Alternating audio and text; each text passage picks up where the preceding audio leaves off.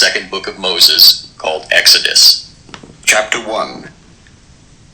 Now these are the names of the children of Israel, which came into Egypt. Every man and his household came with Jacob: Reuben, Simeon, Levi, and Judah, Issachar, Zebulun, and Benjamin, Dan, and Naphtali, Gad, and Asher. And all the souls that came out of the loins of Jacob were 70 souls, for Joseph was in Egypt already. And Joseph died, and all his brethren, and all that generation. And the children of Israel were fruitful, and increased abundantly, and multiplied, and waxed exceeding mighty, and the land was filled with them. Now there arose up a new king over Egypt, which knew not Joseph. And he said unto his people, Behold, the people of the children of Israel are more and mightier than we. Come on, let us deal wisely with them, lest they multiply. And it come to pass that, when there falleth out any war, they join also unto our enemies, and fight against us, and so get them up out of the land. Therefore they did set over them taskmasters to afflict them with their burdens.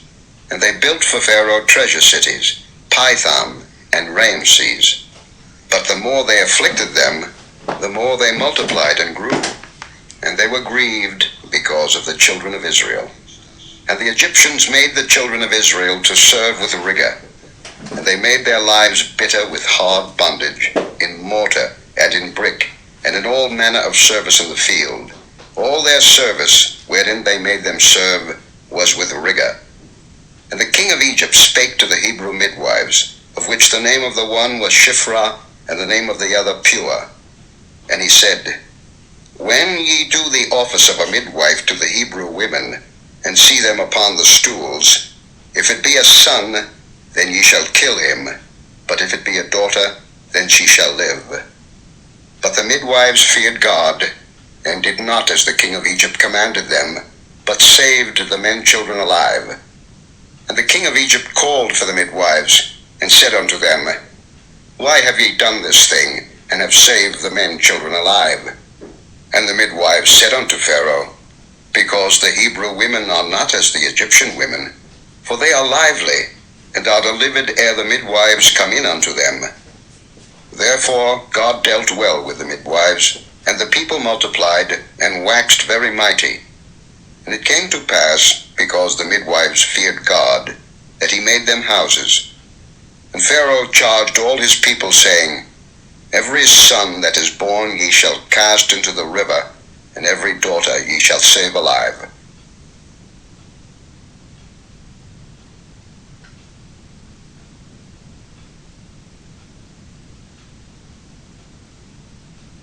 Chapter 2. And there went a man of the house of Levi, and took to wife a daughter of Levi. And the woman conceived, and bare a son. And when she saw him that he was a goodly child, she hid him 3 months. And when she could not longer hide him, she took for him an ark of bulrushes, and daubed it with slime and with pitch, and put the child therein, and she laid it in the flags by the river's brink. And his sister stood afar off, to wit what would be done to him. And the daughter of Pharaoh came down to wash herself at the river, and her maidens walked along by the river's side. And when she saw the ark among the flags, she sent her maid. And when she had opened it, she saw the child, and behold, the babe wept. And she had compassion on him, and said, This is one of the Hebrews' children. Then said his sister to Pharaoh's daughter, Shall I go and call to thee a nurse of the Hebrew women, that she may nurse the child for thee? And Pharaoh's daughter said to her, Go. And the maid went and called the child's mother.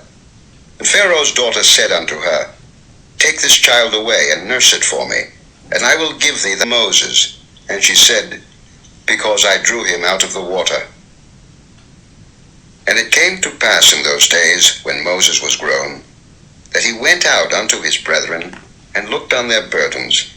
And he spied an Egyptian smiting an Hebrew, one of his brethren.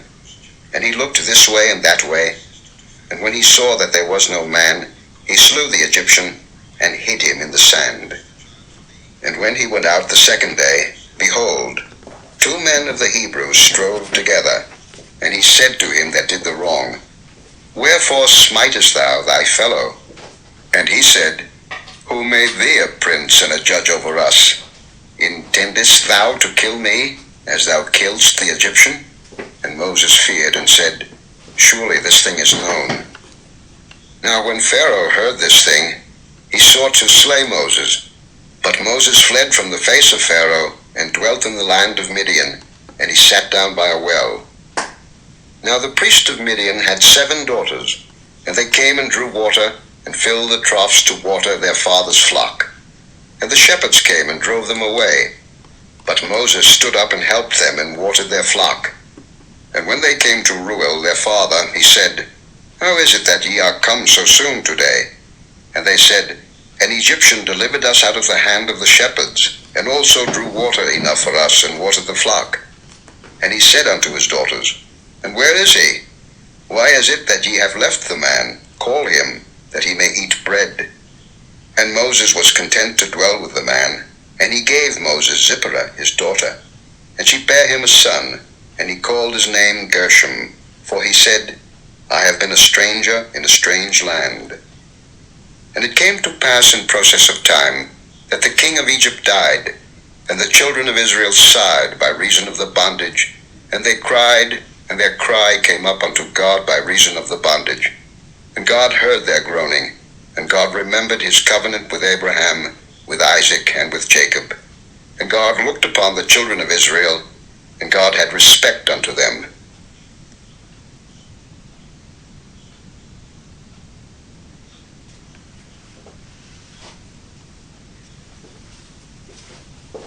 Chapter 3. Now Moses kept the flock of Jethro his father-in-law, the priest of Midian. And he led the flock to the backside of the desert, and came to the mountain of God, even to Horeb. And the angel of the Lord appeared unto him in a flame of fire out of the midst of a bush. And he looked, and behold, the bush burned with fire, and the bush was not consumed. And Moses said, I will now turn aside, and see this great sight, why the bush is not burnt. And when the Lord saw that he turned aside to see, God called unto him out of the midst of the bush, and said, Moses, Moses. And he said, Here am I. And he said, Draw not nigh hither, put off thy shoes from off thy feet, for the place whereon thou standest is holy ground. Moreover he said, I am the God of thy father, the God of Abraham, the God of Isaac, and the God of Jacob. And Moses hid his face, for he was afraid to look upon God. And the Lord said, I have surely seen the affliction of my people which are in Egypt, and have heard their cry by reason of their taskmasters, for I know their sorrows. And I am come down to deliver them out of the land of the Egyptians, and to bring them up out of that land unto a good land and a large, unto a land flowing with milk and honey, unto the place of the Canaanites, and the Hittites, and the Amorites, and the Perizzites, and the Hivites, and the Jebusites.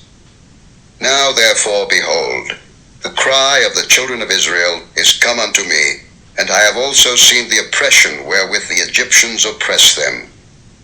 Come now therefore, and I will send thee unto Pharaoh, that thou mayest bring forth my people, the children of Israel, out of Egypt. And Moses said unto God, Who am I, that I should go unto Pharaoh, and that I should bring forth the children of Israel out of Egypt? And he said, Certainly I will be with thee, and this shall be a token unto thee, that I have sent thee. When thou hast brought forth the people out of Egypt, ye shall serve God upon this mountain. And Moses said unto God, Behold, when I come unto the children of Israel, and shall say unto them, The God of your fathers hath sent me unto you, and they shall say to me, What is his name? What shall I say unto them? And God said unto Moses, I am that I am. And he said, Thus shalt thou say unto the children of Israel, I am hath sent me unto you. And God said moreover unto Moses, Thus shalt thou say unto the children of Israel, The Lord God of your fathers, the God of Abraham, the God of Isaac, and the God of Jacob, hath sent me unto you. This is my name forever, and this is my memorial unto all generations. Go and gather the elders of Israel together, and say unto them, The Lord God of your fathers, the God of Abraham, of Isaac, and of Jacob, appeared unto me, saying, I have surely visited you, and seen that which is done to you in Egypt. And I have said, I will bring you up out of the affliction of Egypt unto the land of the Canaanites, and the Hittites, and the Amorites, and the Perizzites, and the Hivites, and the Jebusites, unto a land flowing with milk and honey. And they shall hearken to thy voice, and thou shalt come, thou and the elders of Israel, unto the king of Egypt, and ye shall say unto him, The Lord God of the Hebrews hath met with us, and now let us go, we beseech thee, 3 days' journey into the wilderness, that we may sacrifice to the Lord our God. And I am sure that the king of Egypt will not let you go, no, not by a mighty hand. And I will stretch out my hand, and smite Egypt with all my wonders which I will do in the midst thereof, and after that he will let you go. And I will give this people favor in the sight of the Egyptians. And it shall come to pass that when ye go, ye shall not go empty. But every woman shall borrow of her neighbor, and of her that sojourneth in her house, jewels of silver, and jewels of gold, and raiment, and ye shall put them upon your sons and upon your daughters, and ye shall spoil the Egyptians.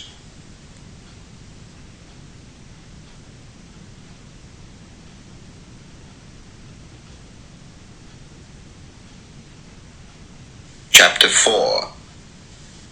And Moses answered and said, But behold, they will not believe me, nor hearken unto my voice, for they will say, The Lord hath not appeared unto thee. And the Lord said unto him, What is that in thine hand? And he said, A rod. And he said, Cast it on the ground. And he cast it on the ground, and it became a serpent. And Moses fled from before it. And the Lord said unto Moses, Put forth thine hand, and take it by the tail. And he put forth his hand, and caught it, and it became a rod in his hand, that they may believe that the Lord God of their fathers, the God of Abraham, the God of Isaac, and the God of Jacob, hath appeared unto thee. And the Lord said furthermore unto him, Put now thine hand into thy bosom. And he put his hand into his bosom. And when he took it out, behold, his hand was leprous as snow. And he said, Put thine hand into thy bosom again. And he put his hand into his bosom again, and plucked it out of his bosom, and behold, it was turned again as his other flesh. And it shall come to pass, if they will not believe thee, neither hearken to the voice of the first sign, that they will believe the voice of the latter sign. And it shall come to pass, if they will not believe also these 2 signs, neither hearken unto thy voice, that thou shalt take of the water of the river, and pour it upon the dry land, and the water which thou takest out of the river shall become blood upon the dry land. And Moses said unto the Lord, O my Lord, I am not eloquent, neither heretofore, nor since thou hast spoken unto thy servant, but I am slow of speech, and of a slow tongue. And the Lord said unto him, Who hath made man's mouth? Or who maketh the dumb, or deaf, or the seeing, or the blind? Have not I the Lord? Now therefore go, and I will be with thy mouth, and teach thee what thou shalt say. And he said, O my Lord, send, I pray thee, by the hand of him whom thou wilt send.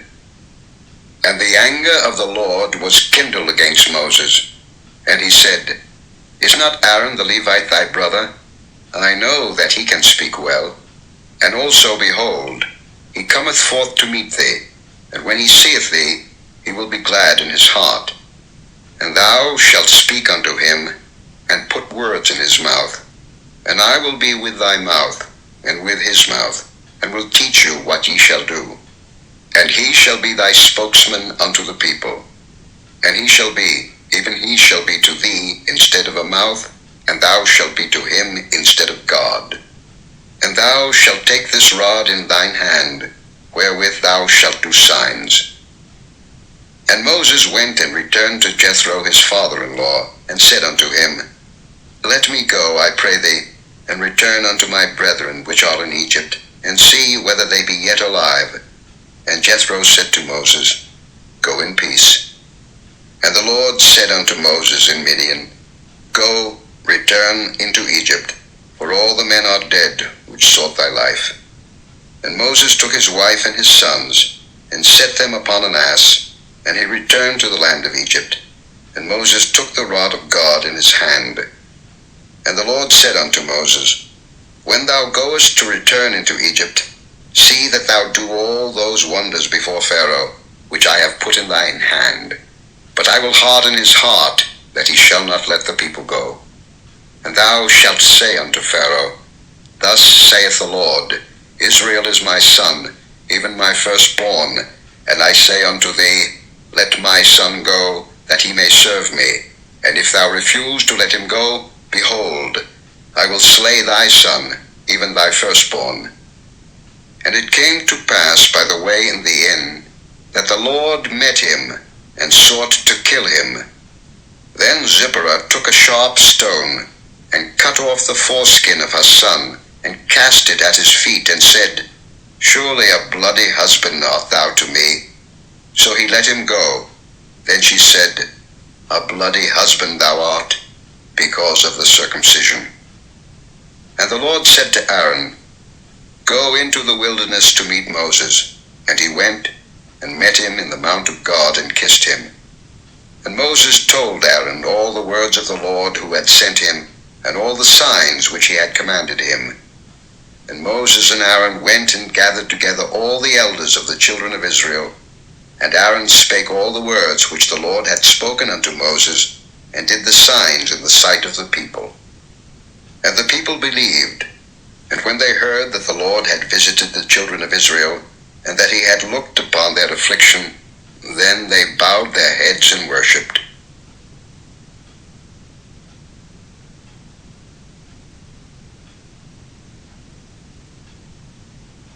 Chapter 5.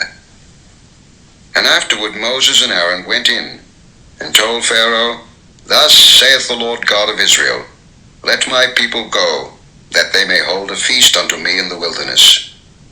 And Pharaoh said, Who is the Lord, that I should obey his voice to let Israel go? I know not the Lord, neither will I let Israel go. And they said, The God of the Hebrews hath met with us. Let us go, we pray thee, 3 days' journey into the desert, and sacrifice unto the Lord our God, lest he fall upon us with pestilence, or with the sword. And the king of Egypt said unto them, Wherefore do ye, Moses and Aaron, let the people from their works? Get you unto your burdens. And Pharaoh said, Behold, the people of the land now are many, and ye make them rest from their burdens. And Pharaoh commanded the same day the taskmasters of the people and their officers, saying, Ye shall no more give the people straw to make brick as heretofore. Let them go and gather straw for themselves. And the tale of the bricks, which they did make heretofore, ye shall lay upon them. Ye shall not diminish aught thereof, for they be idle. Therefore they cry, saying, Let us go and sacrifice to our God. Let their more work be laid upon the men, that they may labor therein, and let them not regard vain words. And the taskmasters of the people went out, and their officers, and they spake to the people, saying, Thus saith Pharaoh, I will not give you straw. Go ye, get you straw where ye can find it, yet not aught of your work shall be diminished. So the people was scattered abroad throughout all the land of Egypt to gather stubble instead of straw. And the taskmasters hasted them, saying, Fulfill your works, your daily tasks, as when there was straw. And the officers of the children of Israel, which Pharaoh's taskmasters had set over them, were beaten, and demanded, Wherefore have ye not fulfilled your task in making brick both yesterday and today as heretofore? Then the officers of the children of Israel came and cried unto Pharaoh, saying, Wherefore dealest thou thus with thy servants? There is no straw given unto thy servants, and they say to us, Make brick. And behold, thy servants are beaten, but the fault is in thine own people. But he said, Ye are idle, ye are idle. Therefore ye say, Let us go and do sacrifice to the Lord. Go therefore now and work, for there shall no straw be given you, yet shall ye deliver the tale of bricks. And the officers of the children of Israel did see that they were in evil case, after it was said, Ye shall not minish aught from your bricks of your daily task. And they met Moses and Aaron, who stood in the way, as they came forth from Pharaoh. And they said unto them, The Lord look upon you and judge, because ye have made our savor to be abhorred in the eyes of Pharaoh, and in the eyes of his servants, to put a sword in their hand to slay us. And Moses returned unto the Lord, and said, Lord, wherefore hast thou so evil entreated this people? Why is it that thou hast sent me? For since I came to Pharaoh to speak in thy name, he hath done evil to this people, neither hast thou delivered thy people at all.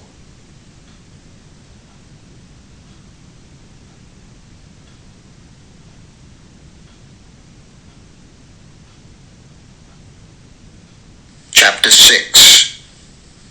Then the Lord said unto Moses, Now shalt thou see what I will do to Pharaoh, for with a strong hand shall he let them go, and with a strong hand shall he drive them out of his land. And God spake unto Moses, and said unto him, I am the Lord. And I appeared unto Abraham, unto Isaac, and unto Jacob, by the name of God Almighty. But by my name Jehovah was I not known to them. And I have also established my covenant with them, to give them the land of Canaan, the land of their pilgrimage, wherein they were strangers. And I have also heard the groaning of the children of Israel, whom the Egyptians keep in bondage, and I have remembered my covenant.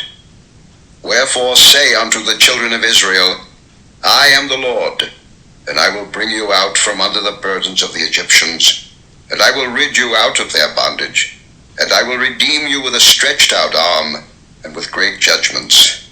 And I will take you to me for a people, and I will be to you a God, and ye shall know that I am the Lord your God, which bringeth you out from under the burdens of the Egyptians.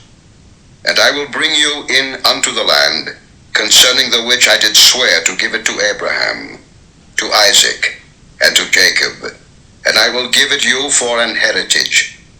I am the Lord. And Moses spake so unto the children of Israel, but they hearkened not unto Moses for anguish of spirit, and for cruel bondage. And the Lord spake unto Moses, saying, Go in, speak unto Pharaoh king of Egypt, that he let the children of Israel go out of his land. And Moses spake before the Lord, saying, Behold, the children of Israel have not hearkened unto me. How then shall Pharaoh hear me, who am of uncircumcised lips? And the Lord spake unto Moses and unto Aaron, and gave them a charge unto the children of Israel, and unto Pharaoh king of Egypt, to bring the children of Israel out of the land of Egypt. These be the heads of their fathers' houses, the sons of Reuben, the firstborn of Israel, Anak, and Palu, Hezron, and Carmi. These be the families of Reuben. And the sons of Simeon, Jemuel, and Jamin, and Ohad, and Jachin, and Zohar, and Shael, the son of a Canaanitish woman. These are the families of Simeon. And these are the names of the sons of Levi according to their generations, Gershon, and Kohath, and Merari. And the years of the life of Levi were 137 years. The sons of Gershon, Libni, and Shimei, according to their families. And the sons of Kohath, Amram, and Izhar, and Hebron, and Uzziel. And the years of the life of Kohath were 133 years. And the sons of Merari, Mahali and Mushi. These are the families of Levi according to their generations. And Amram took him Jochebed his father's sister to wife, and she bare him Aaron and Moses. And the years of the life of Amram were 137 years. And the sons of Izhar, Korah, and Nepheg, and Zichri.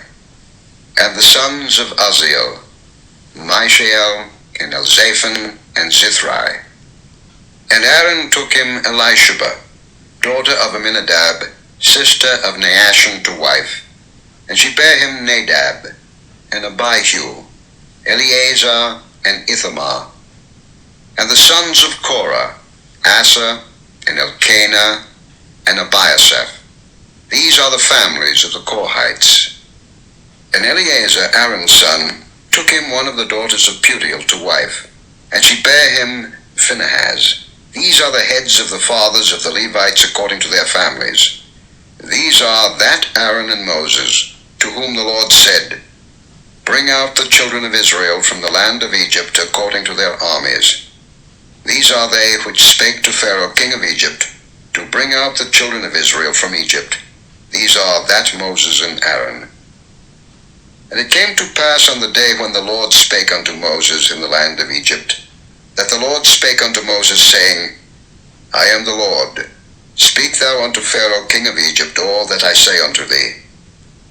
And Moses said before the Lord, Behold, I am of uncircumcised lips, and how shall Pharaoh hearken unto me?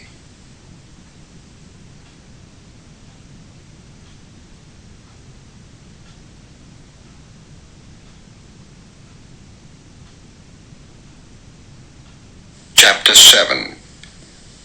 And the Lord said unto Moses, See, I have made thee a god to Pharaoh, and Aaron thy brother shall be thy prophet. Thou shalt speak all that I command thee, and Aaron thy brother shall speak unto Pharaoh, that he send the children of Israel out of his land. And I will harden Pharaoh's heart, and multiply my signs and my wonders in the land of Egypt. But Pharaoh shall not hearken unto you, that I may lay my hand upon Egypt, and bring forth mine armies, and my people, the children of Israel, out of the land of Egypt by great judgments. And the Egyptians shall know that I am the Lord, when I stretch forth mine hand upon Egypt, and bring out the children of Israel from among them. And Moses and Aaron did as the Lord commanded them, so did they. And Moses was 80 years old, and Aaron 83 years old, when they spake unto Pharaoh. And the Lord spake unto Moses and unto Aaron, saying, When Pharaoh shall speak unto you, saying, Show a miracle for you, then thou shalt say unto Aaron, Take thy rod, and cast it before Pharaoh, and it shall become a serpent. And Moses and Aaron went in unto Pharaoh, and they did so as the Lord had commanded. And Aaron cast down his rod before Pharaoh, and before his servants, and it became a serpent. Then Pharaoh also called the wise men and the sorcerers. Now the magicians of Egypt, they also did in like manner with their enchantments. For they cast down every man his rod, and they became serpents. But Aaron's rod swallowed up their rods. And he hardened Pharaoh's heart, that he hearkened not unto them, as the Lord had said. And the Lord said unto Moses, Pharaoh's heart is hardened. He refuseth to let the people go. Get thee unto Pharaoh in the morning. Lo, he goeth out unto the water, and thou shalt stand by the river's brink against he come, and the rod which was turned to a serpent shalt thou take in thine hand, and thou shalt say unto him, The Lord God of the Hebrews hath sent me unto thee, saying, Let my people go, that they may serve me in the wilderness. And behold, hitherto thou wouldest not hear. Thus saith the Lord, In this thou shalt know that I am the Lord. Behold, I will smite with the rod that is in mine hand upon the waters which are in the river, and they shall be turned to blood. And the fish that is in the river shall die, and the river shall stink, and the Egyptians shall loathe to drink of the water of the river. And the Lord spake unto Moses, Say unto Aaron, Take thy rod, and stretch out thine hand upon the waters of Egypt, upon their streams, upon their rivers, and upon their ponds, and upon all their pools of water, that they may become blood, and that there may be blood throughout all the land of Egypt, both in vessels of wood and in vessels of stone. And Moses and Aaron did so, as the Lord commanded, and he lifted up the rod, and smote the waters that were in the river, in the sight of Pharaoh, and in the sight of his servants, and all the waters that were in the river were turned to blood. And the fish that was in the river died, and the river stank, and the Egyptians could not drink of the water of the river, and there was blood throughout all the land of Egypt. And the magicians of Egypt did so with their enchantments. And Pharaoh's heart was hardened, neither did he hearken unto them, as the Lord had said. And Pharaoh turned and went into his house, neither did he set his heart to this also. And all the Egyptians digged round about the river for water to drink, for they could not drink of the water of the river. And 7 days were fulfilled, after that the Lord had smitten the river.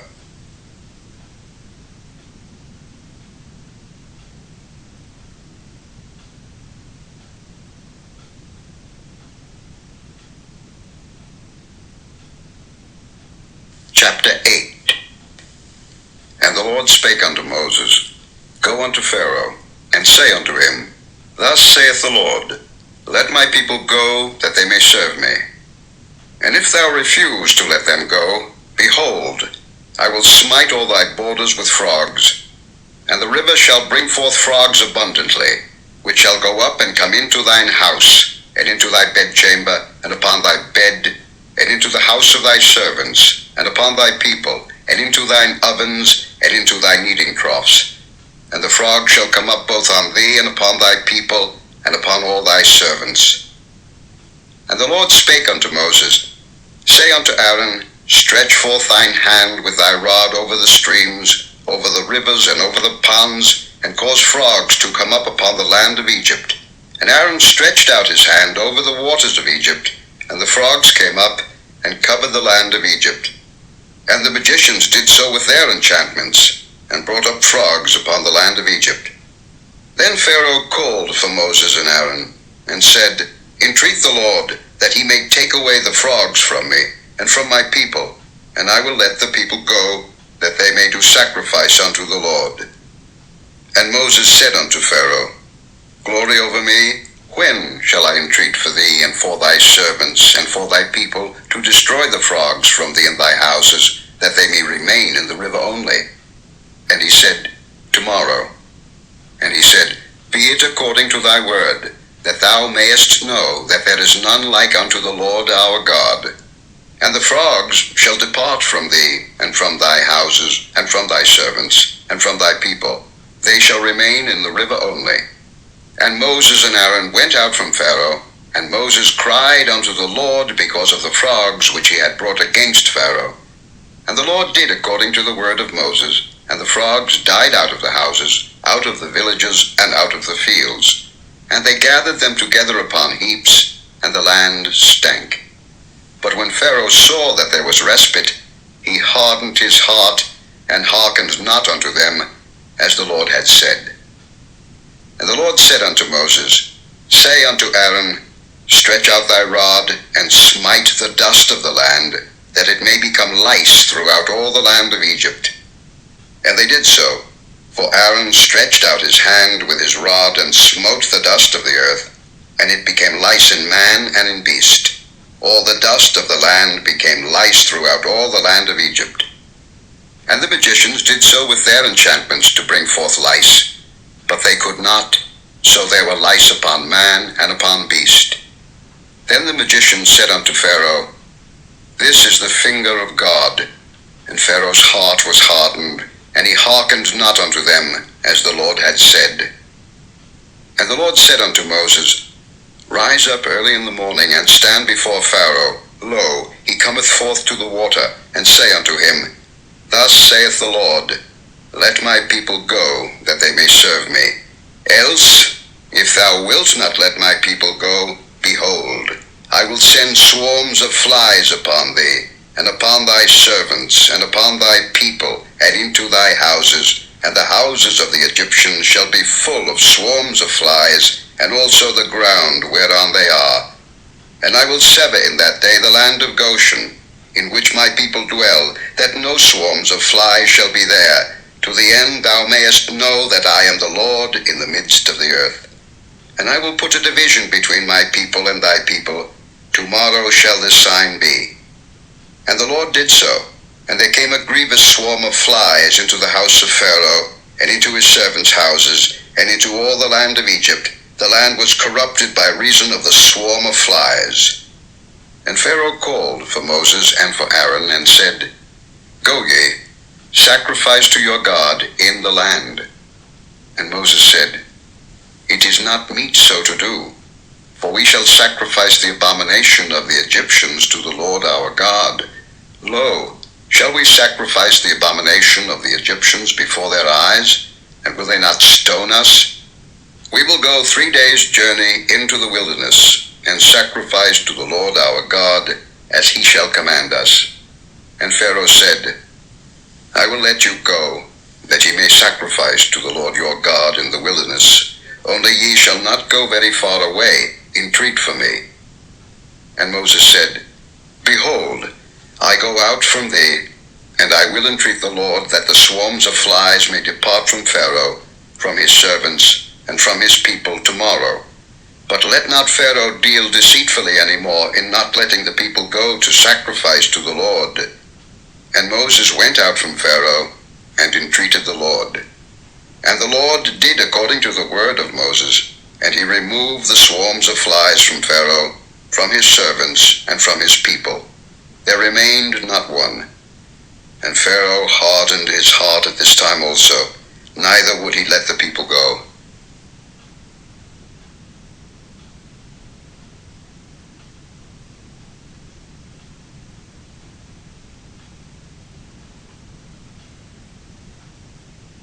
Chapter 9. Then the Lord said unto Moses, Go in unto Pharaoh, and tell him, Thus saith the Lord God of the Hebrews, Let my people go, that they may serve me. For if thou refuse to let them go, and wilt hold them still, behold, the hand of the Lord is upon thy cattle, which is in the field, upon the horses, upon the asses, upon the camels, upon the oxen, and upon the sheep. There shall be a very grievous murrain. And the Lord shall sever between the cattle of Israel and the cattle of Egypt, and there shall nothing die of all that is the children's of Israel. And the Lord appointed a set time, saying, Tomorrow the Lord shall do this thing in the land. And the Lord did that thing on the morrow, and all the cattle of Egypt died, but of the cattle of the children of Israel died not one. And Pharaoh sent, and behold, there was not one of the cattle of the Israelites dead. And the heart of Pharaoh was hardened, and he did not let the people go. And the Lord said unto Moses and unto Aaron, Take to you handfuls of ashes of the furnace, and let Moses sprinkle it toward the heaven in the sight of Pharaoh. And it shall become small dust in all the land of Egypt, and shall be a boil breaking forth with blains upon man and upon beast, throughout all the land of Egypt. And they took ashes of the furnace, and stood before Pharaoh, and Moses sprinkled it up toward heaven, and it became a boil breaking forth with blains upon man and upon beast. And the magicians could not stand before Moses because of the boils, for the boil was upon the magicians, and upon all the Egyptians.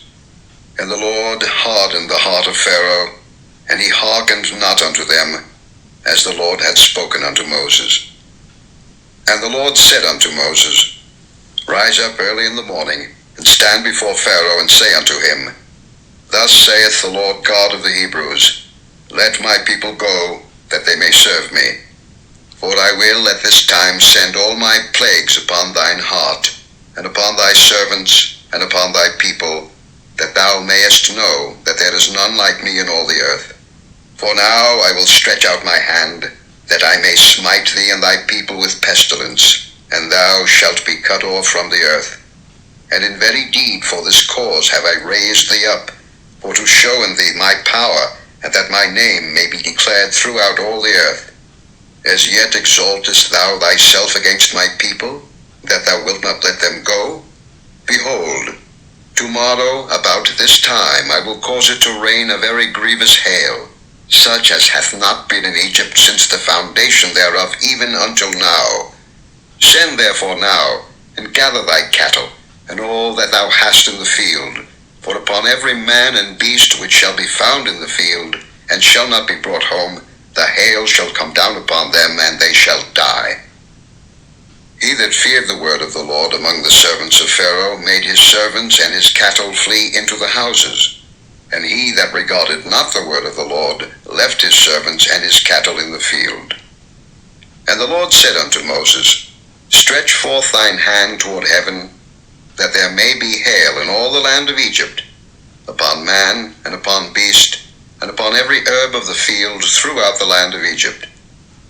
And Moses stretched forth his rod toward heaven, and the Lord sent thunder and hail, and the fire ran along upon the ground, and the Lord rained hail upon the land of Egypt.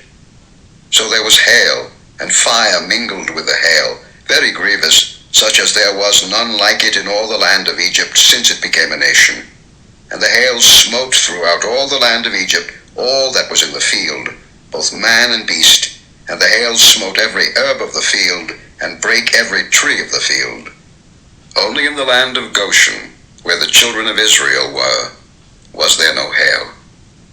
And Pharaoh sent and called for Moses and Aaron, and said unto them, I have sinned this time. The Lord is righteous, and I and my people are wicked. Entreat the Lord, for it is enough, that there be no more mighty thunderings and hail, and I will let you go, and ye shall stay no longer.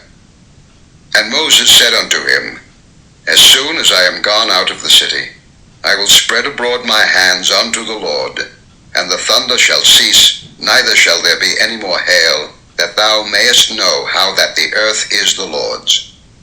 But as for thee and thy servants, I know that ye will not yet fear the Lord God.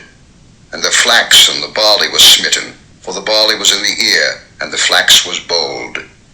But the wheat and the rye were not smitten, for they were not grown up.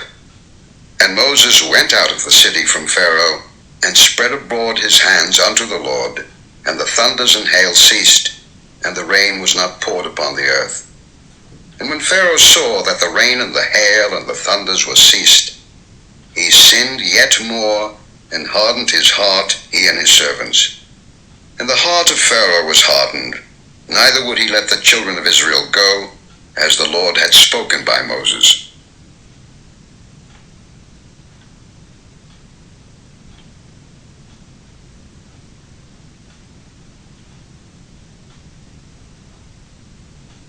Chapter 10.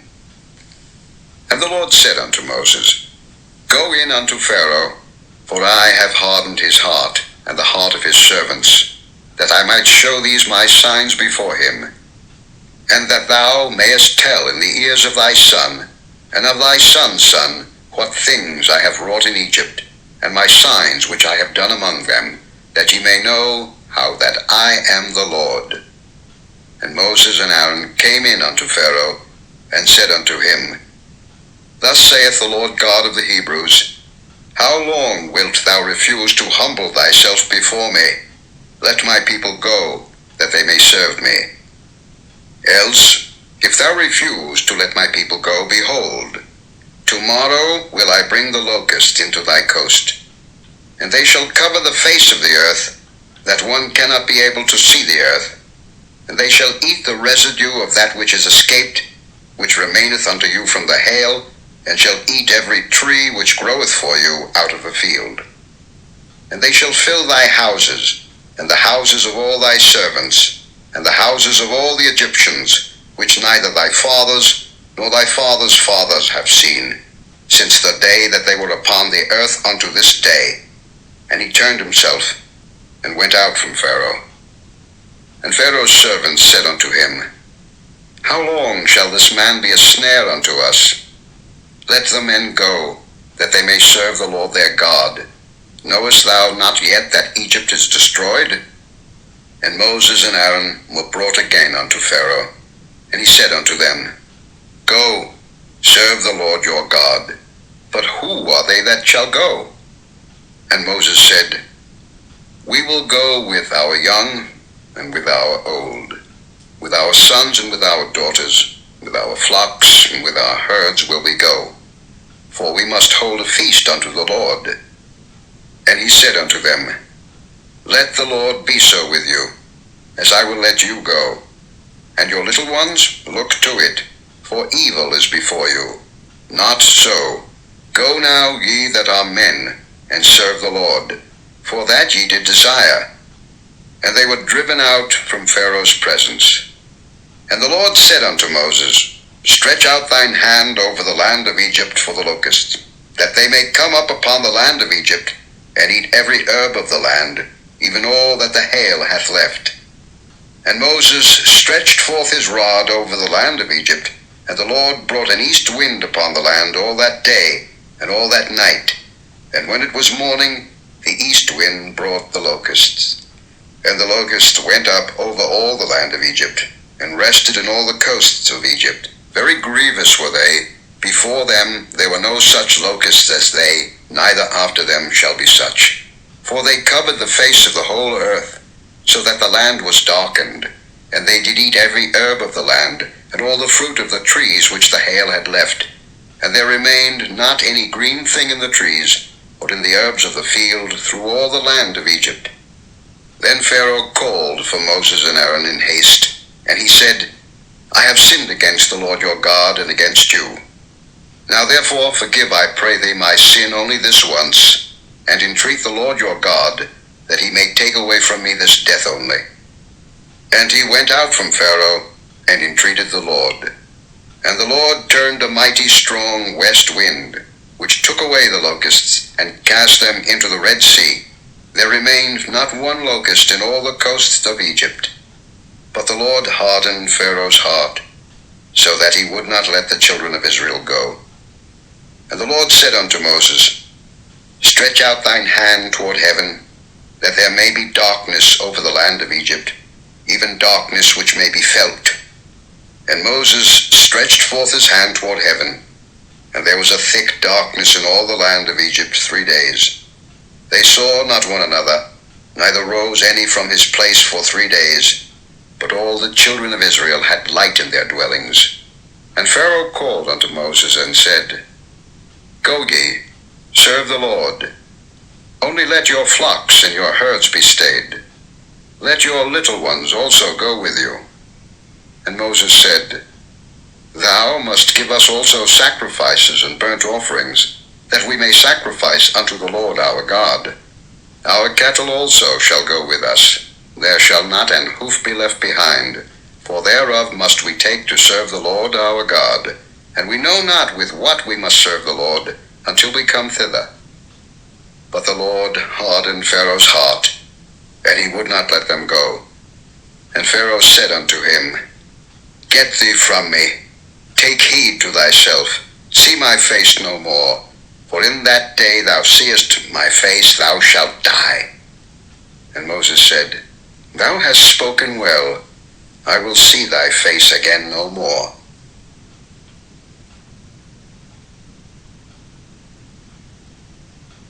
Chapter 11.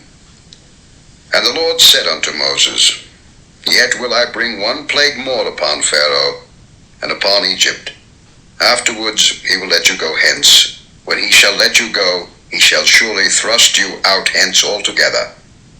Speak now in the ears of the people, and let every man borrow of his neighbor, and every woman of her neighbor, jewels of silver and jewels of gold. And the Lord gave the people favor in the sight of the Egyptians. Moreover, the man Moses was very great in the land of Egypt, in the sight of Pharaoh's servants, and in the sight of the people. And Moses said, Thus saith the Lord, About midnight will I go out into the midst of Egypt, and all the firstborn in the land of Egypt shall die, from the firstborn of Pharaoh that sitteth upon his throne, even unto the firstborn of the maidservant that is behind the mill, and all the firstborn of beasts. And there shall be a great cry throughout all the land of Egypt, such as there was none like it, nor shall be like it any more. But against any of the children of Israel shall not a dog move his tongue against man or beast, that ye may know how that the Lord doth put a difference between the Egyptians and Israel. And all these thy servants shall come down unto me, and bow down themselves unto me, saying, Get thee out, and all the people that follow thee, and after that I will go out. And he went out from Pharaoh in a great anger. And the Lord said unto Moses, Pharaoh shall not hearken unto you, that my wonders may be multiplied in the land of Egypt. And Moses and Aaron did all these wonders before Pharaoh, and the Lord hardened Pharaoh's heart, so that he would not let the children of Israel go out of his land.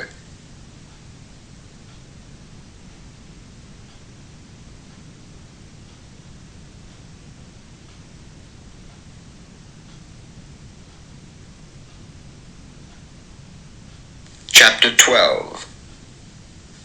And the Lord spake unto Moses and Aaron in the land of Egypt, saying, This month shall be unto you the beginning of months. It shall be the first month of the year to you. Speak ye unto all the congregation of Israel, saying, In the 10th day of this month they shall take to them every man a lamb, according to the house of their fathers, a lamb for an house. And if the household be too little for the lamb, let him and his neighbor next unto his house take it according to the number of the souls. Every man according to his eating shall make your account for the lamb. Your lamb shall be without blemish, a male of the first year. Ye shall take it out from the sheep or from the goats.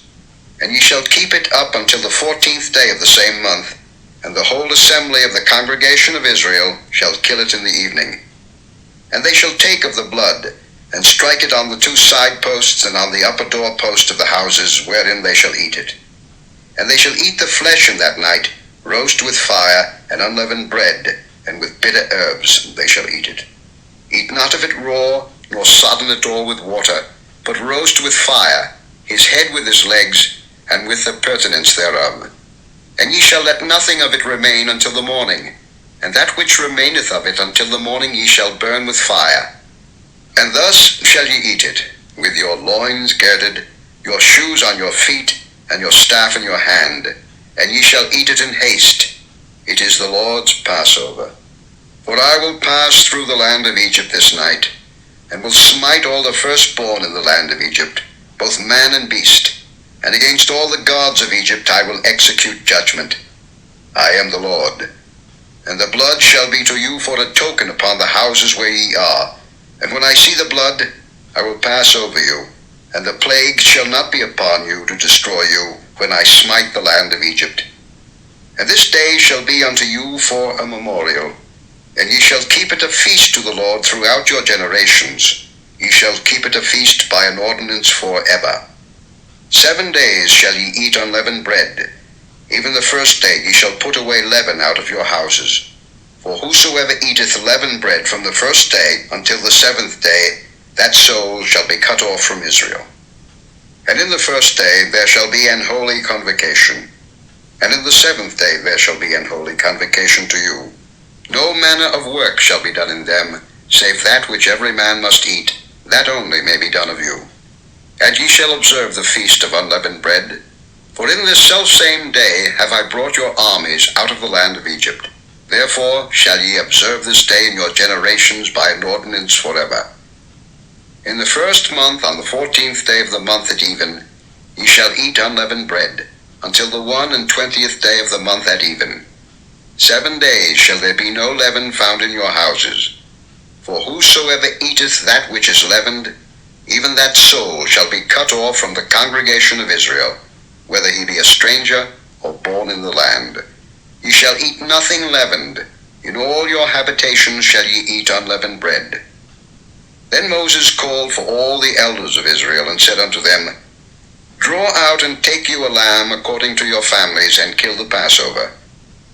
And ye shall take a bunch of hyssop, and dip it in the blood that is in the basin, and strike the lintel, and the 2 side posts with the blood that is in the basin, and none of you shall go out at the door of his house until the morning.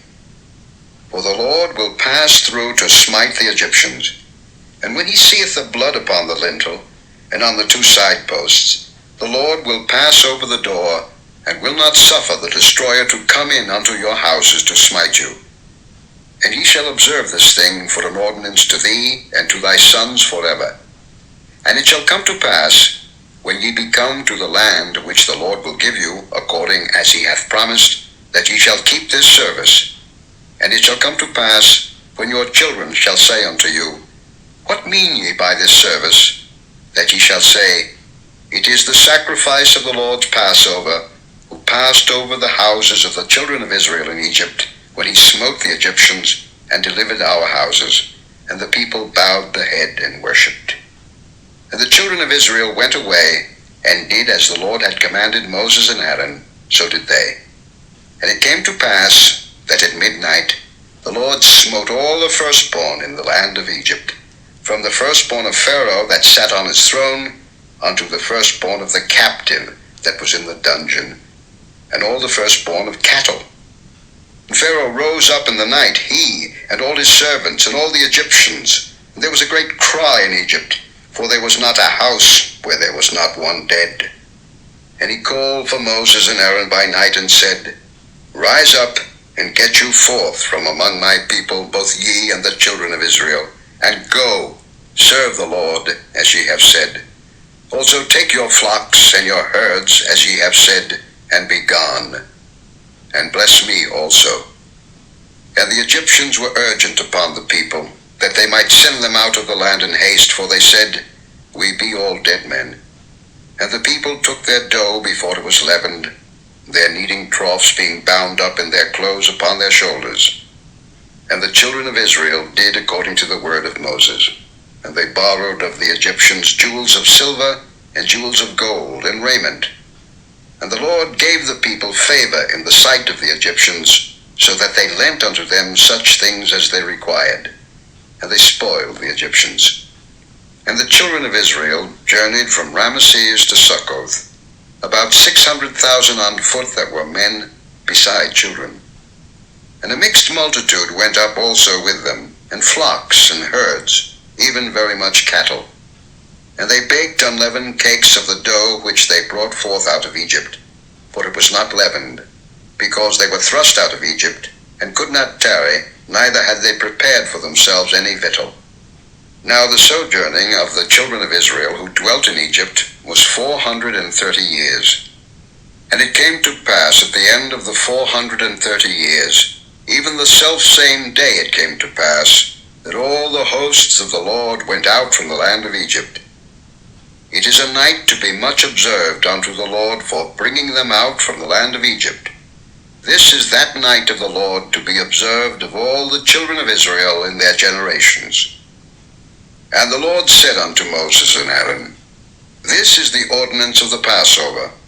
There shall no stranger eat thereof, but every man's servant that is bought for money, when thou hast circumcised him, then shall he eat thereof. A foreigner and an hired servant shall not eat thereof. In one house shall it be eaten. Thou shalt not carry forth aught of the flesh abroad out of the house, neither shall ye break a bone thereof. All the congregation of Israel shall keep it. And when a stranger shall sojourn with thee, and will keep the Passover to the Lord, let all his males be circumcised, and then let him come near and keep it. And he shall be as one that is born in the land, for no uncircumcised person shall eat thereof. One law shall be to him that is homeborn, and unto the stranger that sojourneth among you.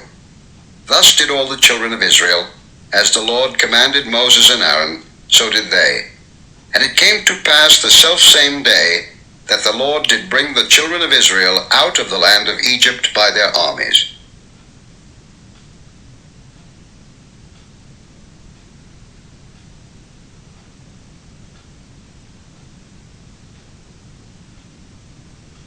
Chapter 13.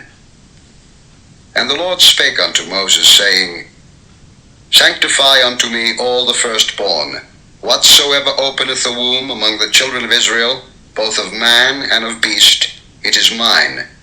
And Moses said unto the people, Remember this day in which ye came out from Egypt, out of the house of bondage. For by strength of hand the Lord brought you out from this place. There shall no leavened bread be eaten. This day came ye out in the month Abib. And it shall be when the Lord shall bring thee into the land of the Canaanites, and the Hittites, and the Amorites, and the Hivites, and the Jebusites, which he sware unto thy fathers to give thee, a land flowing with milk and honey, that thou shalt keep the purpose in this month. 7 days thou shalt eat unleavened bread, and in the 7th day shall be a feast to the Lord. Unleavened bread shall be eaten 7 days, and there shall no leavened bread be seen with thee, neither shall there be leaven seen with thee in all thy quarters. And thou shalt show thy son in that day, saying, This is done because of that which the Lord did unto me when I came forth out of Egypt. And it shall be for a sign unto thee upon thine hand, and for a memorial between thine eyes, that the Lord's law may be in thy mouth. For with a strong hand hath the Lord brought thee out of Egypt. Thou shalt therefore keep this ordinance in his season from year to year. And it shall be when the Lord shall bring thee into the land of the Canaanites, as he sware unto thee and to thy fathers, and shall give it thee, that thou shalt set apart unto the Lord all that openeth the matrix, and every firstling that cometh of a beast which thou hast, the males shall be the Lord's. And every firstling of an ass thou shalt redeem with a lamb. And if thou wilt not redeem it, then thou shalt break his neck, and all the firstborn of man among thy children shalt thou redeem. And it shall be when thy son asketh thee in time to come, saying, What is this? That thou shalt say unto him, By strength of hand the Lord brought us out from Egypt, from the house of bondage. And it came to pass, when Pharaoh would hardly let us go, that the Lord slew all the firstborn in the land of Egypt, both the firstborn of man and the firstborn of beast. Therefore I sacrifice to the Lord all that openeth the matrix, being males. But all the firstborn of my children I redeem. And it shall be for a token upon thine hand, and for frontlets between thine eyes. For by strength of hand the Lord brought out of Egypt. And it came to pass, when Pharaoh let the people go, that God led them not through the way of the land of the Philistines, although that was near. For God said, Lest peradventure the people repent when they see war, and they return to Egypt. But God led the people about through the way of the wilderness of the Red Sea, and the children of Israel went up harnessed out of the land of Egypt. And Moses took the bones of Joseph with him, for he had straitly sworn the children of Israel, saying, God will surely visit you, and ye shall carry up my bones away hence with you. And they took their journey from Succoth, and encamped in Etham in the edge of the wilderness. And the Lord went before them by day in a pillar of a cloud, to lead them the way, and by night in a pillar of fire, to give them light, to go by day and night. He took not away the pillar of the cloud by day, nor the pillar of fire by night from before the people.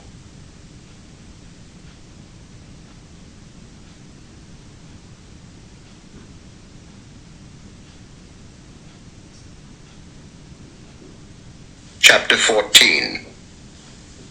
And the Lord spake unto Moses, saying, Speak unto the children of Israel, that they turn and encamp before Pihahiroth, between Migdol and the sea, over against Baal-zephon. Before it shall ye encamp by the sea. For Pharaoh will say of the children of Israel, They are entangled in the land, the wilderness hath shut them in. And I will harden Pharaoh's heart, that he shall follow after them. And I will be honored upon Pharaoh, and upon all his host, that the Egyptians may know that I am the Lord. And they did so. And it was told the king of Egypt that the people fled, and the heart of Pharaoh and of his servants was turned against the people, and they said, Why have we done this, that we have let Israel go from serving us? And he made ready his chariot, and took his people with him. And he took 600 chosen chariots, and all the chariots of Egypt, and captains over every one of them. And the Lord hardened the heart of Pharaoh, king of Egypt, and he pursued after the children of Israel. And the children of Israel went out with an high hand. But the Egyptians pursued after them, all the horses and chariots of Pharaoh, and his horsemen, and his army, and overtook them, encamping by the sea, beside Pihahiroth, before Baal-zephon. And when Pharaoh drew nigh, the children of Israel lifted up their eyes, and behold, the Egyptians marched after them, and they were sore afraid. And the children of Israel cried out unto the Lord. And they said unto Moses, Because there were no graves in Egypt, hast thou taken us away to die in the wilderness? Wherefore hast thou dealt thus with us, to carry us forth out of Egypt? Is not this the word that we did tell thee in Egypt, saying, Let us alone, that we may serve the Egyptians? For it had been better for us to serve the Egyptians, than that we should die in the wilderness. And Moses said unto the people, Fear ye not, stand still, and see the salvation of the Lord, which he will show to you today. For the Egyptians whom ye have seen today, ye shall see them again no more forever. The Lord shall fight for you, and ye shall hold your peace. And the Lord said unto Moses, Wherefore criest thou unto me? Speak unto the children of Israel, that they go forward. But lift thou up thy rod, and stretch out thine hand over the sea, and divide it. And the children of Israel shall go on dry ground through the midst of the sea. And I, behold, I will harden the hearts of the Egyptians, and they shall follow them. And I will get me honor upon Pharaoh, and upon all his host, upon his chariots, and upon his horsemen. And the Egyptians shall know that I am the Lord, when I have gotten me honor upon Pharaoh, upon his chariots, and upon his horsemen. And the angel of God, which went before the camp of Israel, removed and went behind them. And the pillar of the cloud went from before their face, and stood behind them. And it came between the camp of the Egyptians and the camp of Israel. And it was a cloud and darkness to them, but it gave light by night to these, so that the one came not near the other all the night. And Moses stretched out his hand over the sea, and the Lord caused the sea to go back by a strong east wind all that night, and made the sea dry land, and the waters were divided. And the children of Israel went into the midst of the sea upon the dry ground, and the waters were a wall unto them on their right hand and on their left. And the Egyptians pursued, and went in after them to the midst of the sea, even all Pharaoh's horses, his chariots, and his horsemen. And it came to pass that in the morning watch the Lord looked unto the host of the Egyptians through the pillar of fire and of the cloud, and troubled the host of the Egyptians, and took off their chariot wheels, that they drave them heavily, so that the Egyptians said, Let us flee from the face of Israel, for the Lord fighteth for them against the Egyptians. And the Lord said unto Moses, Stretch out thine hand over the sea, that the waters may come again upon the Egyptians, upon their chariots, and upon their horsemen.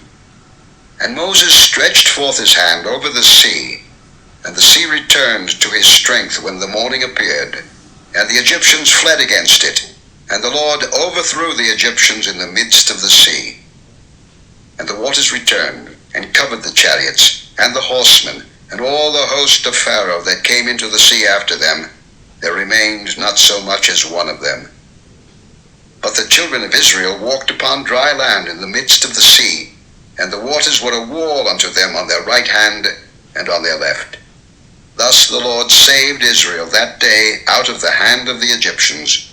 And Israel saw the Egyptians dead upon the seashore.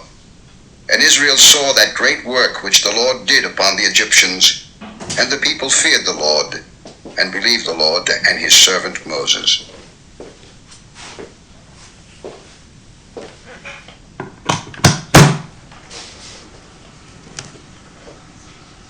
Chapter 15. Then sang Moses and the children of Israel this song unto the Lord, and spake, saying, I will sing unto the Lord, for he hath triumphed gloriously. The horse and his rider hath he thrown into the sea. The Lord is my strength and song, and he is become my salvation. He is my God, and I will prepare him an habitation, my father's God, and I will exalt him. The Lord is a man of war, the Lord is his name. Pharaoh's chariots and his host hath he cast into the sea. His chosen captains also are drowned in the Red Sea. The depths have covered them, they sank into the bottom as a stone. Thy right hand, O Lord, is become glorious in power. Thy right hand, O Lord, hath dashed in pieces the enemy. And in the greatness of thine excellency thou hast overthrown them that rose up against thee. Thou sentest forth thy wrath, which consumed them as stubble. And with the blast of thy nostrils the waters were gathered together. The floods stood upright as an heap, and the depths were congealed in the heart of the sea. The enemy said, I will pursue, I will overtake, I will divide the spoil. My lust shall be satisfied upon them. I will draw my sword, my hand shall destroy them. Thou didst blow with thy wind, the sea covered them, they sank as lead in the mighty waters. Who is like unto thee, O Lord, among the gods? Who is like thee, glorious in holiness, fearful in praises, doing wonders? Thou stretchedst out thy right hand, the earth swallowed them. Thou in thy mercy hast led forth the people which thou hast redeemed. Thou hast guided them in thy strength unto thy holy habitation. The people shall hear and be afraid. Sorrow shall take hold on the inhabitants of Palestina. Then the dukes of Edom shall be amazed. The mighty men of Moab, trembling, shall take hold upon them. All the inhabitants of Canaan shall melt away. Fear and dread shall fall upon them.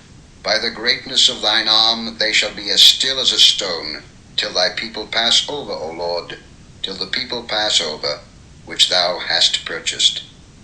Thou shalt bring them in, and plant them in the mountain of thine inheritance, in the place, O Lord, which thou hast made for thee to dwell in the sanctuary, O Lord, which thy hands have established. The Lord shall reign for ever and ever. For the horse of Pharaoh went in with his chariots, and with his horsemen into the sea. And the Lord brought again the waters of the sea upon them. But the children of Israel went on dry land in the midst of the sea. And Miriam the prophetess, the sister of Aaron, took a timbrel in her hand, and all the women went out after her with timbrels and with dances. And Miriam answered them, Sing ye to the Lord, for he hath triumphed gloriously. The horse and his rider hath he thrown into the sea. So Moses brought Israel from the Red Sea, and they went out into the wilderness of Shur, and they went 3 days in the wilderness and found no water. And when they came to Marah, they could not drink of the waters of Marah, for they were bitter. Therefore the name of it was called Marah. And the people murmured against Moses, saying, What shall we drink? And he cried unto the Lord. And the Lord showed him a tree, which when he had cast into the waters were made sweet. There he made for them a statute and an ordinance, and there he proved them, and said, If thou wilt diligently hearken to the voice of the Lord thy God, and wilt do that which is right in his sight, and wilt give ear to his commandments, and keep all his statutes, I will put none of these diseases upon thee, which I have brought upon the Egyptians. For I am the Lord that healeth thee. And they came to Elim, where were 12 wells of water, and 70 palm trees, and they encamped there by the waters.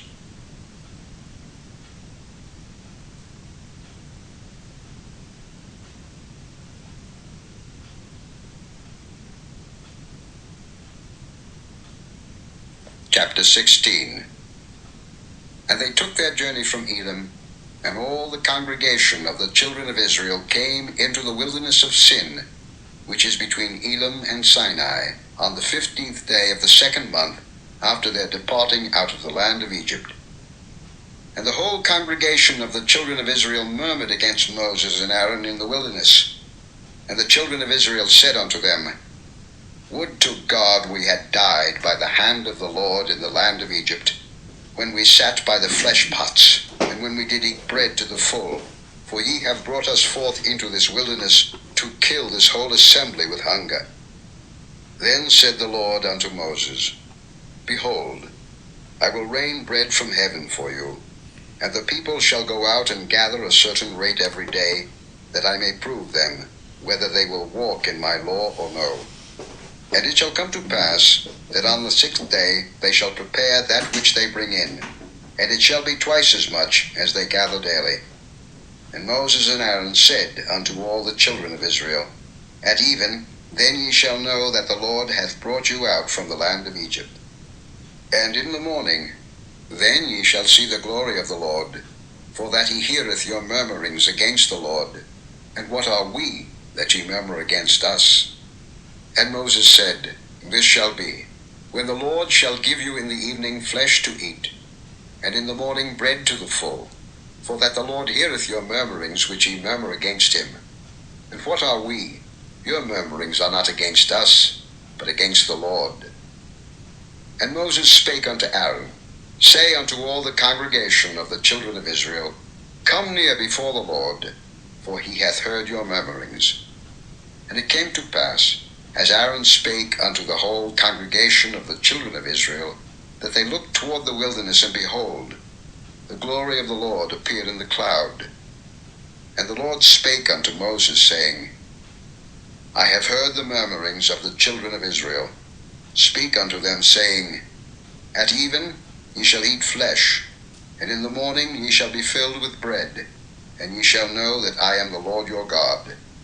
And it came to pass, that at even the quails came up, and covered the camp, and in the morning the dew lay round about the host. And when the dew that lay was gone up, behold, upon the face of the wilderness there lay a small round thing, as small as the hoarfrost on the ground. And when the children of Israel saw it, they said one to another, It is manna, for they wist not what it was. And Moses said unto them, This is the bread which the Lord hath given you to eat.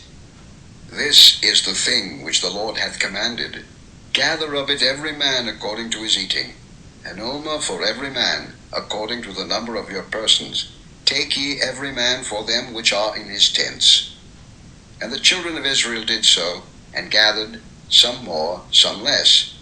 And when they did meet it with an omer, he that gathered much had nothing over, and he that gathered little had no lack. They gathered every man according to his eating. And Moses said, Let no man leave of it till the morning. Notwithstanding, they hearkened not unto Moses, but some of them left of it until the morning, and it bred worms and stank. And Moses was wroth with them. And they gathered it every morning, every man according to his eating, and when the sun waxed hot, it melted. And it came to pass that on the 6th day they gathered twice as much bread, 2 omers for one man, and all the rulers of the congregation came and told Moses. And he said unto them, This is that which the Lord hath said. Tomorrow is the rest of the holy Sabbath unto the Lord. Bake that which ye will bake today, and seethe that ye will seethe. And that which remaineth over lay up for you to be kept until the morning.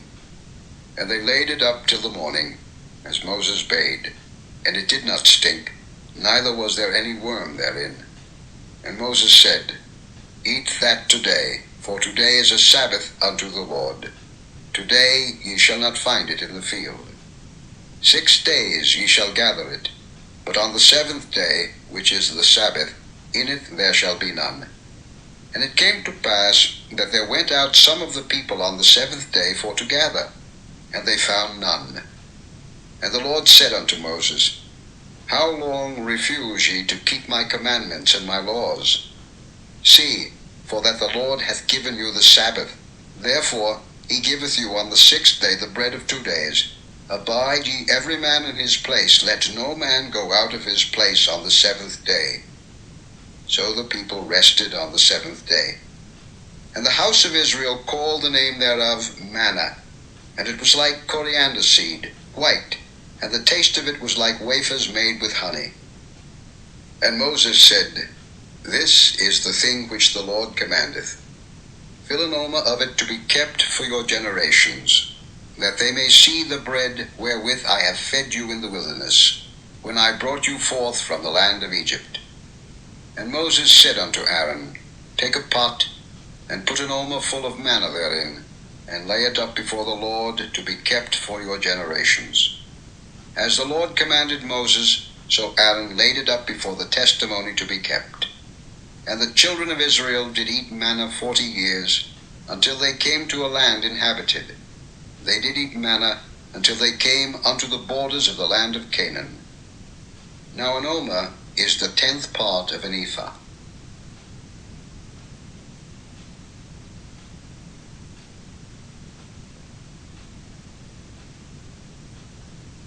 Chapter 17. And all the congregation of the children of Israel journeyed from the wilderness of Sin after their journeys, according to the commandment of the Lord, and pitched in Rephidim, and there was no water for the people to drink. Wherefore the people did chide with Moses, and said, Give us water that we may drink. And Moses said unto them, Why chide ye with me? Wherefore do ye tempt the Lord? And the people thirsted there for water, and the people murmured against Moses, and said, Wherefore is this that thou hast brought us up out of Egypt, to kill us and our children and our cattle with thirst? And Moses cried unto the Lord, saying, What shall I do unto this people? They be almost ready to stone me. And the Lord said unto Moses, Go on before the people, and take with thee of the elders of Israel, and thy rod wherewith thou smotest the river, take in thine hand, and go. Behold, I will stand before thee there upon the rock in Horeb, and thou shalt smite the rock, and there shall come water out of it, that the people may drink. And Moses did so in the sight of the elders of Israel. And he called the name of the place Massah and Meribah, because of the chiding of the children of Israel, and because they tempted the Lord, saying, Is the Lord among us or not? Then came Amalek, and fought with Israel in Rephidim. And Moses said unto Joshua, Choose us out men, and go out, fight with Amalek. Tomorrow I will stand on the top of the hill with the rod of God in mine hand. So Joshua did as Moses had said to him, and fought with Amalek. And Moses, Aaron, and Hur went up to the top of the hill. And it came to pass, when Moses held up his hand, that Israel prevailed, and when he let down his hand, Amalek prevailed. But Moses' hands were heavy, and they took a stone, and put it unto him, and he sat thereon. And Aaron and Hur stayed up his hands, the one on the one side, and the other on the other side, and his hands were steady until the going down of the sun. And Joshua discomfited Amalek and his people with the edge of the sword. And the Lord said unto Moses, Write this for a memorial in a book, and rehearse it in the ears of Joshua, for I will utterly put out the remembrance of Amalek from under heaven. And Moses built an altar, and called the name of it Jehovah Nissi. For he said, Because the Lord hath sworn that the Lord will have war with Amalek from generation to generation.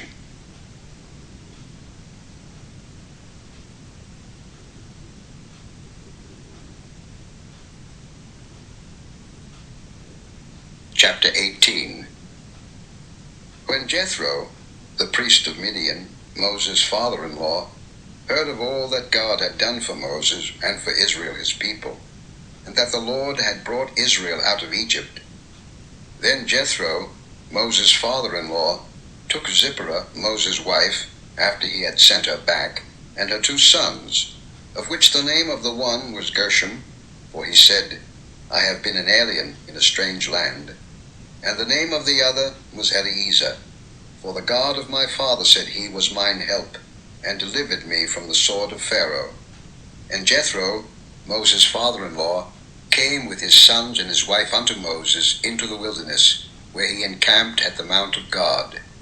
And he said unto Moses, I, thy father-in-law Jethro, am come unto thee, and thy wife, and her 2 sons with her. And Moses went out to meet his father-in-law, and did obeisance, and kissed him. And they asked each other of their welfare, and they came into the tent. And Moses told his father-in-law all that the Lord had done unto Pharaoh and to the Egyptians for Israel's sake, and all the travail that had come upon them by the way, and how the Lord delivered them. And Jethro rejoiced for all the goodness which the Lord had done to Israel, whom he had delivered out of the hand of the Egyptians. And Jethro said, Blessed be the Lord, who hath delivered you out of the hand of the Egyptians, and out of the hand of Pharaoh, who hath delivered the people from under the hand of the Egyptians.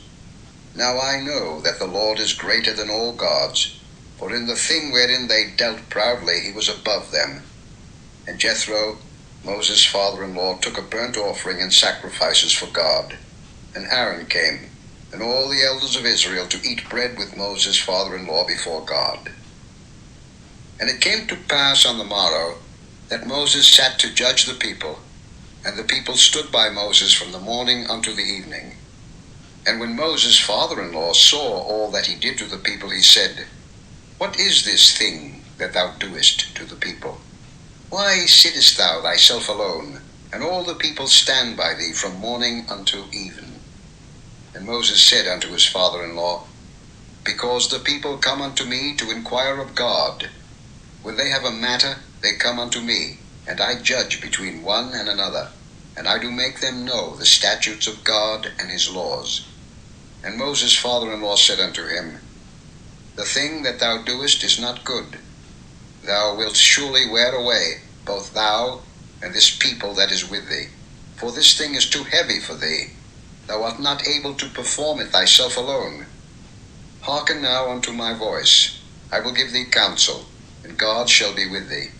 Be thou for the people to Godward, that thou mayest bring the causes unto God.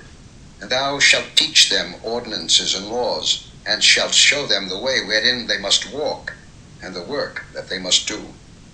Moreover, thou shalt provide out of all the people able men, such as fear God, men of truth, hating covetousness, and place such over them to be rulers of thousands, and rulers of hundreds, rulers of fifties, and rulers of tens.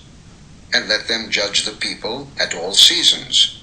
And it shall be that every great matter they shall bring unto thee, but every small matter they shall judge. So shall it be easier for thyself, and they shall bear the burden with thee. If thou shalt do this thing, and God command thee so, then thou shalt be able to endure, and all this people shall also go to their place in peace. So Moses hearkened to the voice of his father-in-law, and did all that he had said. And Moses chose able men out of all Israel, and made them heads over the people, rulers of thousands, rulers of hundreds, rulers of fifties, and rulers of tens. And they judged the people at all seasons. The hard causes they brought unto Moses, but every small matter they judged themselves. And Moses let his father-in-law depart, and he went his way into his own land.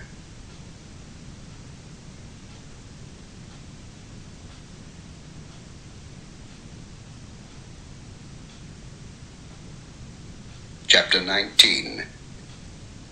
In the 3rd month, when the children of Israel were gone forth out of the land of Egypt, the same day came they into the wilderness of Sinai.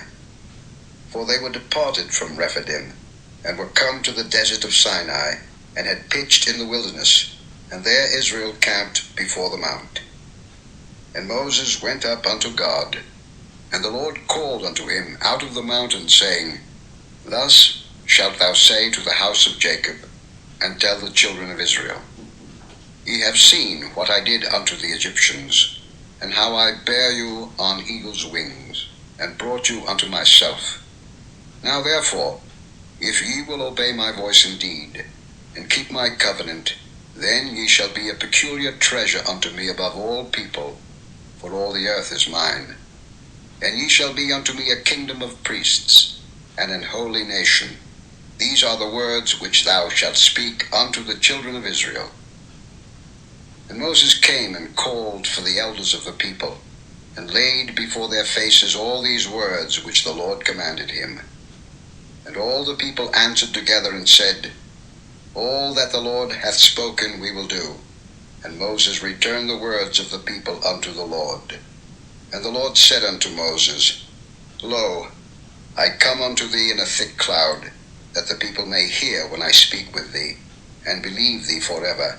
And Moses told the words of the people unto the Lord. And the Lord said unto Moses, Go unto the people, and sanctify them today and tomorrow, and let them wash their clothes, and be ready against the third day.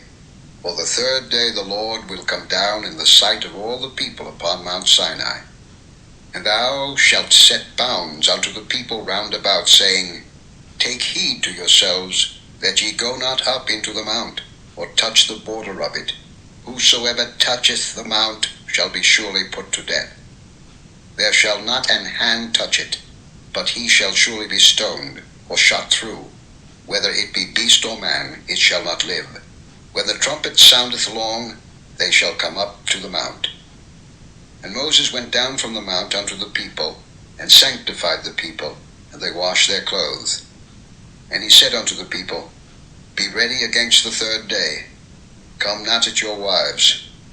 And it came to pass on the third day in the morning, that there were thunders and lightnings, and a thick cloud upon the mount, and the voice of the trumpet exceeding loud, so that all the people that was in the camp trembled. And Moses brought forth the people out of the camp to meet with God, and they stood at the nether part of the mount. And Mount Sinai was altogether on a smoke, because the Lord descended upon it in fire, and the smoke thereof ascended as the smoke of a furnace, and the whole mount quaked greatly. And when the voice of the trumpet sounded long, and waxed louder and louder, Moses spake, and God answered him by a voice. And the Lord came down upon Mount Sinai, on the top of the mount. And the Lord called Moses up to the top of the mount, and Moses went up. And the Lord said unto Moses, Go down, charge the people, lest they break through unto the Lord to gaze, and many of them perish. And let the priests also, which come near to the Lord, sanctify themselves, lest the Lord break forth upon them. And Moses said unto the Lord, The people cannot come up to Mount Sinai, for thou chargest us, saying, Set bounds about the mount, and sanctify it. And the Lord said unto him, Away, get thee down, and thou shalt come up, thou and Aaron with thee. But let not the priests and the people break through to come up unto the Lord, lest he break forth upon them. So Moses went down unto the people, and spake unto them.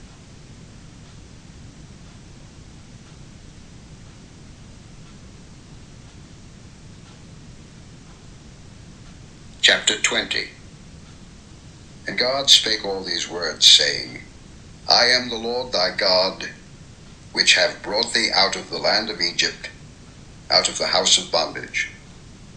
Thou shalt have no other gods before me. Thou shalt not make unto thee any graven image, or any likeness of anything that is in heaven above, or that is in the earth beneath, or that is in the water under the earth. Thou shalt not bow down thyself to them, nor serve them. For I, the Lord thy God, am a jealous God, visiting the iniquity of the fathers upon the children unto the third and fourth generation of them that hate me, and showing mercy unto thousands of them that love me, and keep my commandments. Thou shalt not take the name of the Lord thy God in vain, for the Lord will not hold him guiltless that taketh his name in vain. Remember the Sabbath day, to keep it holy. 6 days shalt thou labor, and do all thy work. But the seventh day is the Sabbath of the Lord thy God. In it thou shalt not do any work, thou, nor thy son, nor thy daughter, thy manservant, nor thy maidservant, nor thy cattle, nor thy stranger that is within thy gates. For in 6 days the Lord made heaven and earth, the sea, and all that in them is, and rested the seventh day. Wherefore the Lord blessed the Sabbath day, and hallowed it. Honor thy father and thy mother, that thy days may be long upon the land which the Lord thy God giveth thee. Thou shalt not kill. Thou shalt not commit adultery. Thou shalt not steal. Thou shalt not bear false witness against thy neighbor. Thou shalt not covet thy neighbor's house. Thou shalt not covet thy neighbor's wife, nor his manservant, nor his maidservant, nor his ox, nor his ass, nor anything that is thy neighbor's. And all the people saw the thunderings, and the lightnings, and the noise of the trumpet, and the mountain smoking. And when the people saw it, they removed, and stood afar off. And they said unto Moses, Speak thou with us, and we will hear. But let not God speak with us, lest we die. And Moses said unto the people, Fear not, for God is come to prove you, and that his fear may be before your faces, that ye sin not. And the people stood afar off, and Moses drew near unto the thick darkness where God was. And the Lord said unto Moses, Thus thou shalt say unto the children of Israel, Ye have seen that I have talked with you from heaven. Ye shall not make with me gods of silver, neither shall ye make unto you gods of gold. An altar of earth thou shalt make unto me, and shalt sacrifice thereon thy burnt offerings, and thy peace offerings, thy sheep and thine oxen. In all places where I record my name, I will come unto thee, and I will bless thee. And if thou wilt make me an altar of stone, thou shalt not build it of hewn stone, for if thou lift up thy tool upon it, thou hast polluted it. Neither shalt thou go up by steps unto mine altar, that thy nakedness be not discovered thereon.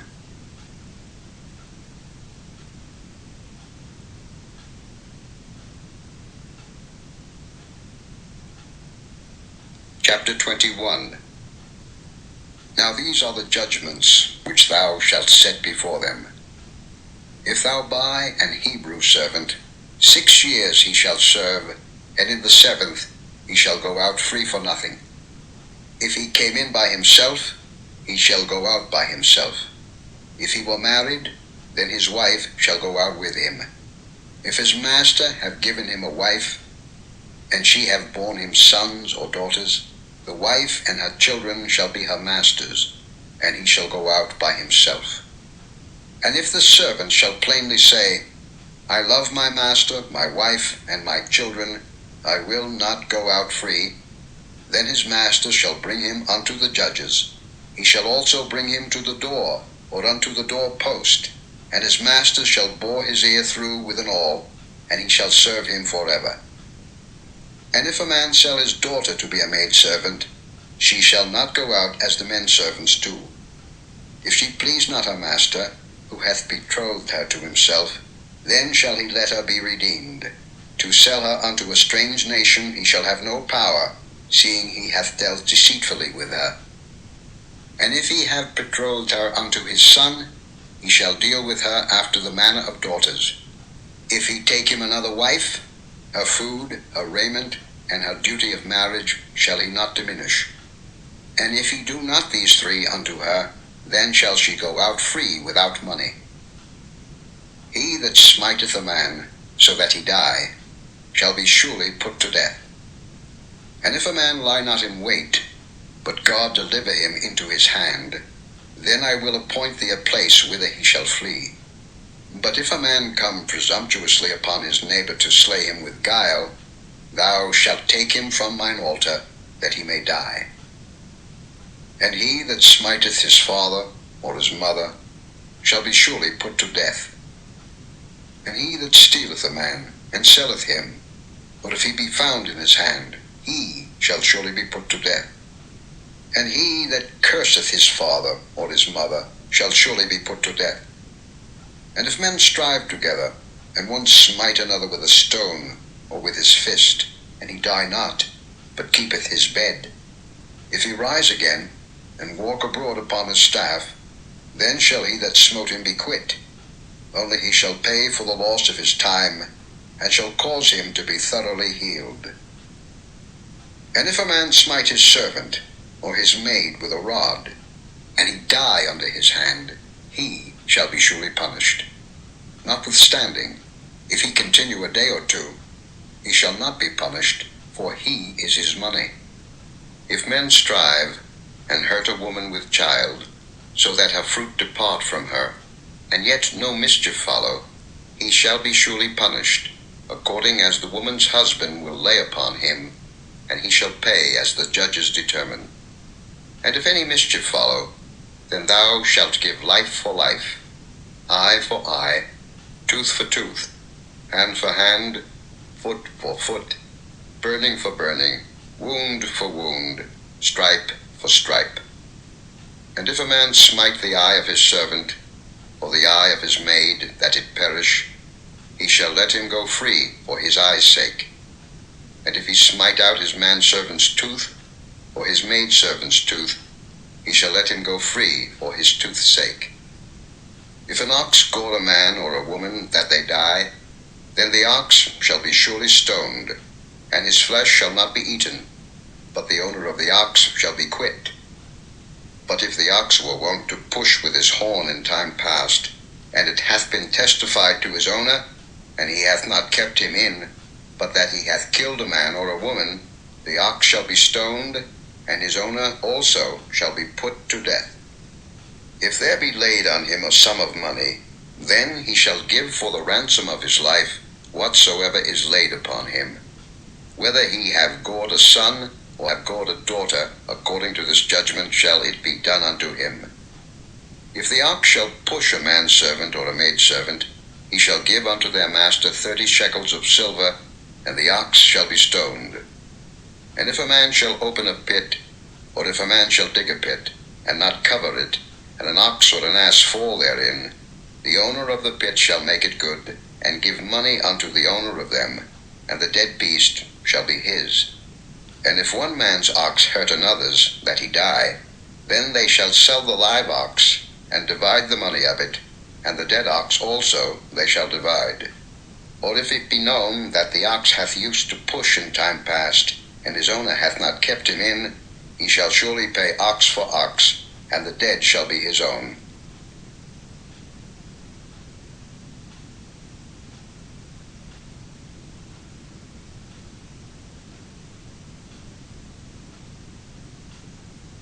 Chapter 22. If a man shall steal an ox or a sheep, and kill it or sell it, he shall restore 5 oxen for an ox, and 4 sheep for a sheep. If a thief be found breaking up, and be smitten that he die, there shall no blood be shed for him. If the sun be risen upon him, there shall be blood shed for him, for he should make full restitution. If he have nothing, then he shall be sold for his theft. If the theft be certainly found in his hand alive, whether it be ox or ass or sheep, he shall restore double. If a man shall cause a field or vineyard to be eaten, and shall put in his beast, and shall feed in another man's field, of the best of his own field, and of the best of his own vineyard, shall he make restitution. If fire break out, and catch in thorns, so that the stacks of corn, or the standing corn, or the field be consumed therewith, he that kindled the fire shall surely make restitution. If a man shall deliver unto his neighbor money or stuff to keep, and it be stolen out of the man's house, if the thief be found, let him pay double. If the thief be not found, then the master of the house shall be brought unto the judges, to see whether he have put his hand unto his neighbor's goods. For all manner of trespass, whether it be for ox, for ass, for sheep, for raiment, or for any manner of lost thing, which another challengeth to be his, the cause of both parties shall come before the judges, and whom the judges shall condemn, he shall pay double unto his neighbor. If a man deliver unto his neighbor an ass, or an ox, or a sheep, or any beast to keep, and it die, or be hurt, or driven away, no man seeing it, then shall an oath of the Lord be between them both, that he hath not put his hand unto his neighbor's goods, and the owner of it shall accept thereof, and he shall not make it good. And if it be stolen from him, he shall make restitution unto the owner thereof. If it be torn in pieces, then let him bring it for witness, and he shall not make good that which was torn. And if a man borrow aught of his neighbor, and it be hurt or die, the owner thereof being not with it, he shall surely make it good. But if the owner thereof be with it, he shall not make it good. If it be an hired thing, it came for his hire. And if a man entice a maid that is not betrothed, and lie with her, he shall surely endow her to be his wife. If her father utterly refuse to give her unto him, he shall pay money according to the dowry of virgins. Thou shalt not suffer a witch to live. Whosoever lieth with a beast shall surely be put to death. He that sacrificeth unto any god, save unto the Lord only, he shall be utterly destroyed. Thou shalt neither vex a stranger, nor oppress him, for ye were strangers in the land of Egypt.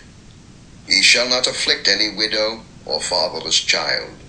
If thou afflict them in any wise, and they cry at all unto me, I will surely hear their cry, and my wrath shall wax hot, and I will kill you with the sword, and your wives shall be widows, and your children fatherless. If thou lend money to any of my people that is poor by thee, thou shalt not be to him as an usurer, neither shalt thou lay upon him usury. If thou at all take thy neighbor's raiment to pledge, thou shalt deliver it unto him by that the sun goeth down. For that is his covering only, it is his raiment for his skin, wherein shall he sleep? And it shall come to pass, when he crieth unto me, that I will hear, for I am gracious. Thou shalt not revile the gods, nor curse the ruler of thy people. Thou shalt not delay to offer the first of thy ripe fruits, and of thy liquors, the firstborn of thy sons shalt thou give unto me. Likewise shalt thou do with thine oxen, and with thy sheep. 7 days it shall be with his dam. On the 8th day thou shalt give it me. And ye shall be holy men unto me. Neither shall ye eat any flesh that is torn of beasts in the field. Ye shall cast it to the dogs.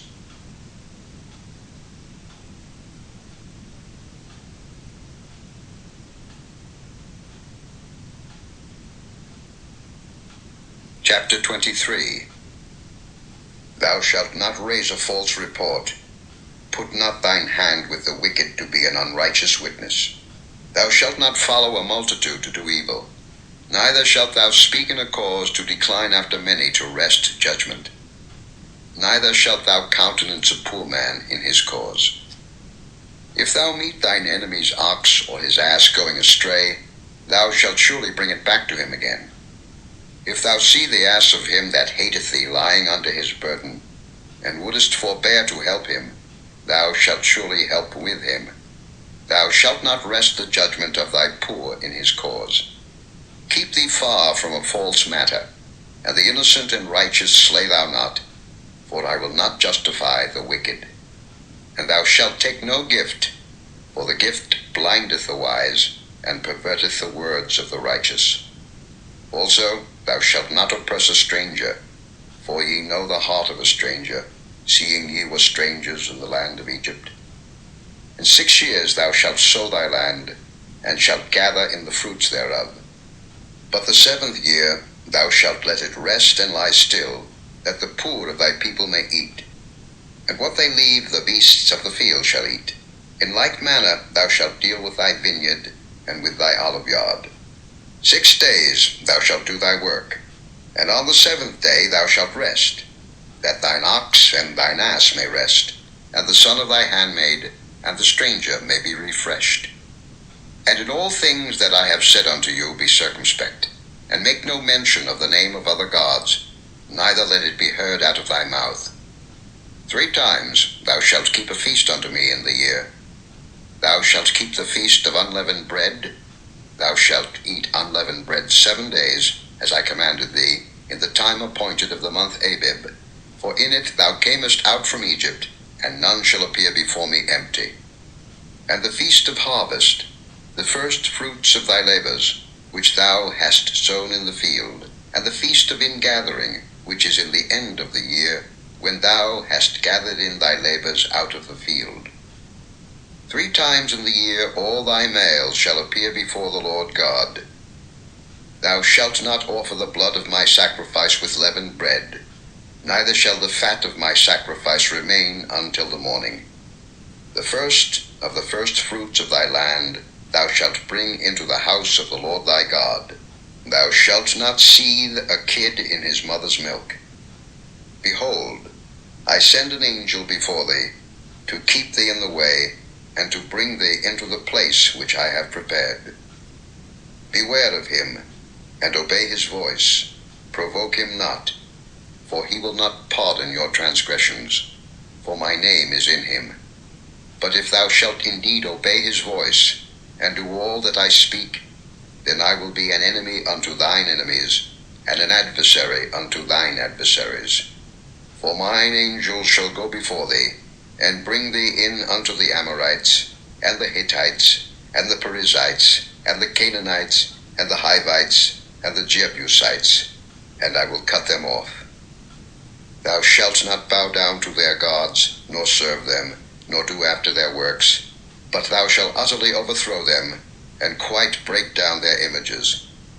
And ye shall serve the Lord your God, and he shall bless thy bread and thy water, and I will take sickness away from the midst of thee.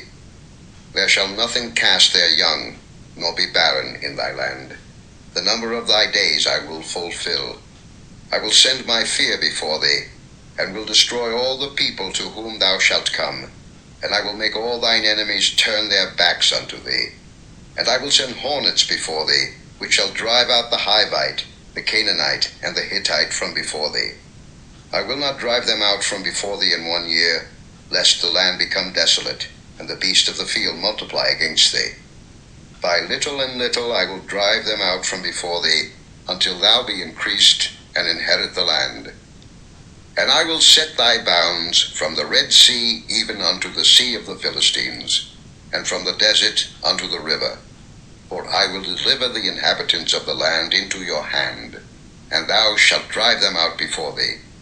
Thou shalt make no covenant with them, nor with their gods. They shall not dwell in thy land, lest they make thee sin against me. For if thou serve their gods, it will surely be a snare unto thee.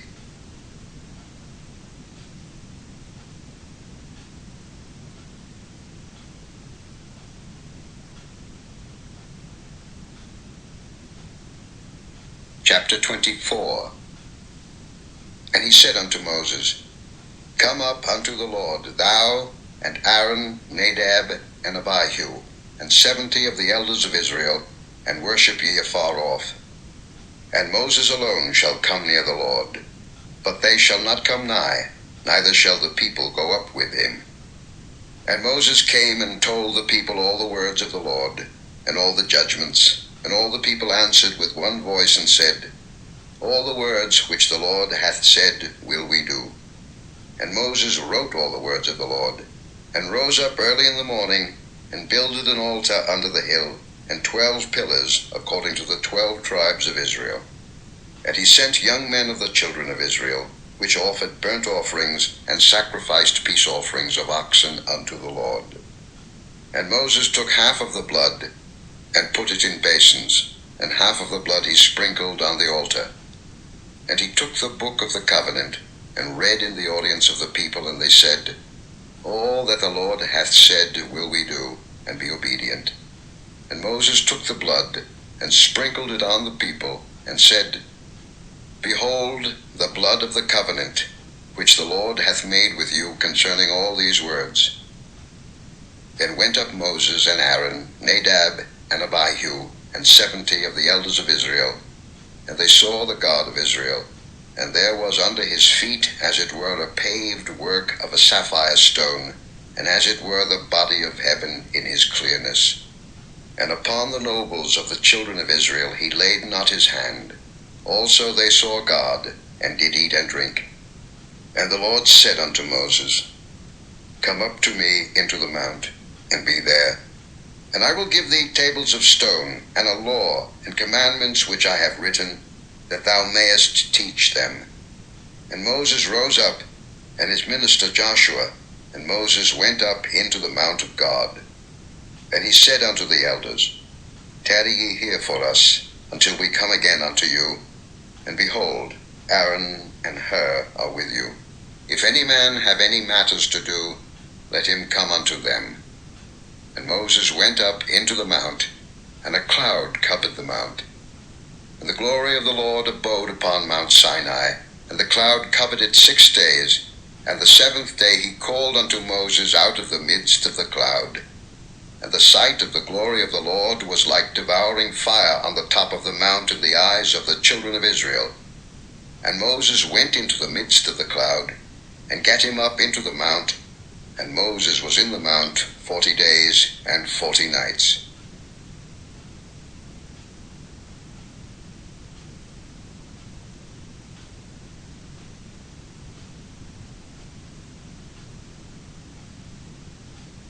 Chapter 25. And the Lord spake unto Moses, saying, Speak unto the children of Israel, that they bring me an offering. Of every man that giveth it willingly with his heart ye shall take my offering. And this is the offering which ye shall take of them: gold, and silver, and brass, and blue, and purple, and scarlet, and fine linen, and goat's hair, and ram skins dyed red, and badgers' skins, and shittim wood. Oil for the light, spices for anointing oil, and for sweet incense, onyx stones, and stones to be set in the ephod, and in the breastplate. And let them make me a sanctuary, that I may dwell among them. According to all that I show thee, after the pattern of the tabernacle, and the pattern of all the instruments thereof, even so shall ye make it. And they shall make an ark of shittim wood.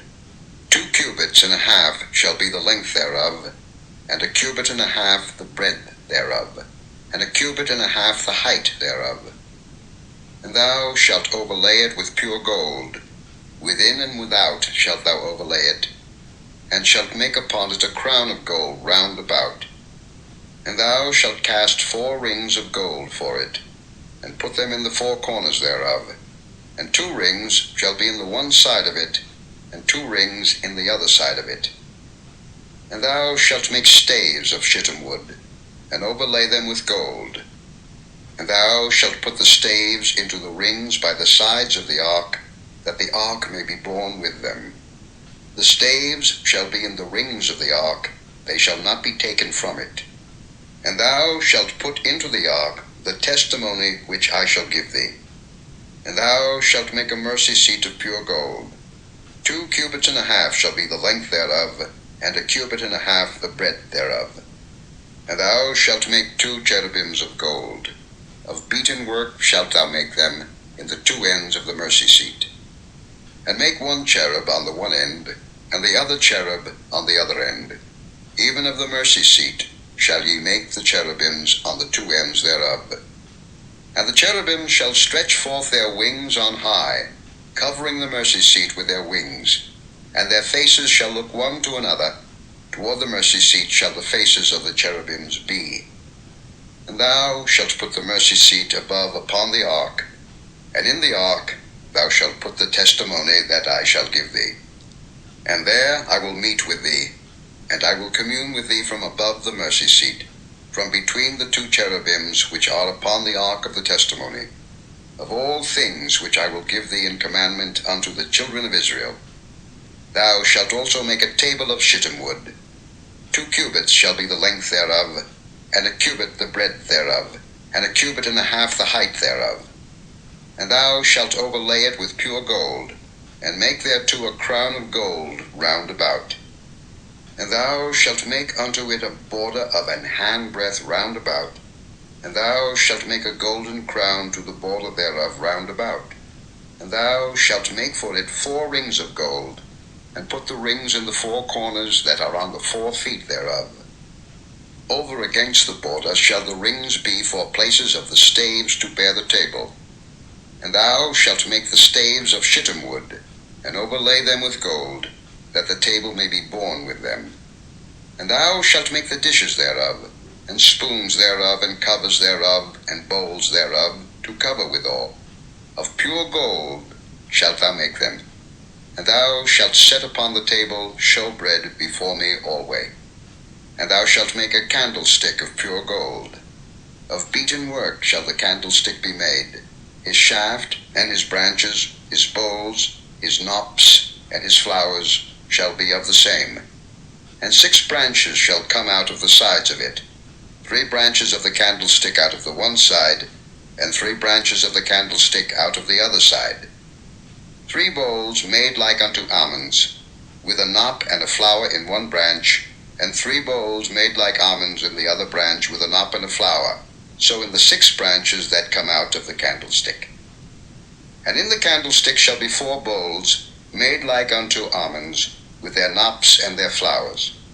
And there shall be a knop under 2 branches of the same, and a knop under 2 branches of the same, and a knop under 2 branches of the same, according to the 6 branches that proceed out of the candlestick. Their knops and their branches shall be of the same. All it shall be one beaten work of pure gold. And thou shalt make the 7 lamps thereof, and they shall light the lamps thereof, that they may give light over against it. And the tongues thereof, and the snuff dishes thereof, shall be of pure gold. Of a talent of pure gold shall he make it, with all these vessels. And look that thou make them after their pattern, which was showed thee in the mount.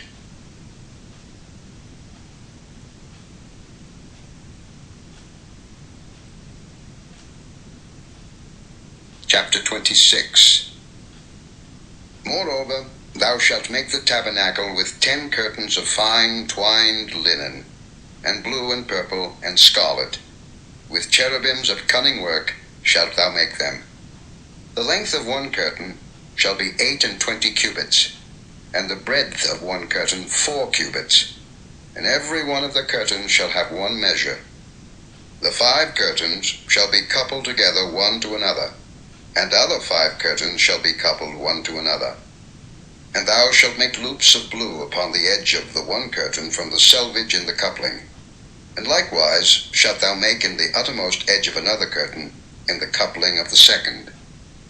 50 loops shalt thou make in the one curtain, and 50 loops shalt thou make in the edge of the curtain that is in the coupling of the second, that the loops may take hold one of another.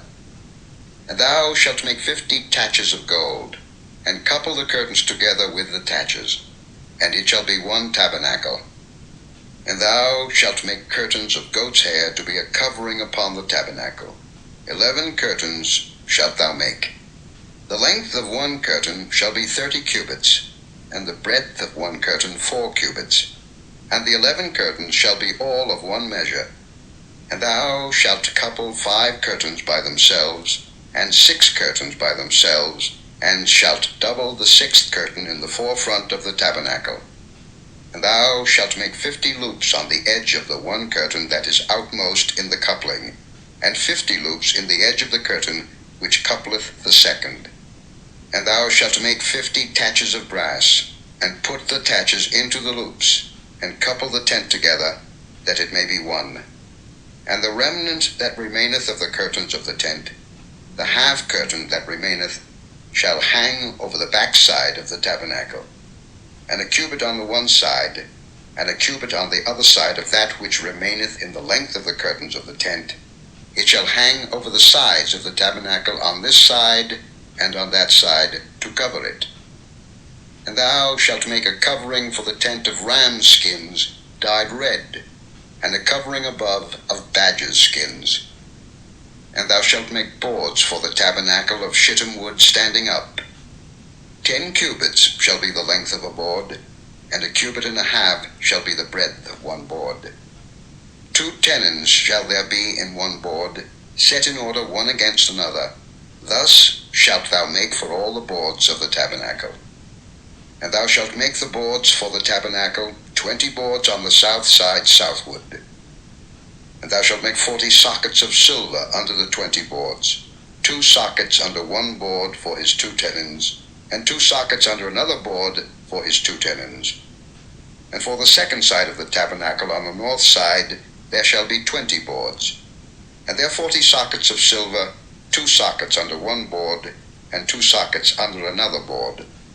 And for the sides of the tabernacle westward thou shalt make 6 boards, and 2 boards shalt thou make for the corners of the tabernacle in the 2 sides. And they shall be coupled together beneath. And they shall be coupled together above the head of it unto one ring. Thus shall it be for them both. They shall be for the two corners. And they shall be 8 boards, and their sockets of silver 16 sockets, 2 sockets under one board, and 2 sockets under another board. And thou shalt make bars of shittim wood, 5 for the boards of the one side of the tabernacle, and 5 bars for the boards of the other side of the tabernacle, and 5 bars for the boards of the side of the tabernacle for the 2 sides westward. And the middle bar in the midst of the boards shall reach from end to end. And thou shalt overlay the boards with gold, and make their rings of gold for places for the bars. And thou shalt overlay the bars with gold. And thou shalt rear up the tabernacle according to the fashion thereof which was showed thee in the mount. And thou shalt make a veil of blue, and purple, and scarlet, and fine twined linen of cunning work. With cherubims shall it be made. And thou shalt hang it upon 4 pillars of shittim wood overlaid with gold. Their hooks shall be of gold upon the 4 sockets of silver. And thou shalt hang up the veil under the taches, that thou mayest bring in thither within the veil the ark of the testimony. And the veil shall divide unto you between the holy place and the most holy. And thou shalt put the mercy seat upon the ark of the testimony in the most holy place. And thou shalt set the table without the veil, and the candlestick over against the table on the side of the tabernacle toward the south. And thou shalt put the table on the north side. And thou shalt make an hanging for the door of the tent, of blue, and purple, and scarlet, and fine twined linen, wrought with needlework. And thou shalt make for the hanging 5 pillars of shittim wood, and overlay them with gold, and their hooks shall be of gold, and thou shalt cast 5 sockets of brass for them.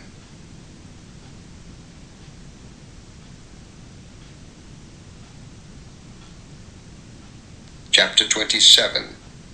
And thou shalt make an altar of shittim wood, 5 cubits long, and 5 cubits broad. The altar shall be foursquare, and the height thereof shall be 3 cubits. And thou shalt make the horns of it upon the 4 corners thereof. His horns shall be of the same, and thou shalt overlay it with brass. And thou shalt make his pans to receive his ashes, and his shovels, and his basins, and his flesh hooks, and his fire pans. All the vessels thereof thou shalt make of brass. And thou shalt make for it a grate of network of brass, and upon the net shalt thou make 4 brazen rings in the 4 corners thereof. And thou shalt put it under the compass of the altar beneath, that the net may be even to the midst of the altar. And thou shalt make staves for the altar, staves of shittim wood, and overlay them with brass. And the staves shall be put into the rings, and the staves shall be upon the 2 sides of the altar to bear it. Hollow with boards shalt thou make it, as it was showed thee in the mount, so shall they make it. And thou shalt make the court of the tabernacle. For the south side southward there shall be hangings for the court of fine twined linen of 100 cubits long for one side, and the 20 pillars thereof, and their 20 sockets shall be of brass. The hooks of the pillars and their fillets shall be of silver. And likewise for the north side in length there shall be hangings of 100 cubits long, and his 20 pillars and their 20 sockets of brass, the hooks of the pillars and their fillets of silver. And for the breadth of the court on the west side shall be hangings of 50 cubits, their pillars 10, and their sockets 10. And the breadth of the court on the east side eastward shall be 50 cubits. The hangings of one side of the gate shall be 15 cubits, their pillars 3, and their sockets 3. And on the other side shall be hangings 15 cubits, their pillars 3, and their sockets 3. And for the gate of the court shall be an hanging of 20 cubits of blue, and purple, and scarlet, and fine twined linen, wrought with needlework, and their pillars shall be 4, and their sockets 4. All the pillars round about the court shall be filleted with silver. Their hooks shall be of silver, and their sockets of brass. The length of the court shall be 100 cubits, and the breadth 50 everywhere, and the height 5 cubits of fine twined linen, and their sockets of brass. All the vessels of the tabernacle in all the service thereof, and all the pins thereof, and all the pins of the court shall be of brass. And thou shalt command the children of Israel that they bring thee pure oil olive beaten for the light, to cause the lamp to burn always. In the tabernacle of the congregation without the veil, which is before the testimony, Aaron and his sons shall order it from evening to morning before the Lord. It shall be a statute forever unto their generations on the behalf of the children of Israel.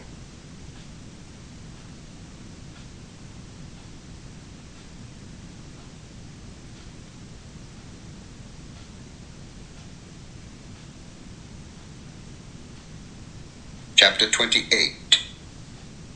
And take thou unto thee Aaron thy brother, and his sons with him, from among the children of Israel, that he may minister unto me in the priest's office, even Aaron, Nadab, and Abihu, Eleazar, and Ithamar, Aaron's sons.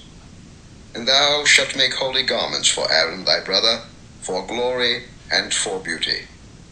And thou shalt speak unto all that are wise-hearted, whom I have filled with the spirit of wisdom, that they may make Aaron's garments to consecrate him, that he may minister unto me in the priest's office.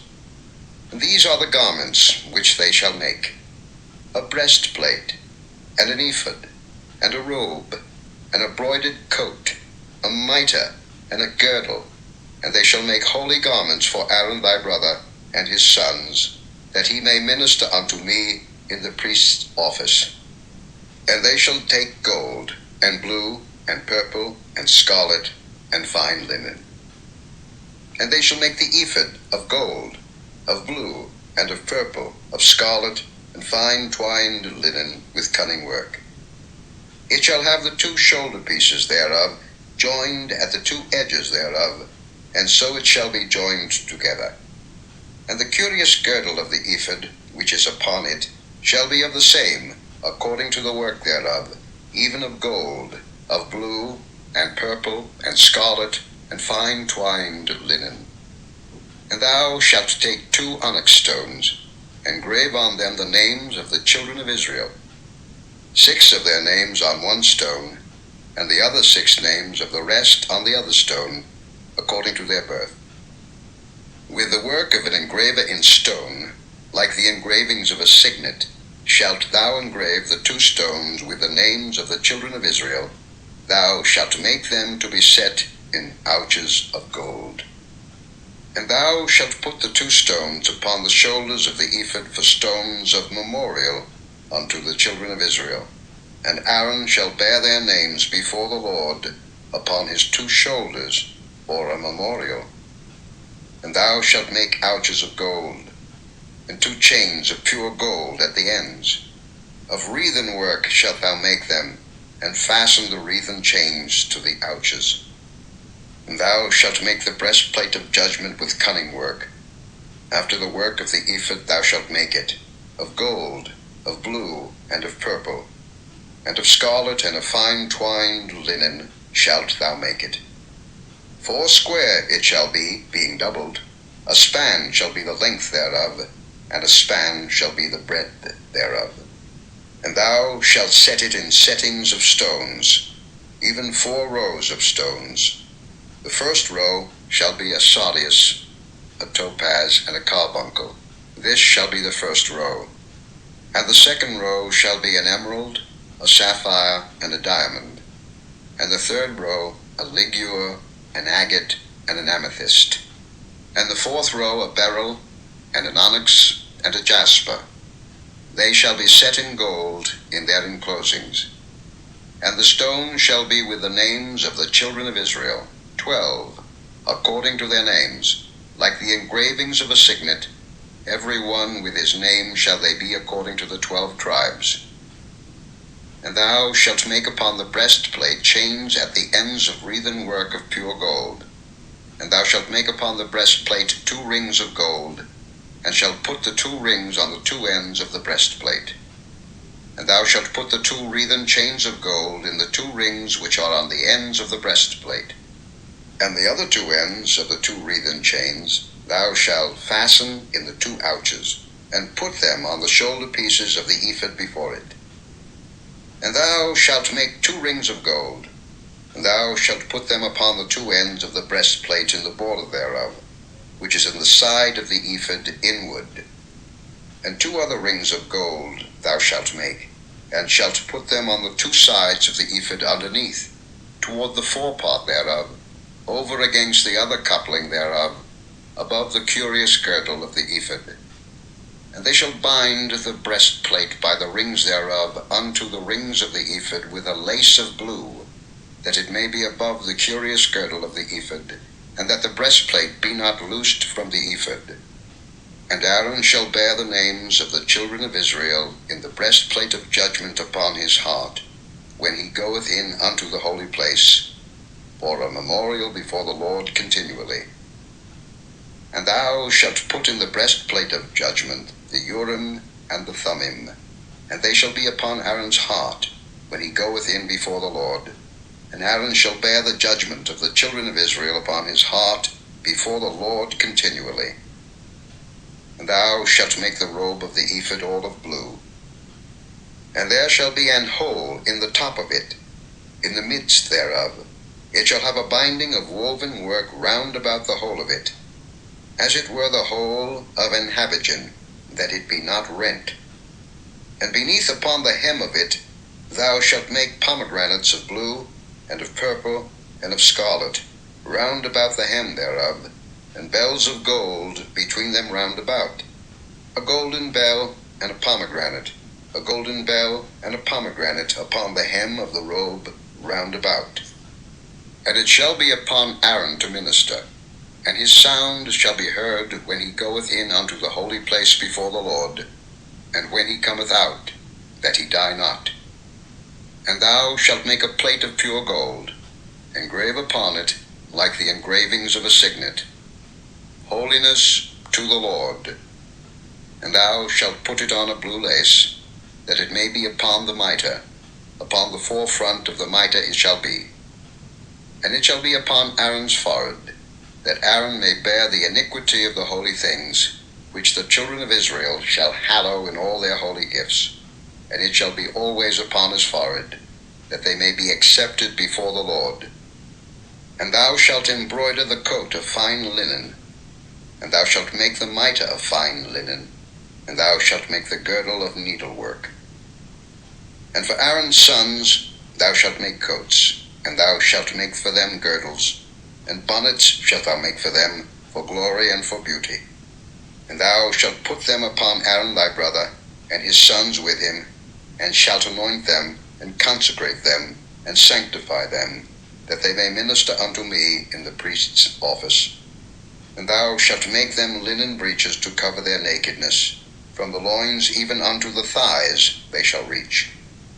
And they shall be upon Aaron and upon his sons, when they come in unto the tabernacle of the congregation, or when they come near unto the altar to minister in the holy place, that they bear not iniquity and die.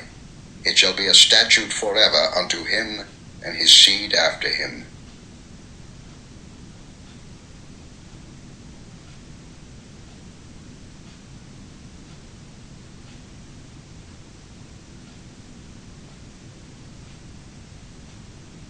Chapter 29. And this is the thing that thou shalt do unto them to hallow them, to minister unto me in the priest's office. Take 1 young bullock, and 2 rams without blemish, and unleavened bread, and cakes unleavened, tempered with oil, and wafers unleavened, anointed with oil, of wheaten flour shalt thou make them. And thou shalt put them into 1 basket, and bring them in the basket, with the bullock and the 2 rams. And Aaron and his sons thou shalt bring unto the door of the tabernacle of the congregation, and shalt wash them with water. And thou shalt take the garments, and put upon Aaron the coat, and the robe of the ephod, and the breastplate, and gird him with the curious girdle of the ephod. And thou shalt put the mitre upon his head, and put the holy crown upon the mitre. Then shalt thou take the anointing oil, and pour it upon his head, and anoint him. And thou shalt bring his sons, and put coats upon them, and thou shalt gird them with girdles, Aaron and his sons, and put the bonnets on them, and the priest's office shall be theirs for a perpetual statute. And thou shalt consecrate Aaron and his sons.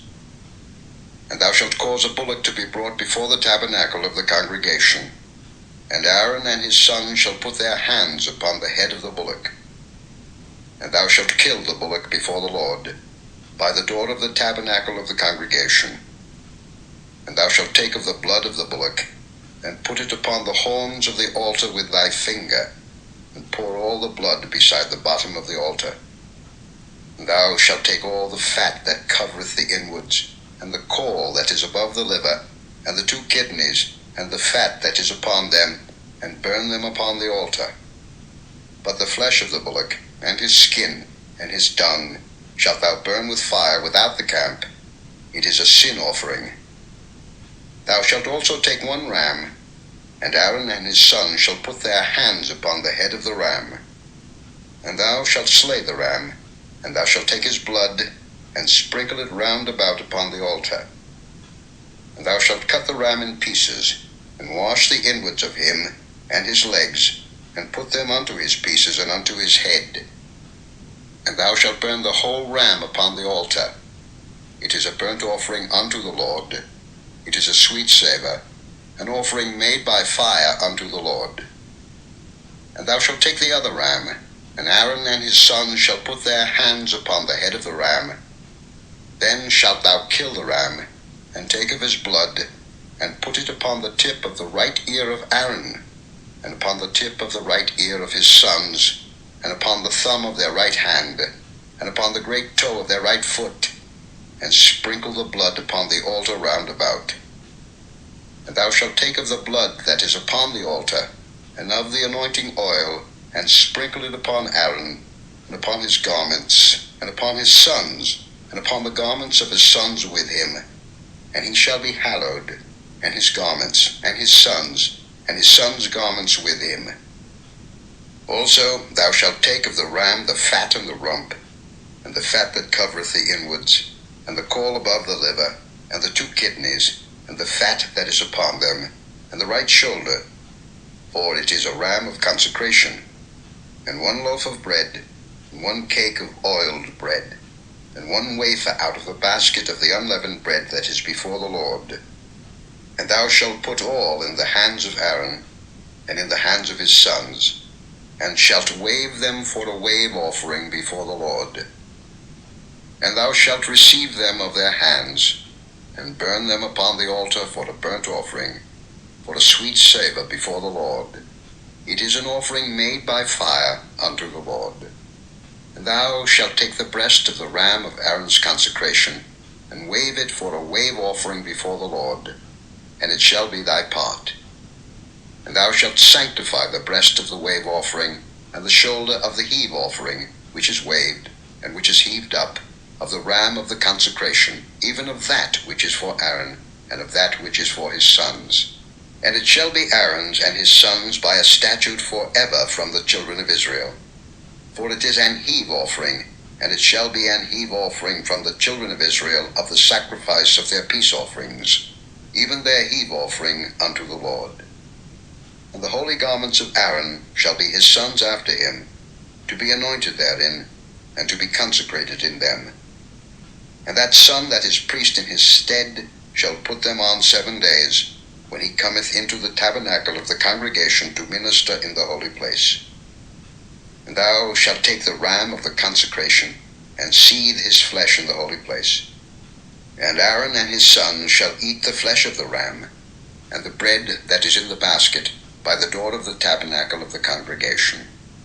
And they shall eat those things wherewith the atonement was made, to consecrate and to sanctify them, but a stranger shall not eat thereof, because they are holy. And if aught of the flesh of the consecrations or of the bread remain unto the morning, then thou shalt burn the remainder with fire. It shall not be eaten, because it is holy. And thus shalt thou do unto Aaron and to his sons, according to all things which I have commanded thee. 7 days shalt thou consecrate them. And thou shalt offer every day a bullock for a sin offering for atonement. And thou shalt cleanse the altar when thou hast made an atonement for it, and thou shalt anoint it to sanctify it. 7 days thou shalt make an atonement for the altar, and sanctify it. And it shall be an altar most holy. Whatsoever toucheth the altar shall be holy. Now this is that which thou shalt offer upon the altar: 2 lambs of the first year, day by day continually. The one lamb thou shalt offer in the morning, and the other lamb thou shalt offer at even. And with the one lamb 1/10 deal of flour mingled with the 4th part of an hin of beaten oil, and the 4th part of an hin of wine for a drink offering.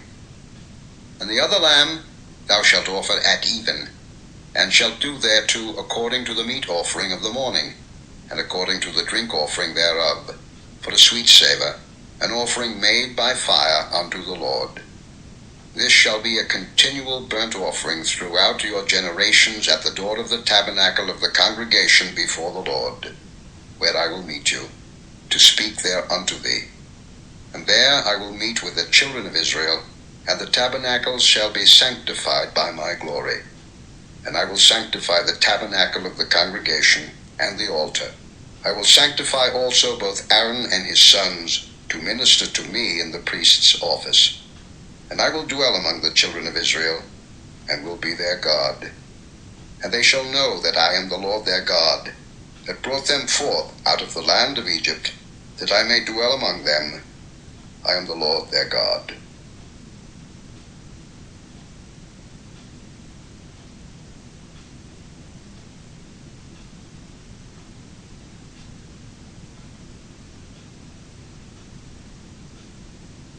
Chapter 30.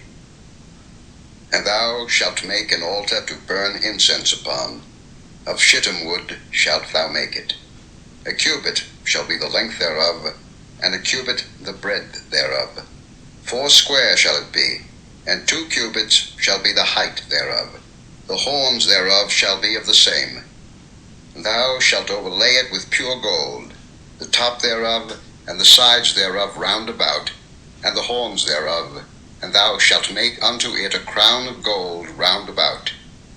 And 2 golden rings shalt thou make to it under the crown of it, by the 2 corners thereof. Upon the 2 sides of it shalt thou make it, and they shall be for places for the staves to bear it withal. And thou shalt make the staves of shittim wood, and overlay them with gold. And thou shalt put it before the veil that is by the ark of the testimony, before the mercy seat that is over the testimony, where I will meet with thee. And Aaron shall burn thereon sweet incense every morning. When he dresseth the lamps, he shall burn incense upon it. And when Aaron lighteth the lamps at even, he shall burn incense upon it, a perpetual incense before the Lord throughout your generations. Ye shall offer no strange incense thereon, nor burnt sacrifice, nor meat offering, neither shall ye pour drink offering thereon. And Aaron shall make an atonement upon the horns of it once in a year with the blood of the sin offering of atonements. Once in the year shall he make atonement upon it throughout your generations. It is most holy unto the Lord. And the Lord spake unto Moses, saying, When thou takest the sum of the children of Israel after their number, then shall they give every man a ransom for his soul unto the Lord, when thou numberest them, that there be no plague among them when thou numberest them. This they shall give, every one that passeth among them that are numbered, 1/2 shekel after the shekel of the sanctuary. A shekel is 20 gerahs, and 1/2 shekel shall be the offering of the Lord. Every one that passeth among them that are numbered, from 20 years old and above, shall give an offering unto the Lord. The rich shall not give more, and the poor shall not give less than 1/2 shekel, when they give an offering unto the Lord, to make an atonement for your souls. And thou shalt take the atonement money of the children of Israel, and shalt appoint it for the service of the tabernacle of the congregation, that it may be a memorial unto the children of Israel before the Lord, to make an atonement for your souls. And the Lord spake unto Moses, saying, Thou shalt also make a laver of brass, and his foot also of brass, to wash withal. And thou shalt put it between the tabernacle of the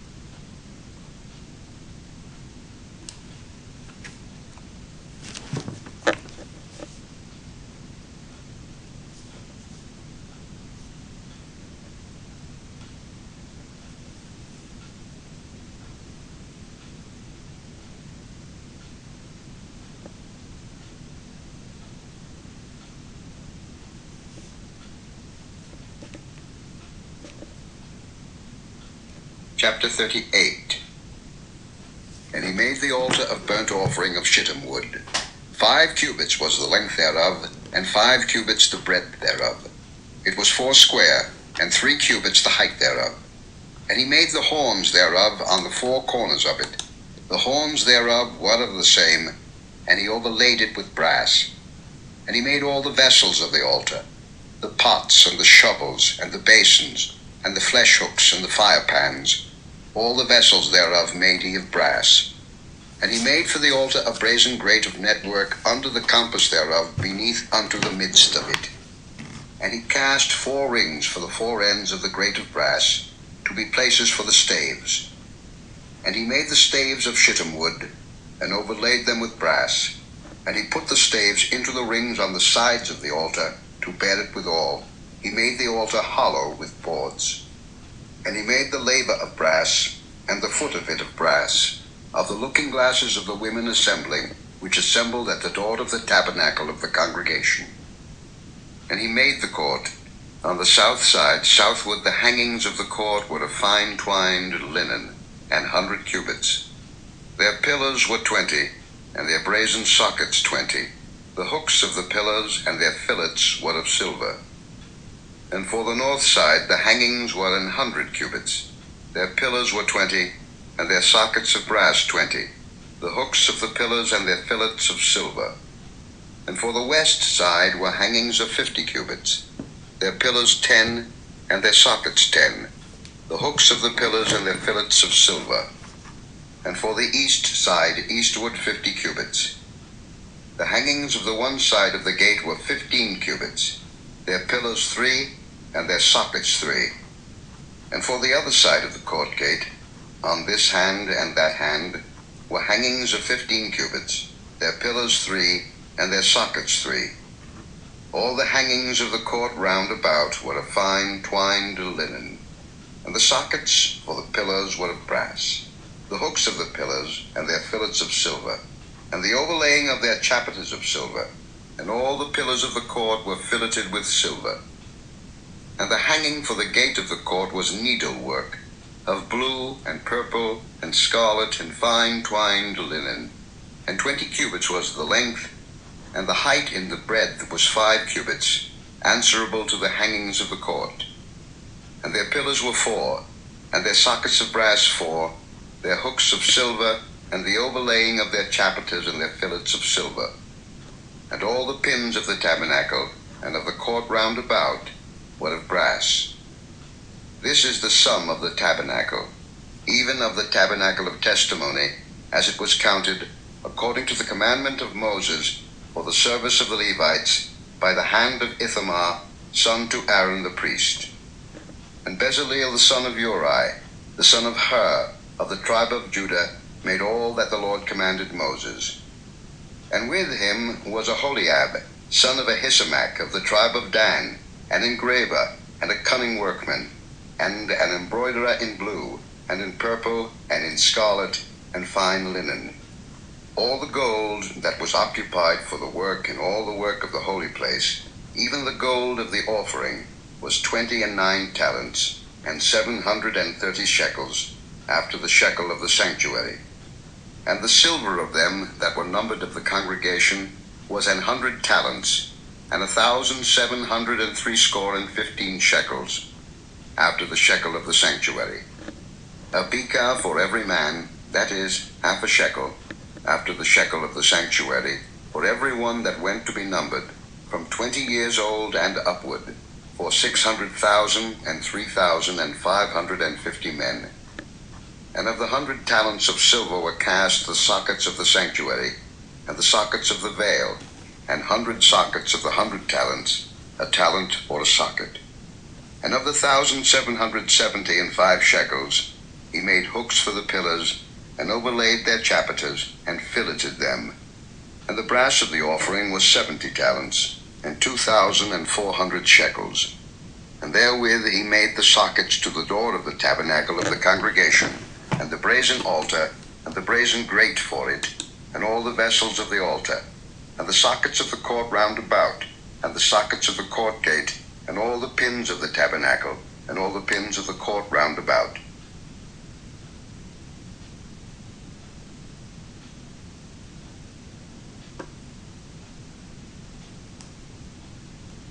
Chapter 39. And of the blue and purple and scarlet they made cloths of service, to do service in the holy place, and made the holy garments for Aaron, as the Lord commanded Moses. And he made the ephod of gold, blue, and purple, and scarlet, and fine twined linen. And they did beat the gold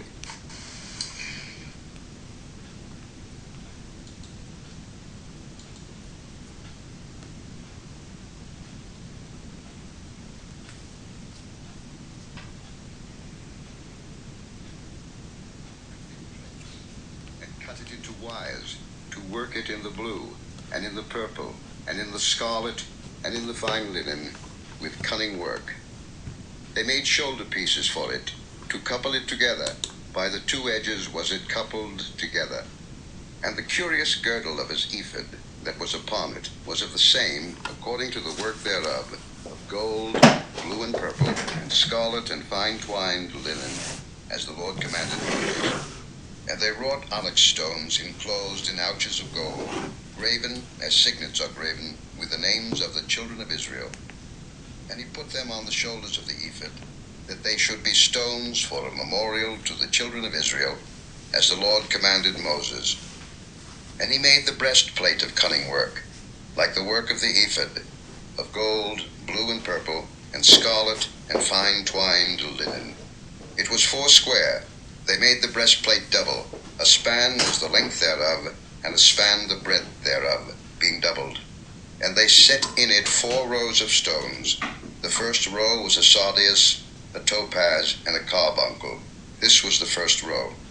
And the second row, an emerald, a sapphire, and a diamond. And the third row, a ligure, an agate, and an amethyst. And the fourth row, a beryl, an onyx, and a jasper. They were enclosed in ouches of gold in their enclosings. And the stones were according to the names of the children of Israel, 12, according to their names, like the engravings of a signet, every one with his name, according to the 12 tribes. And they made upon the breastplate chains at the ends, of wreathen work of pure gold. And they made 2 ouches of gold, and 2 gold rings, and put the 2 rings in the 2 ends of the breastplate. And they put the 2 wreathen chains of gold in the 2 rings on the ends of the breastplate. And the 2 ends of the 2 wreathen chains they fastened in the 2 ouches, and put them on the shoulder pieces of the ephod before it. And they made 2 rings of gold, and put them on the 2 ends of the breastplate, upon the border of it, which was on the side of the ephod inward. And they made 2 other golden rings, and put them on the 2 sides of the ephod underneath, toward the forepart of it, over against the other coupling thereof, above the curious girdle of the ephod. And they did bind the breastplate by his rings unto the rings of the ephod with a lace of blue, that it might be above the curious girdle of the ephod, and that the breastplate might not be loosed from the ephod, as the Lord commanded Moses. And he made the robe of the ephod of woven work, all of blue. And there was an hole in the midst of the robe, as the hole of an habergeon, with a band round about the hole, that it should not rend. And they made upon the hems of the robe pomegranates of blue and purple and scarlet and twined linen. And they made bells of pure gold, and put the bells between the pomegranates upon the hem of the robe, round about between the pomegranates. A bell and a pomegranate, a bell and a pomegranate, round about the hem of the robe to minister in, as the Lord commanded Moses. And they made coats of fine linen of woven work for Aaron and for his sons, and a mitre of fine linen, and goodly bonnets of fine linen, and linen breeches of fine twined linen, and a girdle of fine twined linen, and blue, and purple, and scarlet of needlework, as the Lord commanded Moses. And they made the plate of the holy crown of pure gold, and wrote upon it a writing, like to the engravings of a signet, Holiness to the Lord. And they tied unto it a lace of blue, to fasten it on high upon the mitre, as the Lord commanded Moses. Thus was all the work of the tabernacle of the tent of the congregation finished. And the children of Israel did according to all that the Lord commanded Moses, so did they. And they brought the tabernacle unto Moses, the tent, and all his furniture, his taches, his boards, his bars, and his pillars, and his sockets, and the covering of ram skins dyed red, and the covering of badger skins, and the veil of the covering, the ark of the testimony, and the staves thereof, and the mercy seat, the table, and all the vessels thereof, and the showbread, the pure candlestick, with the lamps thereof, even with the lamps to be set in order, and all the vessels thereof, and the oil for light, and the golden altar, and the anointing oil, and the sweet incense, and the hanging for the tabernacle door, the brazen altar, and his grate of brass, his staves, and all his vessels, the laver, and his foot, the hangings of the court, his pillars, and his sockets, and the hanging for the court gate, his cords, and his pins, and all the vessels of the service of the tabernacle, for the tent of the congregation, the cloths of service to do service in the holy place, and the holy garments for Aaron the priest, and his sons' garments, to minister in the priest's office, according to all that the Lord commanded Moses. So the children of Israel made all the work. And Moses did look upon all the work, and behold, they had done it as the Lord had commanded, even so had they done it, and Moses blessed them.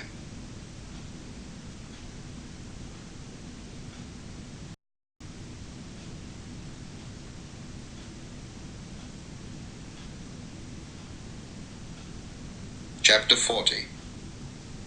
And the Lord spake unto Moses, saying, On the first day of the first month shalt thou set up the tabernacle of the tent of the congregation, and thou shalt put therein the ark of the testimony, and cover the ark with the veil. And thou shalt bring in the table, and set in order the things that ought to be set in order upon it. And thou shalt bring in the candlestick, and light the lamps thereof. And thou shalt set the altar of gold for the incense before the ark of the testimony, and put the hanging of the door to the tabernacle. And thou shalt set the altar of the burnt offering before the door of the tabernacle of the tent of the congregation. And thou shalt set the laver between the tent of the congregation and the altar, and shalt put water therein. And thou shalt set up the court round about, and hang up the hanging at the court gate. And thou shalt take the anointing oil, and anoint the tabernacle, and all that is therein, and shalt hallow it, and all the vessels thereof, and it shall be holy.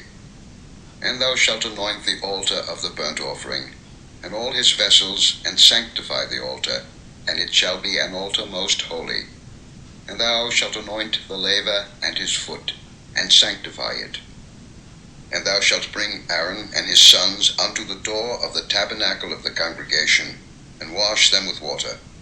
And thou shalt put upon Aaron the holy garments, and anoint him, and sanctify him, that he may minister unto me in the priest's office. And thou shalt bring his sons, and clothe them with coats, and thou shalt anoint them, as thou didst anoint their father, that they may minister unto me in the priest's office, for their anointing shall surely be an everlasting priesthood throughout their generations. Thus did Moses, according to all that the Lord commanded him, so did he. And it came to pass in the first month in the second year, on the first day of the month, that the tabernacle was reared up. And Moses reared up the tabernacle, and fastened his sockets, and set up the boards thereof, and put in the bars thereof, and reared up his pillars. And he spread abroad the tent over the tabernacle, and put the covering of the tent above it, as the Lord commanded Moses. And he took and put the testimony into the ark, and set the staves on the ark, and put the mercy seat above upon the ark. And he brought the ark into the tabernacle, and set up the veil of the covering, and covered the ark of the testimony, as the Lord commanded Moses. And he put the table in the tent of the congregation, upon the side of the tabernacle northward, without the veil. And he set the bread in order upon it before the Lord, as the Lord had commanded Moses. And he put the candlestick in the tent of the congregation, over against the table, on the side of the tabernacle southward. And he lighted the lamps before the Lord, as the Lord commanded Moses. And he put the golden altar in the tent of the congregation before the veil. And he burnt sweet incense thereon, as the Lord commanded Moses. And he set up the hanging at the door of the tabernacle. And he put the altar of burnt offering by the door of the tabernacle of the tent of the congregation, and offered upon it the burnt offering and the meat offering, as the Lord commanded Moses. And he set the laver between the tent of the congregation and the altar, and put water there, to wash withal. And Moses and Aaron and his sons washed their hands and their feet thereat. When they went into the tent of the congregation, and when they came near unto the altar, they washed, as the Lord commanded Moses. And he reared up the court round about the tabernacle and the altar, and set up the hanging of the court gate. So Moses finished the work. Then a cloud covered the tent of the congregation, and the glory of the Lord filled the tabernacle. And Moses was not able to enter into the tent of the congregation, because the cloud abode thereon, and the glory of the Lord filled the tabernacle. And when the cloud was taken up from over the tabernacle, the children of Israel went onward in all their journeys. But if the cloud were not taken up, then they journeyed not till the day that it was taken up. For the cloud of the Lord was upon the tabernacle by day, and fire was on it by night, in the sight of all the house of Israel, throughout all their journeys.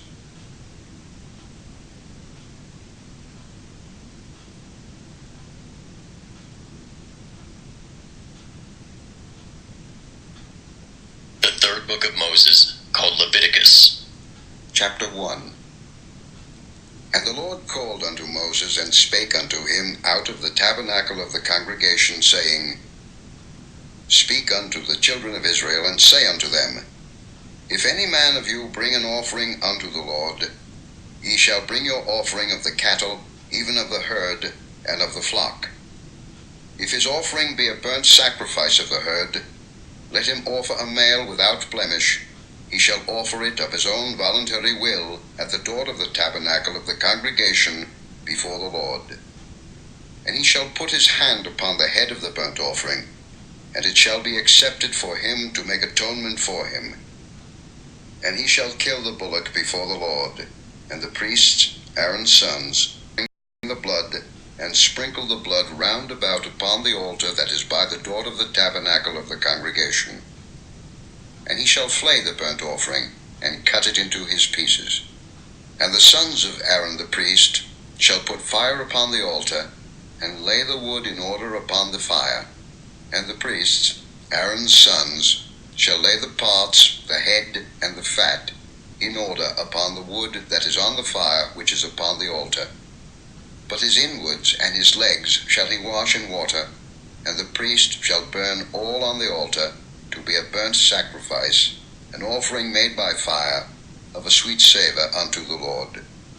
And if his offering be of the flocks, namely of the sheep, or of the goats, for a burnt sacrifice, he shall bring it a male without blemish, and he shall kill it on the side of the altar northward before the Lord, and the priests, Aaron's sons, shall sprinkle his blood round about upon the altar. And he shall cut it into his pieces, with his head and his fat, and the priest shall lay them in order on the wood that is on the fire which is upon the altar. But he shall wash the inwards and the legs with water, and the priest shall bring it all, and burn it upon the altar. It is a burnt sacrifice, an offering made by fire, of a sweet savour unto the Lord. And if the burnt sacrifice for his offering to the Lord be of fowls, then he shall bring his offering of turtle doves, or of young pigeons. And the priest shall bring it unto the altar, and wring off his head, and burn it on the altar, and the blood thereof shall be wrung out at the side of the altar. And he shall pluck away his crop with his feathers, and cast it beside the altar on the east part, by the place of the ashes. And he shall cleave it with the wings thereof, but shall not divide it asunder. And the priest shall burn it upon the altar, upon the wood that is upon the fire. It is a burnt sacrifice, an offering made by fire, of a sweet savour unto the Lord.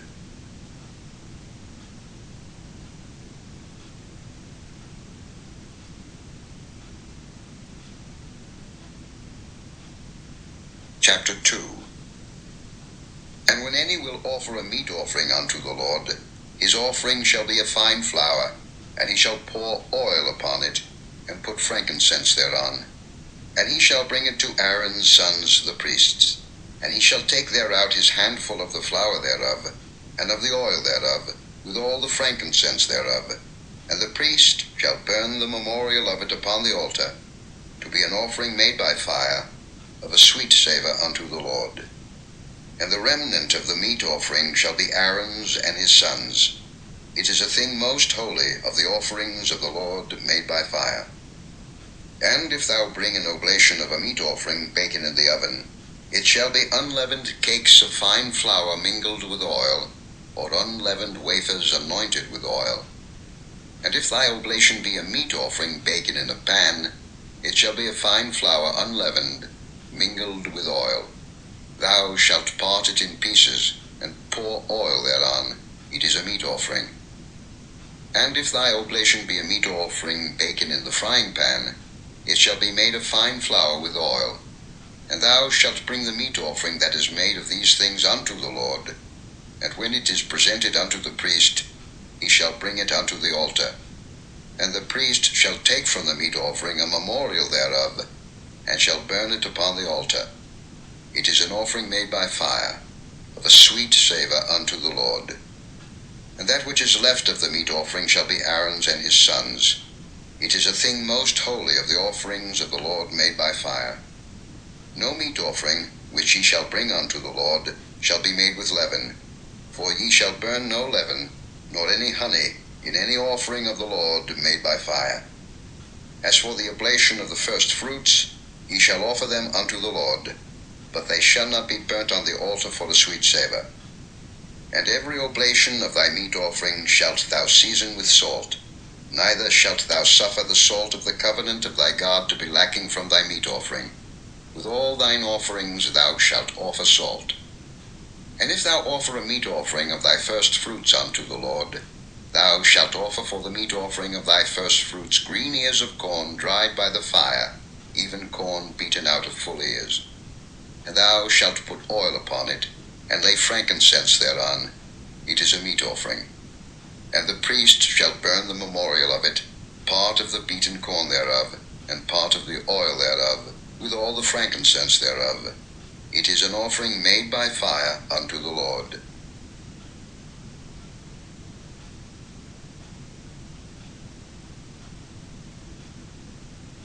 Chapter 3. And if his oblation be a sacrifice of peace offering, if he offer it of the herd, whether it be a male or female, he shall offer it without blemish before the Lord. And he shall lay his hand upon the head of his offering, and kill it at the door of the tabernacle of the congregation. And Aaron's sons the priests shall sprinkle the blood upon the altar round about. And he shall offer of the sacrifice of the peace offering an offering made by fire unto the Lord, the fat that covereth the inwards, and all the fat that is upon the inwards, and the 2 kidneys, and the fat that is on them, which is by the flanks, and the caul above the liver, with the kidneys, it shall he take away. And Aaron's son shall burn it on the altar upon the burnt sacrifice, which is upon the wood that is on the fire. It is an offering made by fire, of a sweet savour unto the Lord. And if his offering for a sacrifice of peace offering unto the Lord be of the flock, male or female, he shall offer it without blemish. If he offer a lamb for his offering, then shall he offer it before the Lord. And he shall lay his hand upon the head of his offering, and kill it before the tabernacle of the congregation. And Aaron's sons shall sprinkle the blood thereof round about upon the altar. And he shall offer of the sacrifice of the peace offering an offering made by fire unto the Lord, the fat thereof, and the whole rump, it shall he take off hard by the backbone, and the fat that covereth the inwards, and all the fat that is upon the inwards, and the 2 kidneys, and the fat that is upon them, which is by the flanks, and the caul above the liver, with the kidneys, it shall he take away. And the priest shall burn it upon the altar. It is the food of the offering made by fire unto the Lord.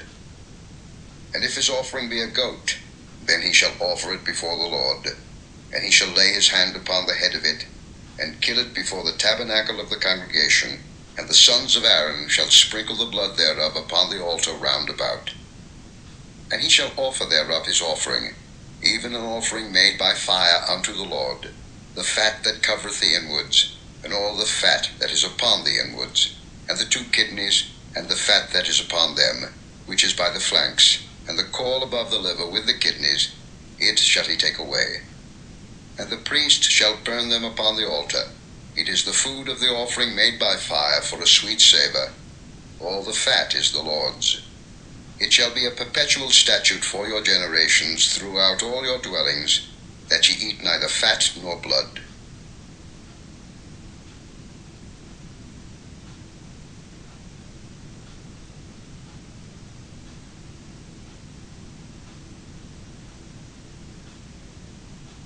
Chapter 4.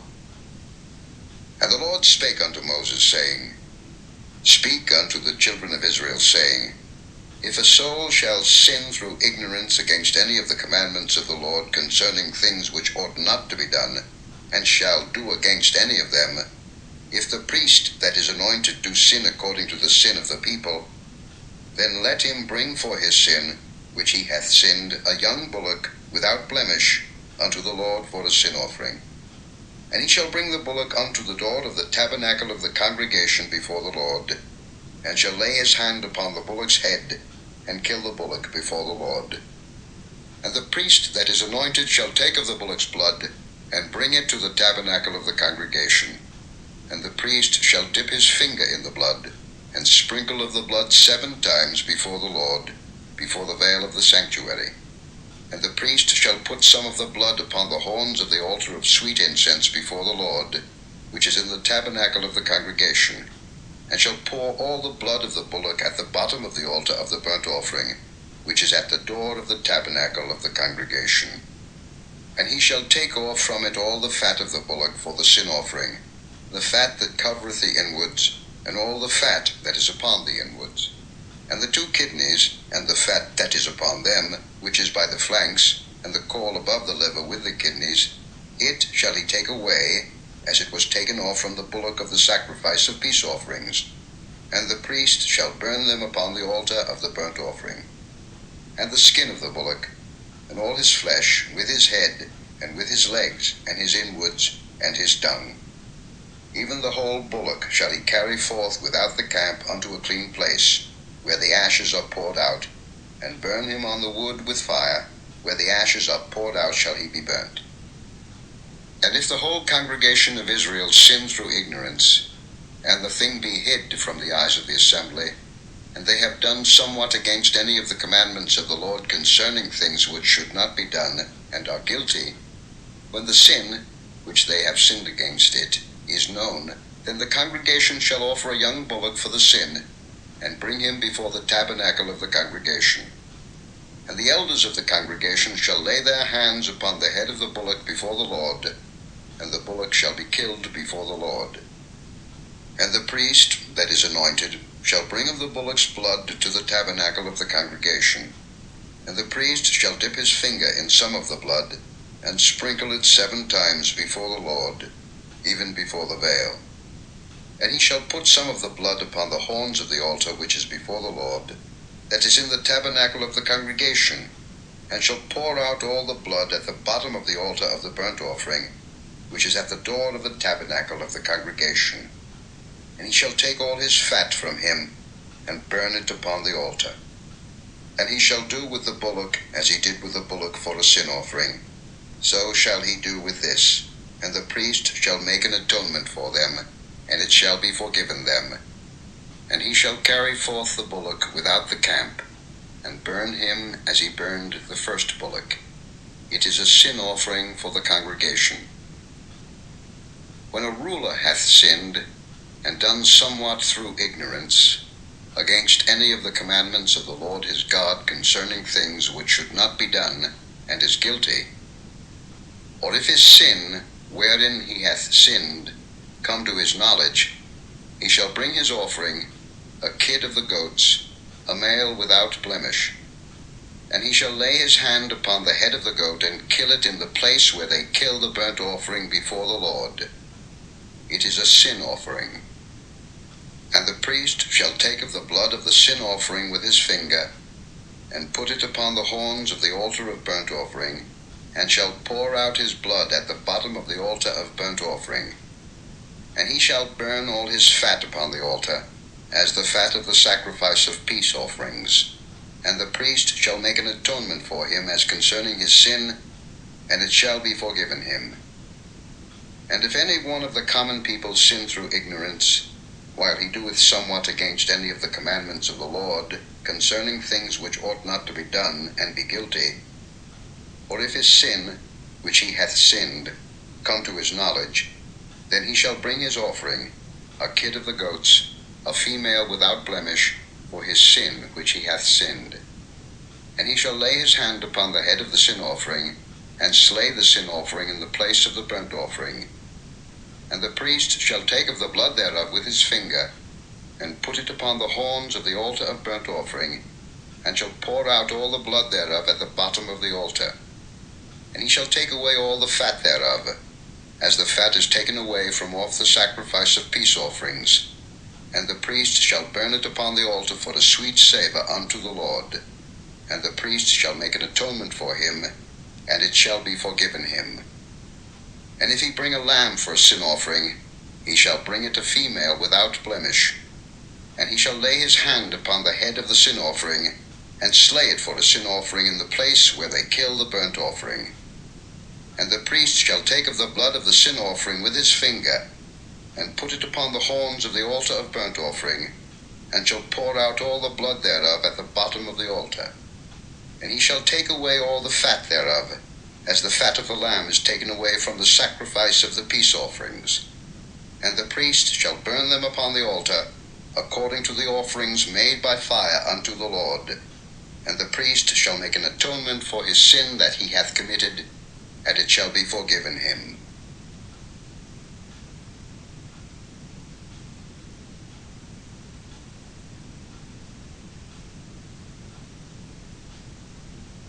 Chapter 5. And if a soul sin, and hear the voice of swearing, and is a witness, whether he hath seen or known of it, if he do not utter it, then he shall bear his iniquity. Or if a soul touch any unclean thing, whether it be a carcass of an unclean beast, or a carcass of unclean cattle, or the carcass of unclean creeping things, and if it be hidden from him, he also shall be unclean and guilty. Or if he touch the uncleanness of man, whatsoever uncleanness it be that a man shall be defiled withal, and it be hid from him, when he knoweth of it, then he shall be guilty. Or if a soul swear, pronouncing with his lips to do evil, or to do good, whatsoever it be that a man shall pronounce with an oath, and it be hid from him, when he knoweth of it, then he shall be guilty in one of these. And it shall be, when he shall be guilty in one of these things, that he shall confess that he hath sinned in that thing.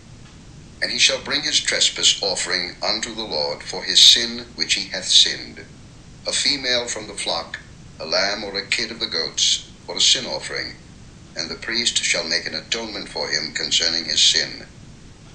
And if he be not able to bring a lamb, then he shall bring for his trespass which he hath committed 2 turtle doves or 2 young pigeons unto the Lord, one for a sin offering, and the other for a burnt offering. And he shall bring them unto the priest, who shall offer that which is for the sin offering first, and wring off his head from his neck, but shall not divide it asunder. And he shall sprinkle of the blood of the sin offering upon the side of the altar, and the rest of the blood shall be wrung out at the bottom of the altar. It is a sin offering. And he shall offer the second for a burnt offering, according to the manner. And the priest shall make an atonement for him for his sin which he hath sinned, and it shall be forgiven him. But if he be not able to bring 2 turtle doves, or 2 young pigeons, then he that sinned shall bring for his offering the 10th part of an ephah of fine flour for a sin offering. He shall put no oil upon it, neither shall he put any frankincense thereon, for it is a sin offering. Then shall he bring it to the priest, and the priest shall take his handful of it, even a memorial thereof, and burn it on the altar, according to the offerings made by fire unto the Lord. It is a sin offering. And the priest shall make an atonement for him as touching his sin, that he hath sinned in one of these, and it shall be forgiven him, and the remnant shall be the priest's as a meat offering. And the Lord spake unto Moses, saying, If a soul commit a trespass, and sin through ignorance in the holy things of the Lord, then he shall bring for his trespass unto the Lord a ram without blemish out of the flocks, with thy estimation by shekels of silver, after the shekel of the sanctuary, for a trespass offering. And he shall make amends for the harm that he hath done in the holy thing, and shall add the 5th part thereto, and give it unto the priest. And the priest shall make an atonement for him with a ram of the trespass offering, and it shall be forgiven him. And if a soul sin, and commit any of these things which are forbidden to be done by the commandments of the Lord, though he wist it not, yet is he guilty, and shall bear his iniquity. And he shall bring a ram without blemish out of the flock, with thy estimation, for a trespass offering unto the priest. And the priest shall make an atonement for him concerning his ignorance wherein he erred and wist it not, and it shall be forgiven him. It is a trespass offering. He hath certainly trespassed against the Lord.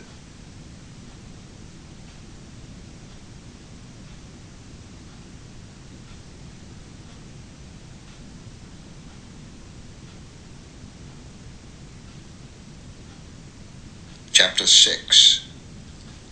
And the Lord spake unto Moses, saying, If a soul sin, and commit a trespass against the Lord, and lie unto his neighbor in that which was delivered him to keep, or in fellowship, or in a thing taken away by violence, or hath deceived his neighbor, or hath found that which was lost, and lieth concerning it, and sweareth falsely, in any of all these that a man doeth, sinning therein, then it shall be, because he hath sinned, and is guilty, that he shall restore that which he took violently away, or the thing which he hath deceitfully gotten, or that which was delivered him to keep, or the lost thing which he found, or all that about which he hath sworn falsely.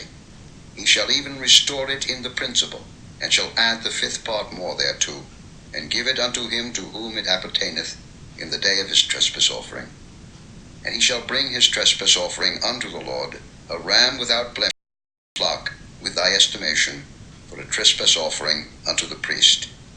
And the priest shall make an atonement for him before the Lord, and it shall be forgiven him for anything of all that he hath done in trespassing therein.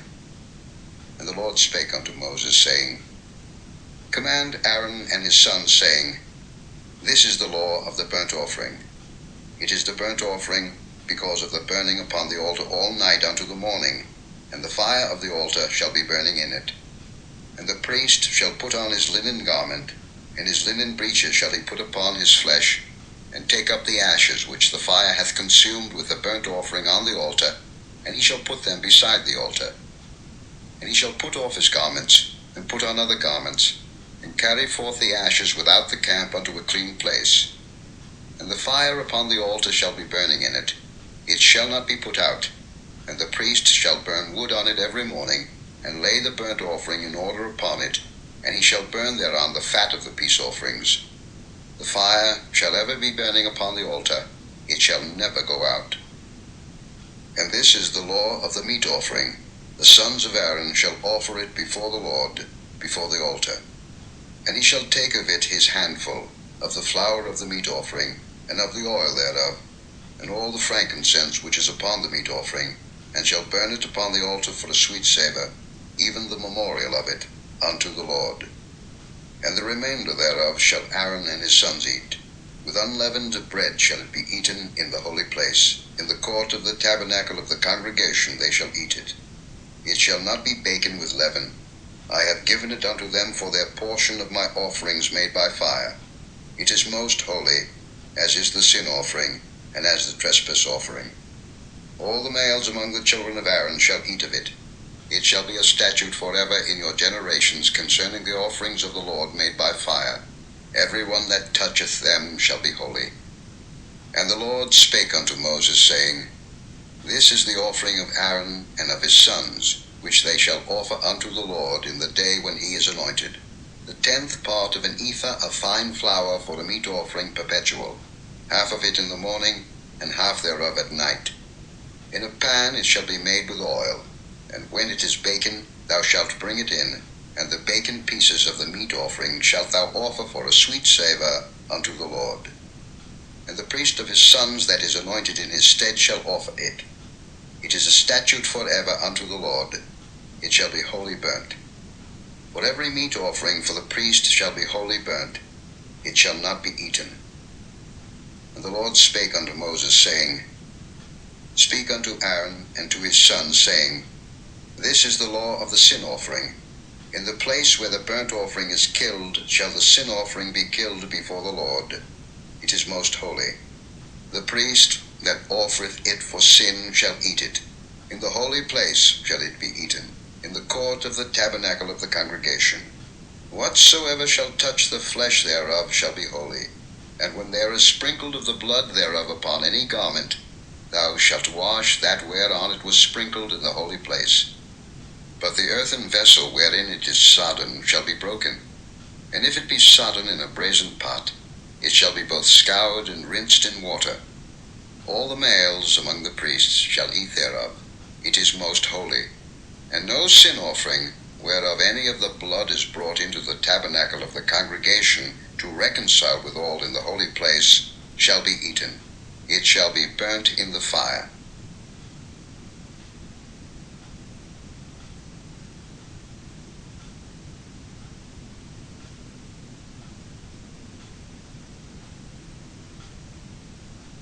Chapter 7.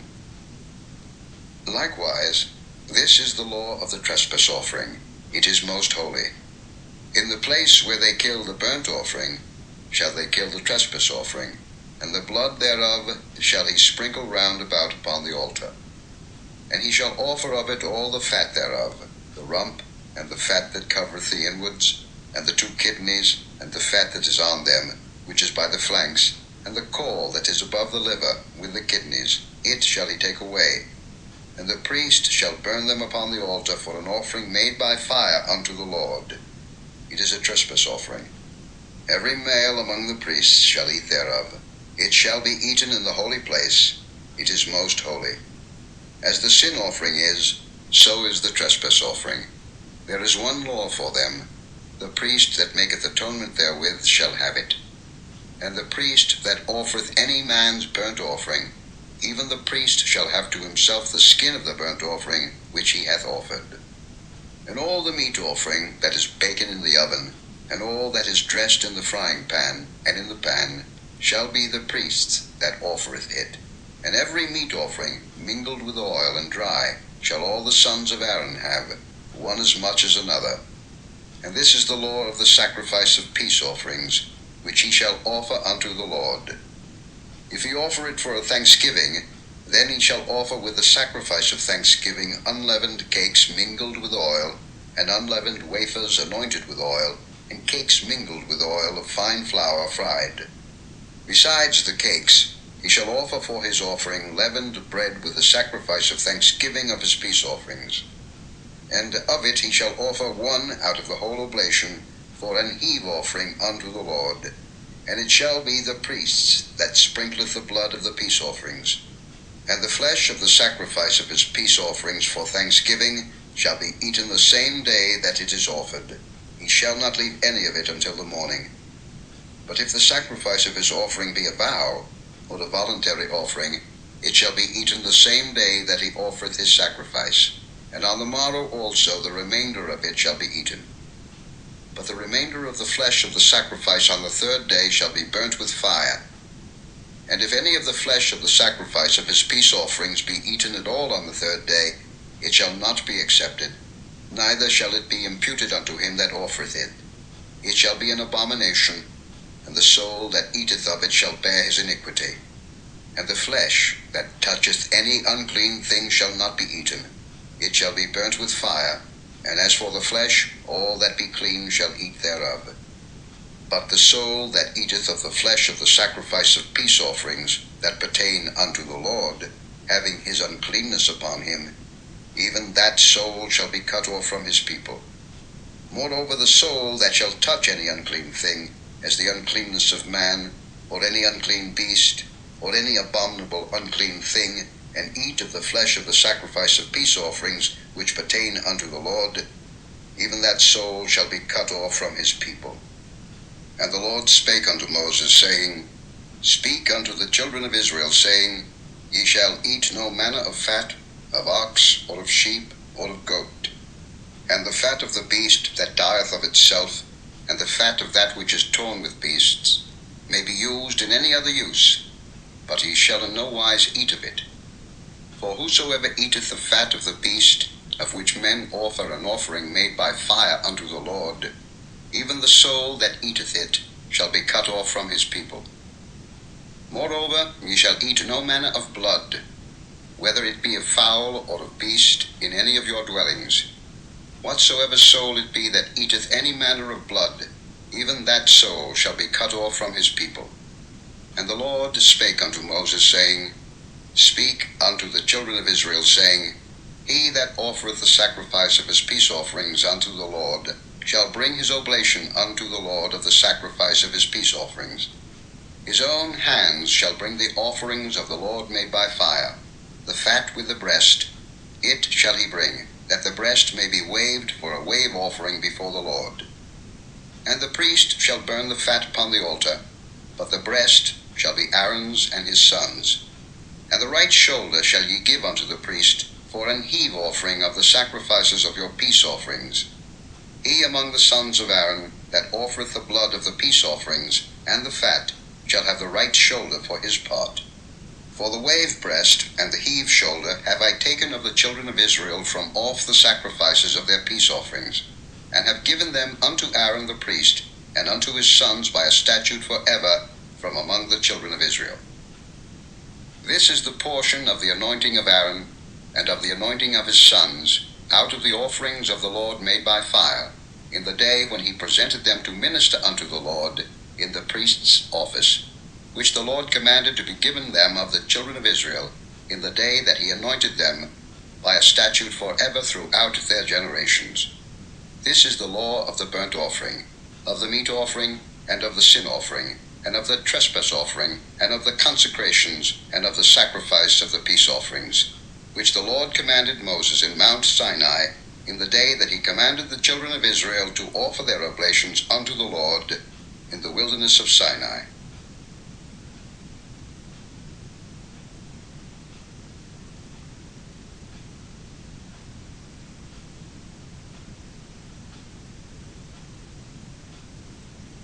Chapter 8. And the Lord spake unto Moses, saying, Take Aaron and his sons with him, and the garments, and the anointing oil, and a bullock for the sin offering, and 2 rams, and a basket of unleavened bread. And gather thou all the congregation together unto the door of the tabernacle of the congregation.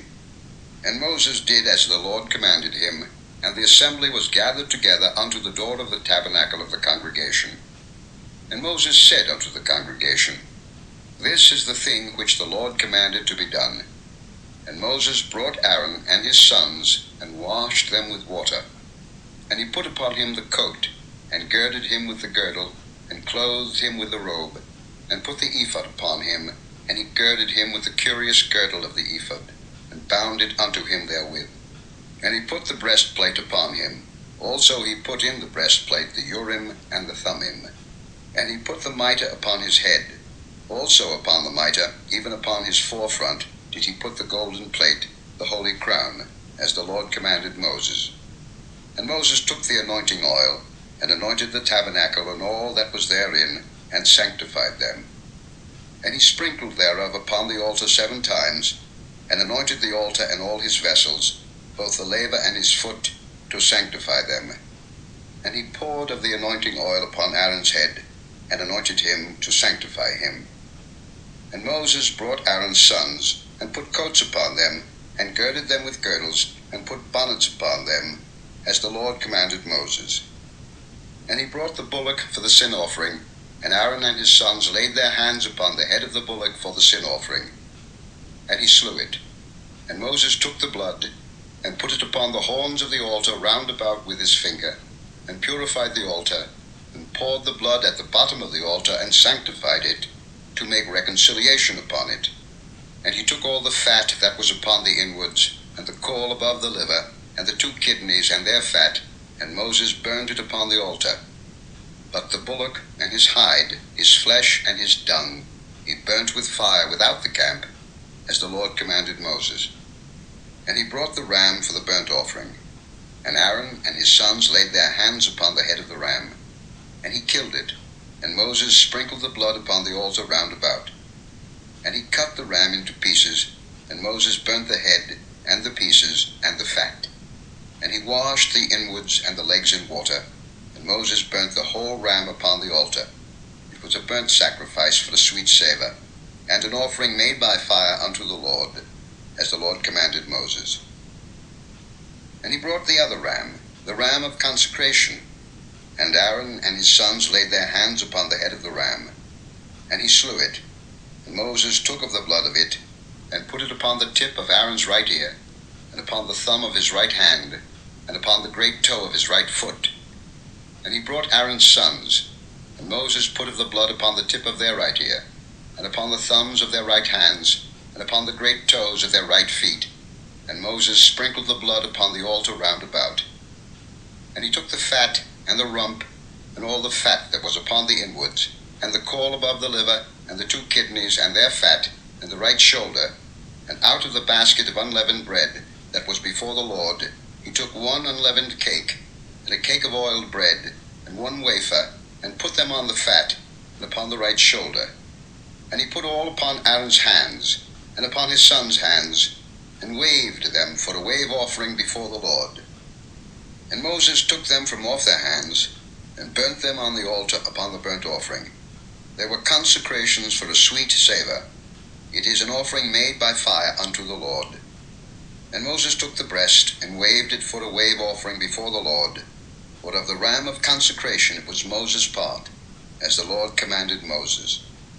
And Moses took of the anointing oil, and of the blood which was upon the altar, and sprinkled it upon Aaron, and upon his garments, and upon his sons, and upon his sons' garments with him, and sanctified Aaron, and his garments, and his sons' garments with him. And Moses said unto Aaron and to his sons, Boil the flesh at the door of the tabernacle of the congregation, and there eat it with the bread that is in the basket of consecrations, as I commanded, saying, Aaron and his sons shall eat it. And that which remaineth of the flesh and of the bread shall ye burn with fire. And ye shall not go out of the door of the tabernacle of the congregation in 7 days, until the days of your consecration be at an end. For 7 days shall he consecrate you, as he hath done this day, so the Lord hath commanded to do, to make an atonement for you. Therefore shall ye abide at the door of the tabernacle of the congregation day and night 7 days, and keep the charge of the Lord, that ye die not, for so I am commanded. So Aaron and his sons did all things which the Lord commanded by the hand of Moses.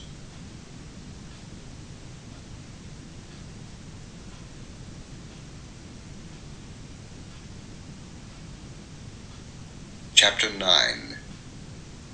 And it came to pass on the 8th day, that Moses called Aaron and his sons and the elders of Israel. And he said unto Aaron, Take thee a young calf for a sin offering, and a ram for a burnt offering, without blemish, and offer them before the Lord.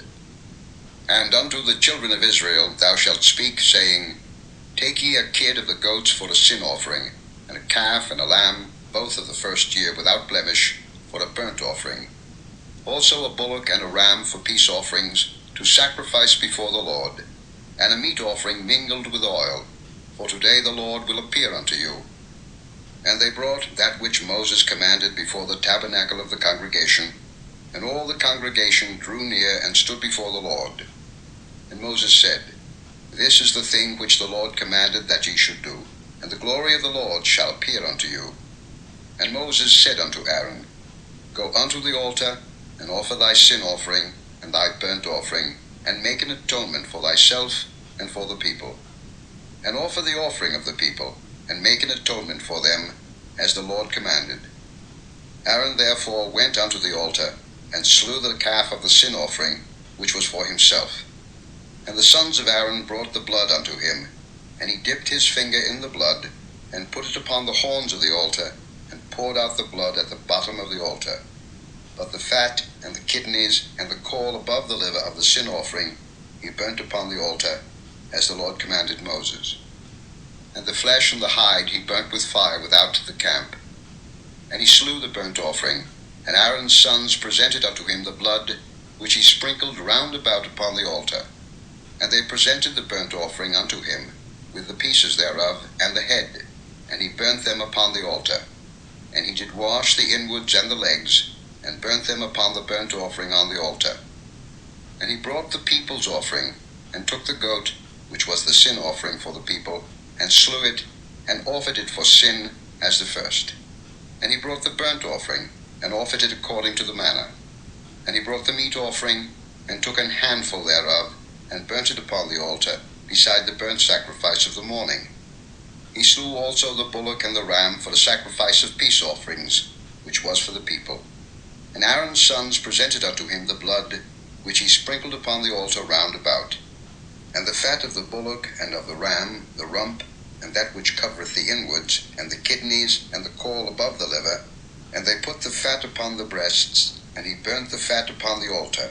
And the breasts and the right shoulder Aaron waved for a wave offering before the Lord, as Moses commanded.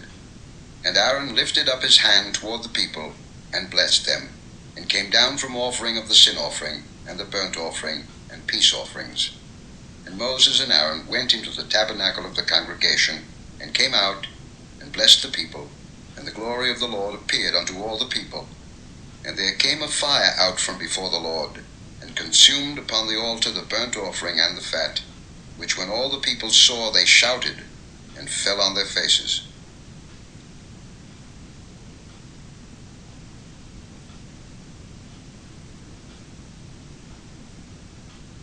Chapter 10. And Nadab and Abihu, the sons of Aaron, took either of them his censer, and put fire therein, and put incense thereon, and offered strange fire before the Lord, which he commanded them not. And there went out fire from the Lord, and devoured them, and they died before the Lord. Then Moses said unto Aaron, This is it that the Lord spake, saying, I will be sanctified in them that come nigh me, and before all the people I will be glorified. And Aaron held his peace.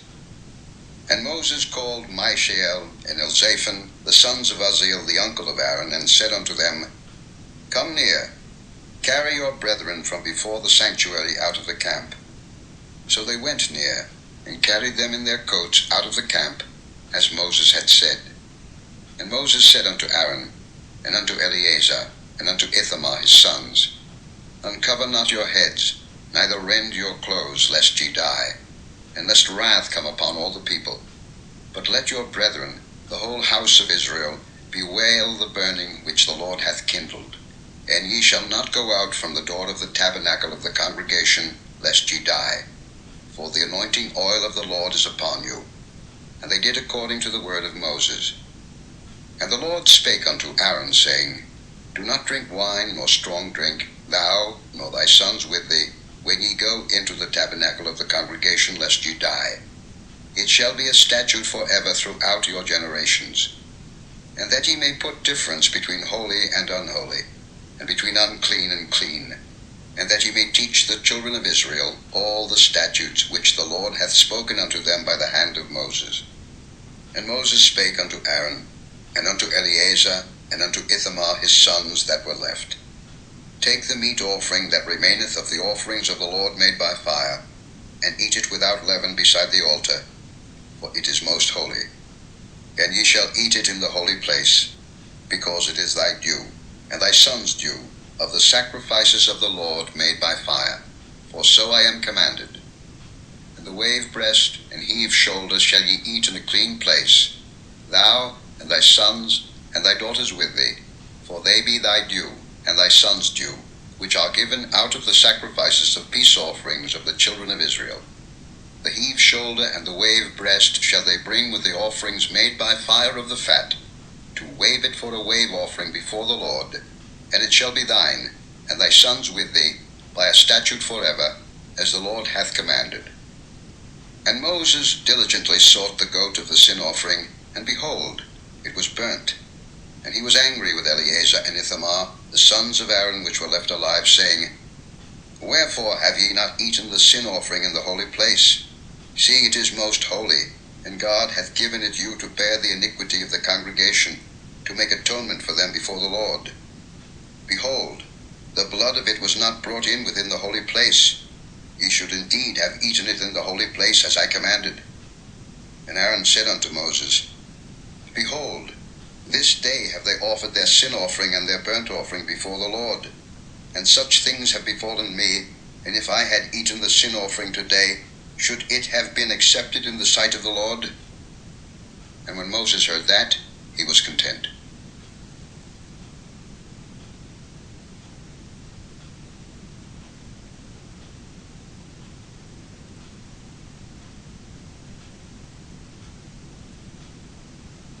Chapter 11.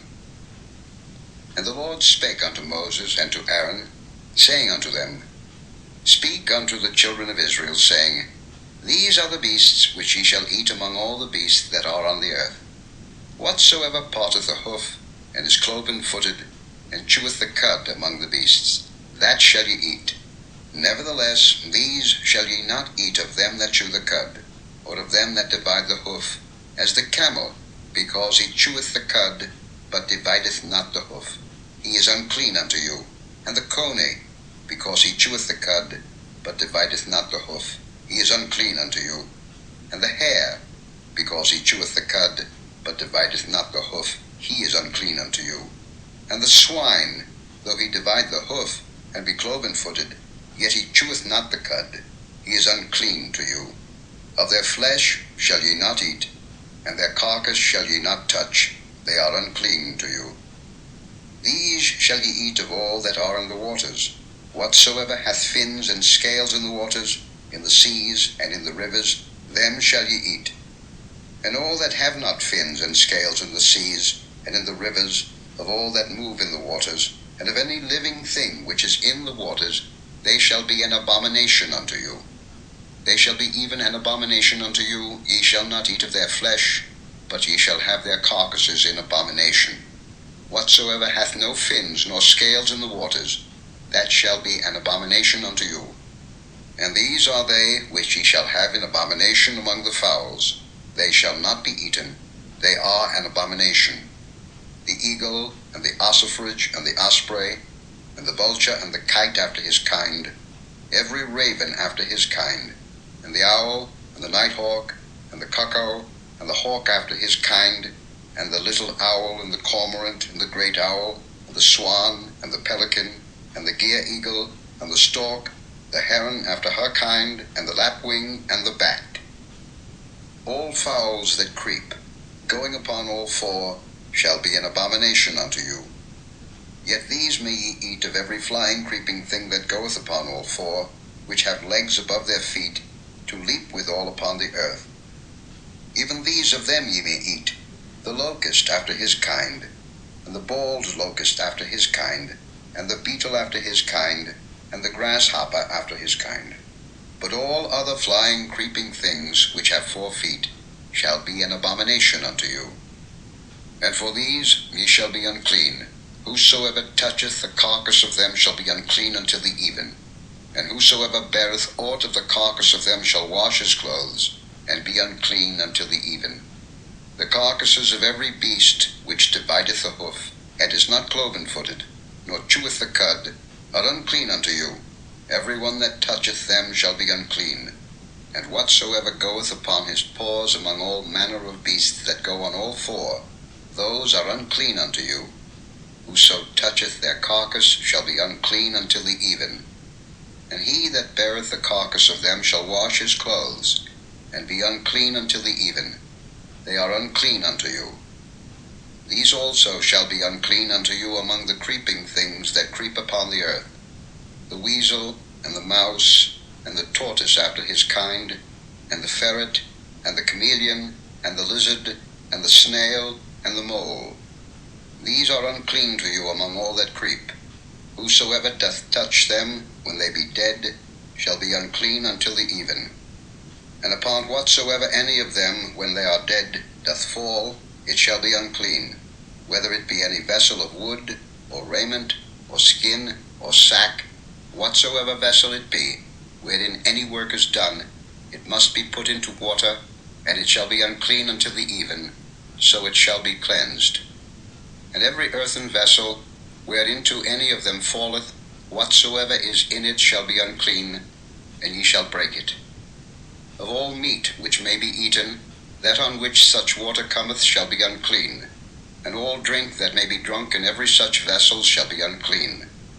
And everything whereupon any part of their carcass falleth shall be unclean, whether it be oven, or ranges for pots, they shall be broken down, for they are unclean, and shall be unclean unto you. Nevertheless, a fountain or pit, wherein there is plenty of water, shall be clean, but that which toucheth their carcass shall be unclean. And if any part of their carcass fall upon any sowing seed which is to be sown, it shall be clean. But if any water be put upon the seed, and any part of their carcass fall thereon, it shall be unclean unto you. And if any beast, of which ye may eat, die, he that toucheth the carcass thereof shall be unclean until the even. And he that eateth of the carcass of it shall wash his clothes, and be unclean until the even. He also that beareth the carcass of it shall wash his clothes, and be unclean until the even. And every creeping thing that creepeth upon the earth shall be an abomination, it shall not be eaten. Whatsoever goeth upon the belly, and whatsoever goeth upon all 4, or whatsoever hath more feet among all creeping things that creep upon the earth, them ye shall not eat, for they are an abomination. Ye shall not make yourselves abominable with any creeping thing that creepeth, neither shall ye make yourselves unclean with them, that ye should be defiled thereby. For I am the Lord your God. Ye shall therefore sanctify yourselves, and ye shall be holy, for I am holy. Neither shall ye defile yourselves with any manner of creeping thing that creepeth upon the earth.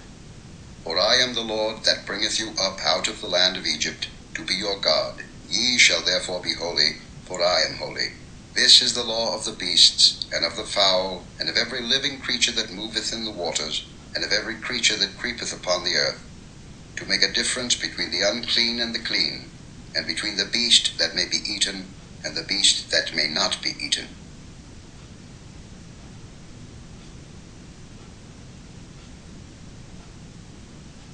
Chapter 12. And the Lord spake unto Moses, saying, Speak unto the children of Israel, saying, If a woman have conceived seed, and born a man-child, then she shall be unclean 7 days, according to the days of the separation for her infirmity shall she be unclean. And in the 8th day the flesh of his foreskin shall be circumcised. And she shall then continue in the blood of her purifying 33 days. She shall touch no hallowed thing, nor come into the sanctuary, until the days of her purifying be fulfilled. But if she bear a maid child, then she shall be unclean 2 weeks, as in her separation, and she shall continue in the blood of her purifying 66 days. And when the days of her purifying are fulfilled, for a son or for a daughter, she shall bring a lamb of the first year for a burnt offering, and a young pigeon or a turtle dove for a sin offering, unto the door of the tabernacle of the congregation, unto the priest, who shall offer it before the Lord, and make an atonement for her, and she shall be cleansed from the issue of her blood. This is the law for her that hath borne a male or a female. And if she be not able to bring a lamb, then she shall bring 2 turtles or 2 young pigeons, the one for the burnt offering, and the other for the sin offering, and the priest shall make an atonement for her, and she shall be clean.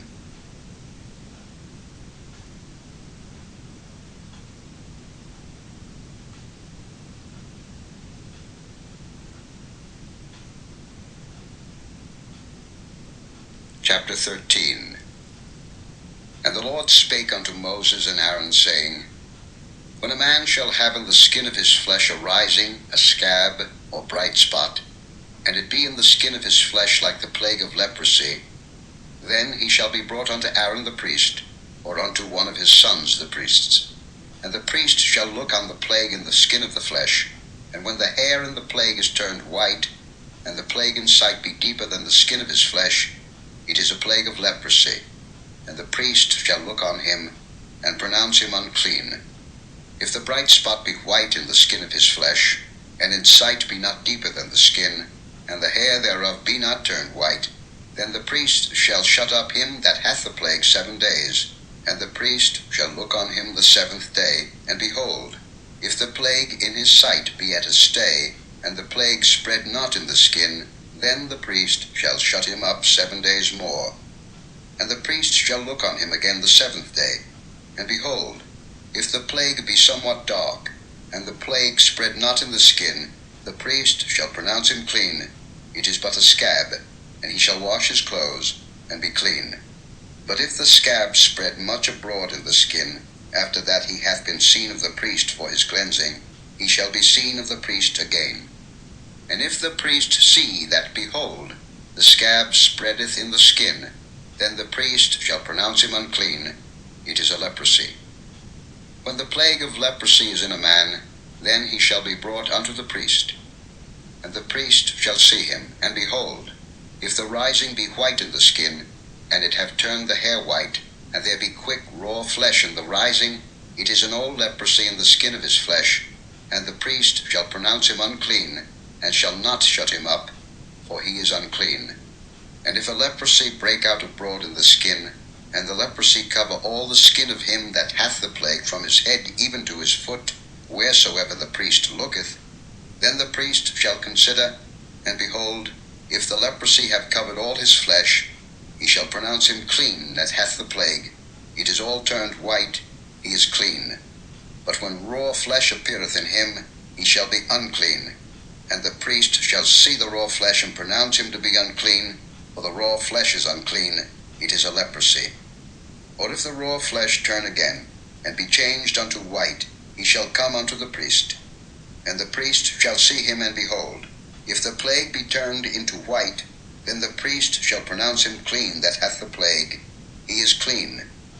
The flesh also, in which, even in the skin thereof, was a boil, and is healed. And in the place of the boil there be a white rising, or a bright spot white, and somewhat reddish, and it be showed to the priest. And if, when the priest seeth it, behold, it be in sight lower than the skin, and the hair thereof be turned white, the priest shall pronounce him unclean. It is a plague of leprosy broken out of the boil. But if the priest look on it, and behold, there be no white hairs therein, and if it be not lower than the skin, but be somewhat dark, then the priest shall shut him up 7 days. And if it spread much abroad in the skin, then the priest shall pronounce him unclean. It is a plague. But if the bright spot stay in his place, and spread not, it is a burning boil, and the priest shall pronounce him clean. Or if there be any flesh, in the skin whereof there is a hot burning, and the quick flesh that burneth have a white bright spot, somewhat reddish or white, then the priest shall look upon it, and behold, if the hair in the bright spot be turned white, and it be in sight deeper than the skin, it is a leprosy broken out of the burning, wherefore the priest shall pronounce him unclean, it is the plague of leprosy. But if the priest look on it, and behold, there be no white hair in the bright spot, and it be no lower than the other skin, but be somewhat dark, then the priest shall shut him up 7 days. And the priest shall look upon him the 7th day, and if it be spread much abroad in the skin, then the priest shall pronounce him unclean, it is the plague of leprosy. And if the bright spot stay in his place, and spread not in the skin, but it be somewhat dark, it is a rising of the burning, and the priest shall pronounce him clean, for it is an inflammation of the burning. If a man or woman have a plague upon the head or the beard, then the priest shall see the plague, and behold, if it be in sight deeper than the skin, and there be in it a yellow thin hair, then the priest shall pronounce him unclean.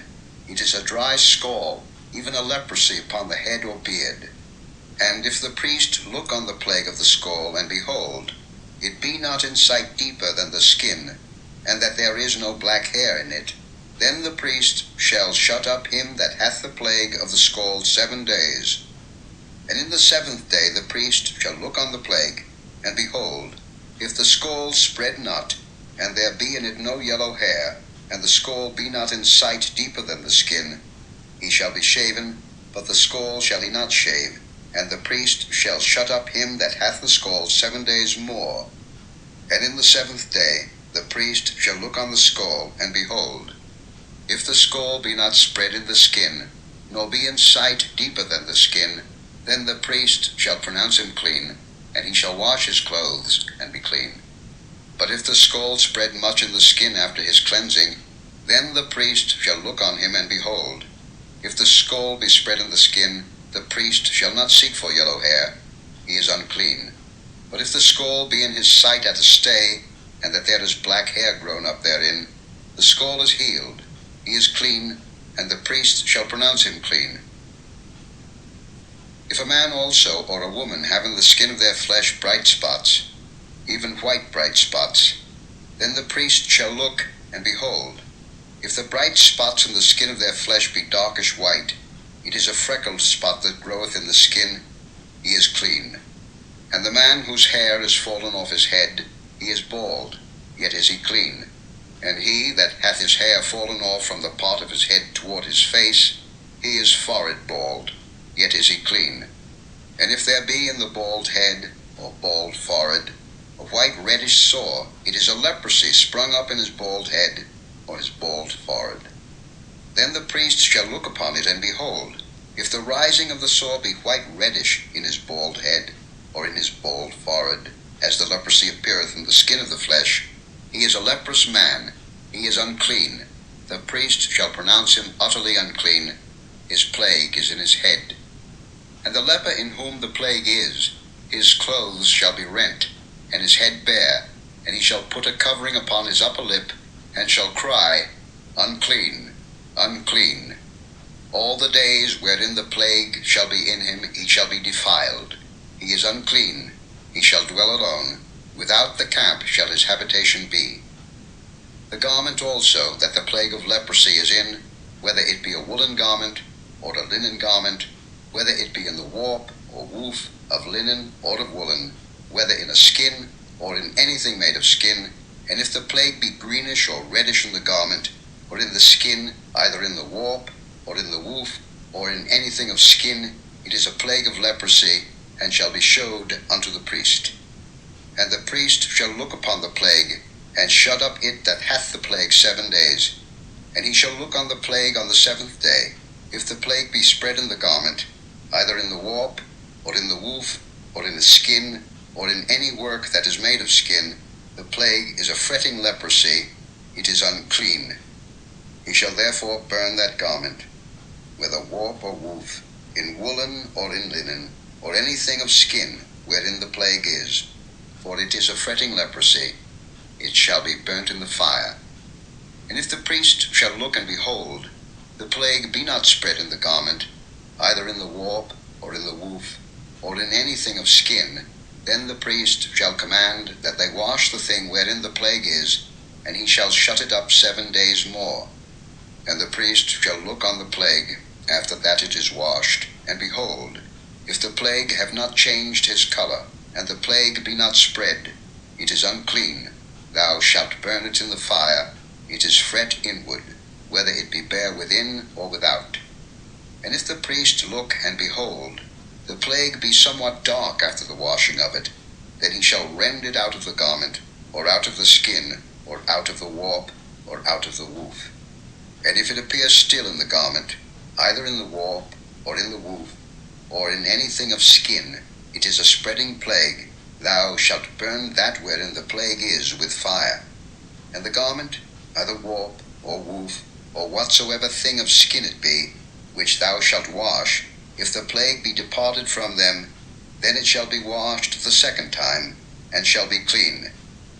This is the law of the plague of leprosy in a garment of woolen or linen, either in the warp, or woof, or anything of skins, to pronounce it clean, or to pronounce it unclean.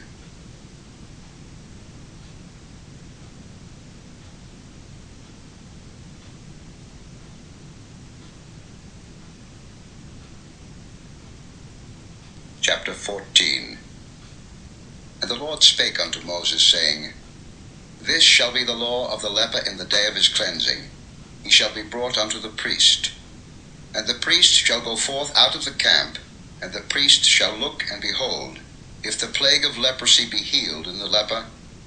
Then shall the priest command to take for him that is to be cleansed 2 birds alive and clean, and cedar wood, and scarlet, and hyssop.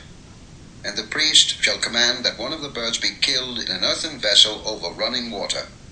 As for the living bird, he shall take it, and the cedar wood, and the scarlet, and the hyssop, and shall dip them and the living bird in the blood of the bird that was killed over the running water.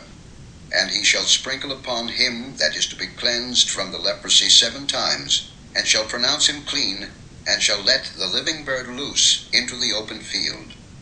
And he that is to be cleansed shall wash his clothes, and shave off all his hair, and wash himself in water, that he may be clean. And after that he shall come into the camp, and shall tarry abroad out of his tent 7 days. But it shall be on the 7th day, that he shall shave all his hair off his head, and his beard, and his eyebrows, even all his hair he shall shave off. And he shall wash his clothes, also he shall wash his flesh in water, and he shall be clean. And on the 8th day he shall take 2 he-lambs without blemish, and 1 ewe lamb of the first year without blemish, and 3/10 deals of fine flour for a meat offering, mingled with oil, and 1 log of oil. And the priest that maketh him clean shall present the man that is to be made clean, and those things before the Lord, at the door of the tabernacle of the congregation. And the priest shall take 1 he-lamb, and offer him for a trespass offering, and the log of oil, and wave them for a wave offering before the Lord. And he shall slay the lamb in the place where he shall kill the sin offering and the burnt offering, in the holy place. For as the sin offering is the priest's, so is the trespass offering, it is most holy. And the priest shall take some of the blood of the trespass offering, and the priest shall put it upon the tip of the right ear of him that is to be cleansed, and upon the thumb of his right hand, and upon the great toe of his right foot. And the priest shall take some of the log of oil, and pour it into the palm of his own left hand. And the priest shall dip his right finger in the oil that is in his left hand, and shall sprinkle of the oil with his finger 7 times before the Lord. And of the rest of the oil that is in his hand shall the priest put upon the tip of the right ear of him that is to be cleansed, and upon the thumb of his right hand, and upon the great toe of his right foot, upon the blood of the trespass offering. And the remnant of the oil that is in the priest's hand he shall pour upon the head of him that is to be cleansed, and the priest shall make an atonement for him before the Lord. And the priest shall offer the sin offering, and make an atonement for him that is to be cleansed from his uncleanness. And afterward he shall kill the burnt offering. And the priest shall offer the burnt offering and the meat offering upon the altar. and the priest shall make an atonement for him, and he shall be clean. And if he be poor, and cannot get so much, then he shall take one lamb for a trespass offering to be waved, to make an atonement for him, and 1/10 deal of fine flour mingled with oil for a meat offering, and a log of oil, and 2 turtle doves, or 2 young pigeons, such as he is able to get, and the one shall be a sin offering, and the other a burnt offering. And he shall bring them on the 8th day for his cleansing unto the priest, unto the door of the tabernacle of the congregation, before the Lord. And the priest shall take the lamb of the trespass offering, and the log of oil, and the priest shall wave them for a wave offering before the Lord. And he shall kill the lamb of the trespass offering, and the priest shall take some of the blood of the trespass offering, and put it upon the tip of the right ear of him that is to be cleansed, and upon the thumb of his right hand, and upon the great toe of his right foot. And the priest shall pour of the oil into the palm of his own left hand, and the priest shall sprinkle with his right finger some of the oil that is in his left hand 7 times before the Lord. And the priest shall put of the oil that is in his hand upon the tip of the right ear of him that is to be cleansed, and upon the thumb of his right hand, and upon the great toe of his right foot, upon the place of the blood of the trespass offering. And the rest of the oil that is in the priest's hand he shall put upon the head of him that is to be cleansed, to make an atonement for him before the Lord. And he shall offer the one of the turtle doves, or of the young pigeons, such as he can get, even such as he is able to get, the one for a sin offering, and the other for a burnt offering, with the meat offering, and the priest shall make an atonement for him that is to be cleansed before the Lord. This is the Lord of him in whom is the plague of leprosy, whose hand is not able to get that which pertaineth to his cleansing. And the Lord spake unto Moses and unto Aaron, saying, When ye be come into the land of Canaan, which I give to you for a possession, and I put the plague of leprosy in a house of the land of your possession, and he that owneth the house shall come and tell the priest, saying, It seemeth to me there is as it were a plague in the house. Then the priest shall command that they empty the house, before the priest go in to see the plague, that all that is in the house be not made unclean, and afterward the priest shall go in to see the house. And he shall look on the plague, and behold, if the plague be in the walls of the house with hollow strakes, greenish or reddish, which in sight are lower than the wall, then the priest shall go out of the house to the door of the house, and shut up the house 7 days. And the priest shall come again the 7th day, and shall look, and behold, if the plague be spread in the walls of the house, then the priest shall command that they take away the stones in which the plague is, and they shall cast them into an unclean place without the city. And he shall cause the house to be scraped within round about, and they shall pour out the dust that they scrape off without the city into an unclean place. And they shall take other stones, and put them in the place of those stones, and he shall take other mortar, and shall plaster the house. And if the plague come again, and break out in the house, after that he hath taken away the stones, and after he hath scraped the house, and after it is plastered, then the priest shall come and look, and behold, if shall carry them forth out of the city into an unclean place. Moreover, he that goeth into the house all the while that it is shut up shall be unclean until the even. And he that lieth in the house shall wash his clothes, and he that eateth in the house shall wash his clothes. And if the priest shall come in and look upon it, and behold, the plague hath not spread in the house, after the house was plastered, then the priest shall pronounce the house clean, because the plague is healed. And he shall take to cleanse the house 2 birds, and cedar wood, and scarlet, and hyssop. And he shall kill the one of the birds in an earthen vessel over running water. And he shall take the cedar wood, and the hyssop, and the scarlet, and the living bird, and dip them in the blood of the slain bird, and in the running water, and sprinkle the house 7 times. And he shall cleanse the house with the blood of the bird, and with the running water, and with the living bird, and with the cedar wood, and with the hyssop, and with the scarlet. But he shall let go the living bird out of the city into the open fields, and make an atonement for the house, and it shall be clean. This is the law for all manner of plague of leprosy and scall. and for the leprosy of a garment and of a house, and for the rising, and for the scab, and for the bright spot, to teach when it is unclean, and when it is clean. This is the law of leprosy.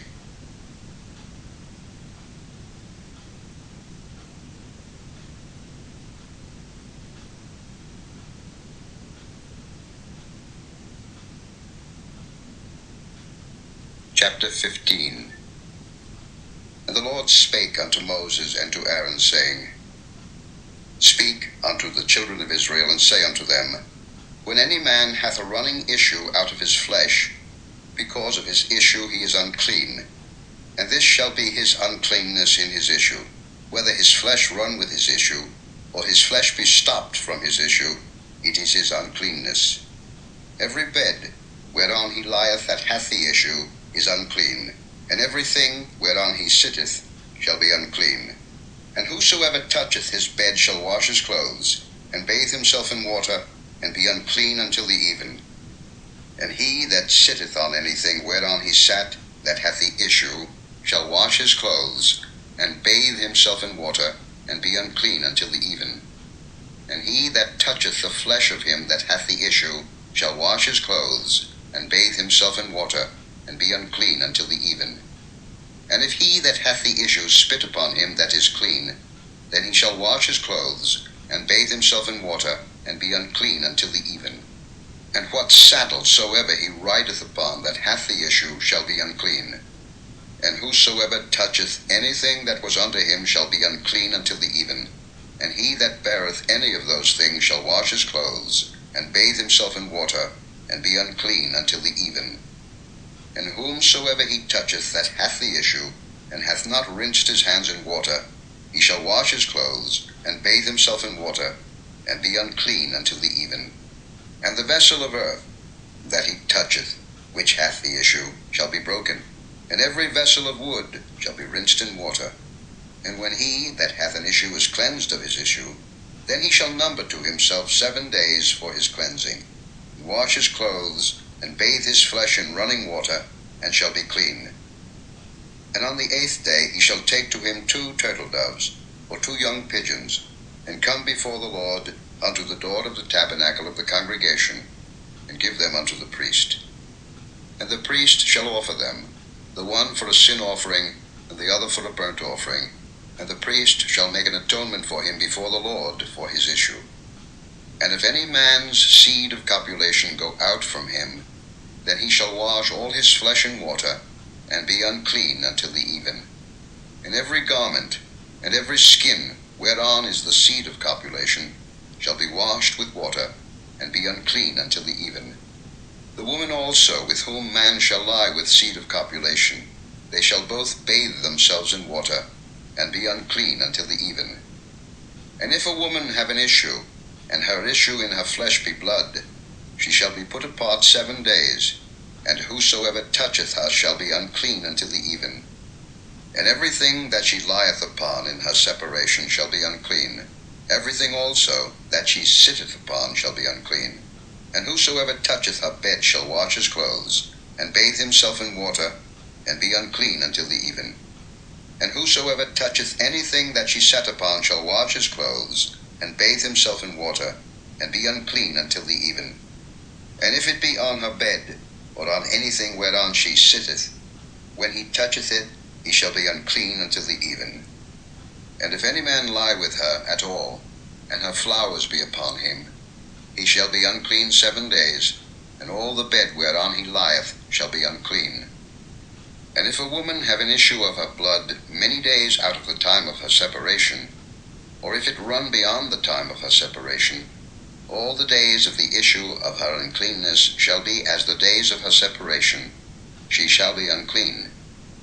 Every bed whereon she lieth all the days of her issue shall be unto her as the bed of her separation. And whatsoever she sitteth upon shall be unclean, as the uncleanness of her separation. And whosoever toucheth those things shall be unclean, and shall wash his clothes, and bathe himself in water, and be unclean until the even. But if she be cleansed of her issue, then she shall number to herself 7 days, and after that she shall be clean. And on the 8th day she shall take unto her 2 turtles, or 2 young pigeons, and bring them unto the priest to the door of the tabernacle of the congregation. And the priest shall offer the one for a sin offering, and the other for a burnt offering. And the priest shall make an atonement for her before the Lord for the issue of her uncleanness. Thus shall ye separate the children of Israel from their uncleanness, that they die not in their uncleanness, when they defile my tabernacle that is among them. This is the law of him that hath an issue, and of him whose seed goeth from him, and is defiled therewith, and of her that is sick of her flowers, and of him that hath an issue, of the man and of the woman, and of him that lieth with her that is unclean.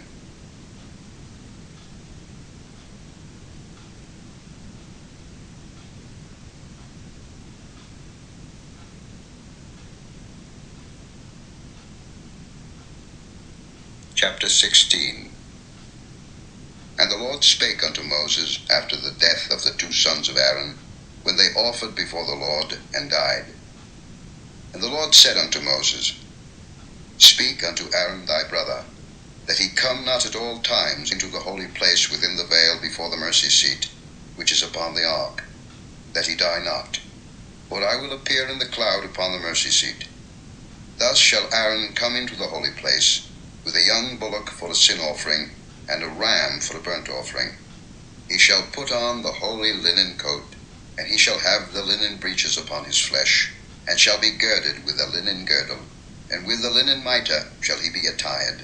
These are holy garments. Therefore shall he wash his flesh in water, and so put them on. And he shall take of the congregation of the children of Israel 2 kids of the goats for a sin offering, and 1 ram for a burnt offering. And Aaron shall offer his bullock of the sin offering, which is for himself, and make an atonement for himself and for his house. And he shall take the 2 goats, and present them before the Lord at the door of the tabernacle of the congregation. And Aaron shall cast lots upon the 2 goats, 1 lot for the Lord, and the other lot for the scapegoat. And Aaron shall bring the goat upon which the Lord's lot fell, and offer him for a sin offering. But the goat, on which the lot fell to be the scapegoat, shall be presented alive before the Lord, to make an atonement with him, and to let him go for a scapegoat into the wilderness. And Aaron shall bring the bullock of the sin offering, which is for himself, and shall make an atonement for himself and for his house, and shall kill the bullock of the sin offering, which is for himself. And he shall take a censer full of burning coals of fire from off the altar before the Lord, and his hands full of sweet incense beaten small, and bring it within the veil. And he shall put the incense upon the fire before the Lord, that the cloud of the incense may cover the mercy seat that is upon the testimony, that he die not. And he shall take of the blood of the bullock, and sprinkle it with his finger upon the mercy seat eastward, and before the mercy seat shall he sprinkle of the blood with his finger 7 times. Then shall he kill the goat of the sin offering, that is for the people, and bring his blood within the veil, and do with that blood as he did with the blood of the bullock, and sprinkle it upon the mercy seat, and before the mercy seat. And he shall make an atonement for the holy place, because of the uncleanness of the children of Israel, and because of their transgressions in all their sins. And so shall he do for the tabernacle of the congregation, that remaineth among them in the midst of their uncleanness. And there shall be no man in the tabernacle of the congregation when he goeth in to make an atonement in the holy place, until he come out, and have made an atonement for himself, and for his household, and for all the congregation of Israel. And he shall go out unto the altar that is before the Lord, and make an atonement for it, and shall take of the blood of the bullock, and of the blood of the goat, and put it upon the horns of the altar round about. And he shall sprinkle of the blood upon it with his finger 7 times, and cleanse it, and hallow it from the uncleanness of the children of Israel. And when he hath made an end of reconciling the holy place, and the tabernacle of the congregation, and the altar, he shall bring the live goat. And Aaron shall lay both his hands upon the head of the live goat, and confess over him all the iniquities of the children of Israel, and all their transgressions and all their sins, putting them upon the head of the goat, and shall send him away by the hand of a fit man into the wilderness. And the goat shall bear upon him all their iniquities unto a land not inhabited, and he shall let go the goat in the wilderness. And Aaron shall come into the tabernacle of the congregation, and shall put off the linen garments, which he put on when he went into the holy place, and shall leave them there. And he shall wash his flesh with water in the holy place, and put on his garments, and come forth, and offer his burnt offering, and the burnt offering of the people, and make an atonement for himself and for the people. And the fat of the sin offering shall he burn upon the altar. And he that let go the goat for the scapegoat shall wash his clothes, and bathe his flesh in water, and afterward come into the camp. And the bullock for the sin offering, and the goat for the sin offering, whose blood was brought in to make atonement in the holy place, shall one carry forth without the camp, and they shall burn in the fire their skins, and their flesh, and their dung. And he that burneth them shall wash his clothes, and bathe his flesh in water, and afterward he shall come into the camp. And this shall be a statute for ever unto you, that in the 7th month, on the 10th day of the month, ye shall afflict your souls, and do no work at all, whether it be one of your own country, or a stranger that sojourneth among you. For on that day shall the priest make an atonement for you, to cleanse you, that ye may be clean from all your sins before the Lord. It shall be a Sabbath of rest unto you, and ye shall afflict your souls by a statute forever. And the priest, whom he shall anoint, and whom he shall consecrate to minister in the priest's office in his father's stead, shall make the atonement, and shall put on the linen clothes, even the holy garments. And he shall make an atonement for the holy sanctuary, and he shall make an atonement for the tabernacle of the congregation, and for the altar, and he shall make an atonement for the priests, and for all the people of the congregation. And this shall be an everlasting statute unto you, to make an atonement for the children of Israel for all their sins once a year. And he did as the Lord commanded Moses.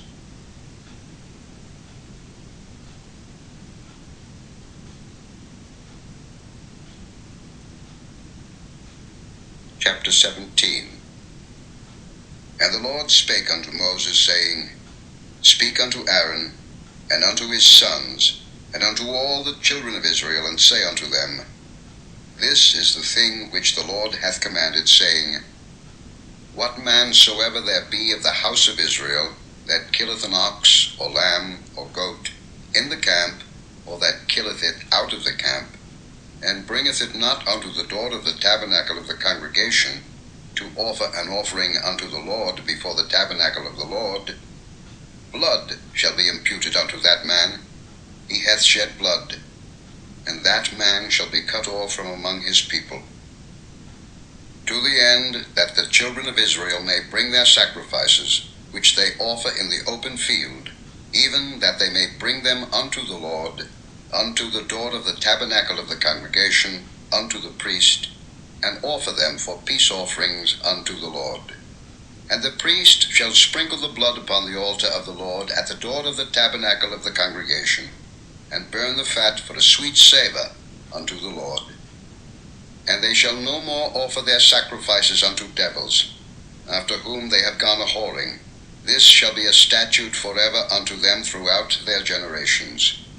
And thou shalt say unto them, Whatsoever man there be of the house of Israel, or of the strangers which sojourn among you, that offereth a burnt offering or sacrifice, and bringeth it not unto the door of the tabernacle of the congregation, to offer it unto the Lord, even that man shall be cut off from among his people. And whatsoever man there be of the house of Israel, or of the strangers that sojourn among you, that eateth any manner of blood, I will even set my face against that soul that eateth blood, and will cut him off from among his people. For the life of the flesh is in the blood, and I have given it to you upon the altar to make an atonement for your souls. For it is the blood that maketh an atonement for the soul. Therefore I said unto the children of Israel, No soul of you shall eat blood, neither shall any stranger that sojourneth among you eat blood. And whatsoever man there be of the children of Israel, or of the strangers that sojourn among you, which hunteth and catcheth any beast or fowl that may be eaten, he shall even pour out the blood thereof, and cover it with dust. For it is the life of all flesh, the blood of it is for the life thereof. Therefore I said unto the children of Israel, Ye shall eat the blood of no manner of flesh, for the life of all flesh is the blood thereof. Whosoever eateth it shall be cut off. And every soul that eateth that which died of itself, or that which was torn with beasts, whether it be one of your own country, or a stranger, he shall both wash his clothes, and bathe himself in water, and be unclean until the even. Then shall he be clean. But if he wash them not, nor bathe his flesh, then he shall bear his iniquity.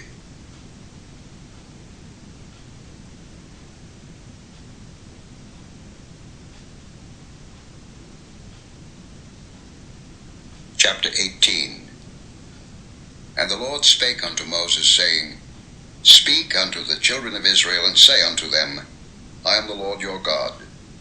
After the doings of the land of Egypt, wherein ye dwelt, shall ye not do, and after the doings of the land of Canaan, whither I bring you, shall ye not do, neither shall ye walk in their ordinances. Ye shall do my judgments, and keep mine ordinances, to walk therein. I am the Lord your God.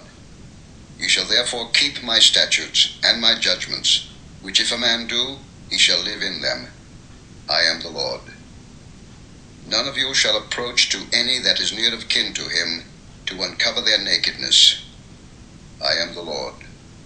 The nakedness of thy father, or the nakedness of thy mother, shalt thou not uncover. She is thy mother. Thou shalt not uncover her nakedness.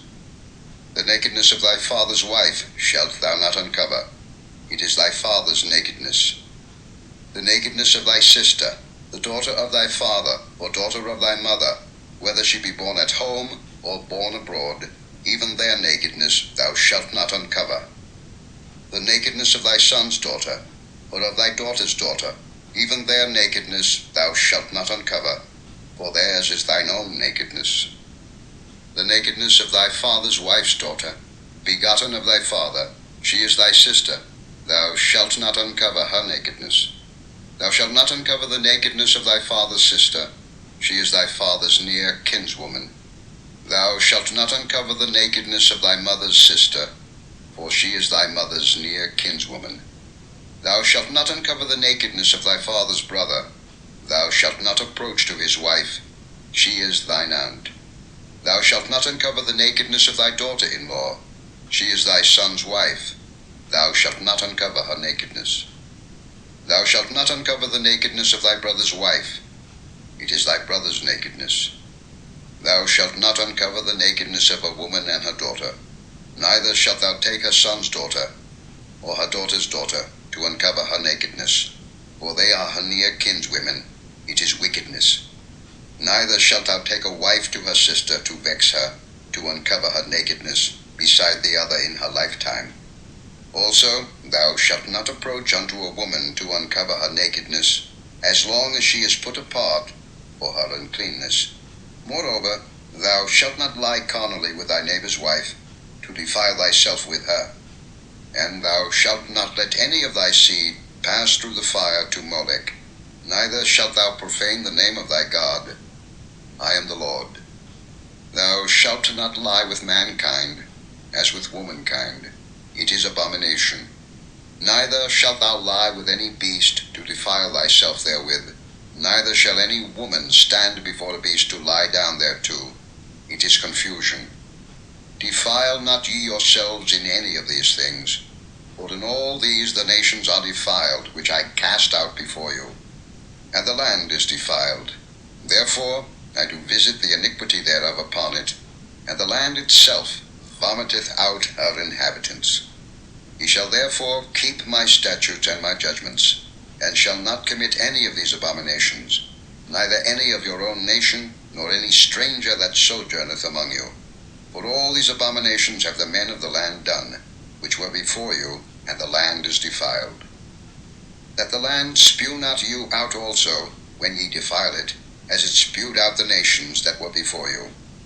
For whosoever shall commit any of these abominations, even the souls that commit them shall be cut off from among their people. Therefore shall ye keep mine ordinance, that ye commit not any one of these abominable customs, which were committed before you, and that ye defile not yourselves therein. I am the Lord your God.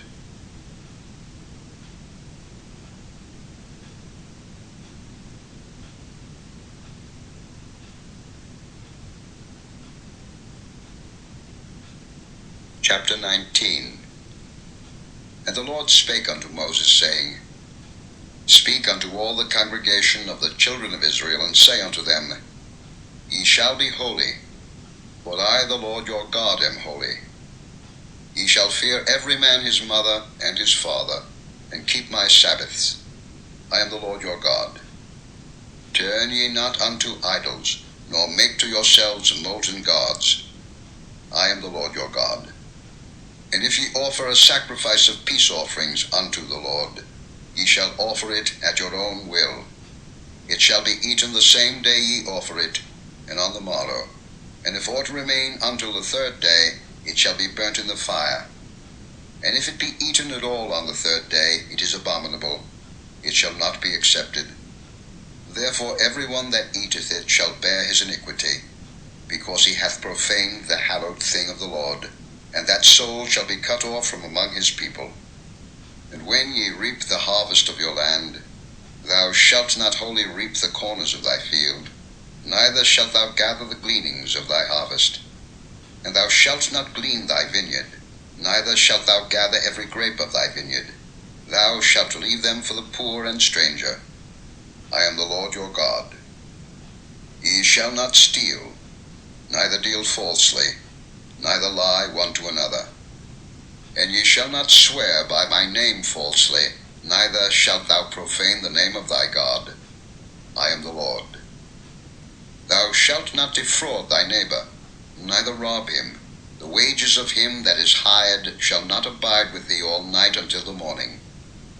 Thou shalt not curse the deaf, nor put a stumbling block before the blind, but shalt fear thy God. I am the Lord. Ye shall do no unrighteousness in judgment.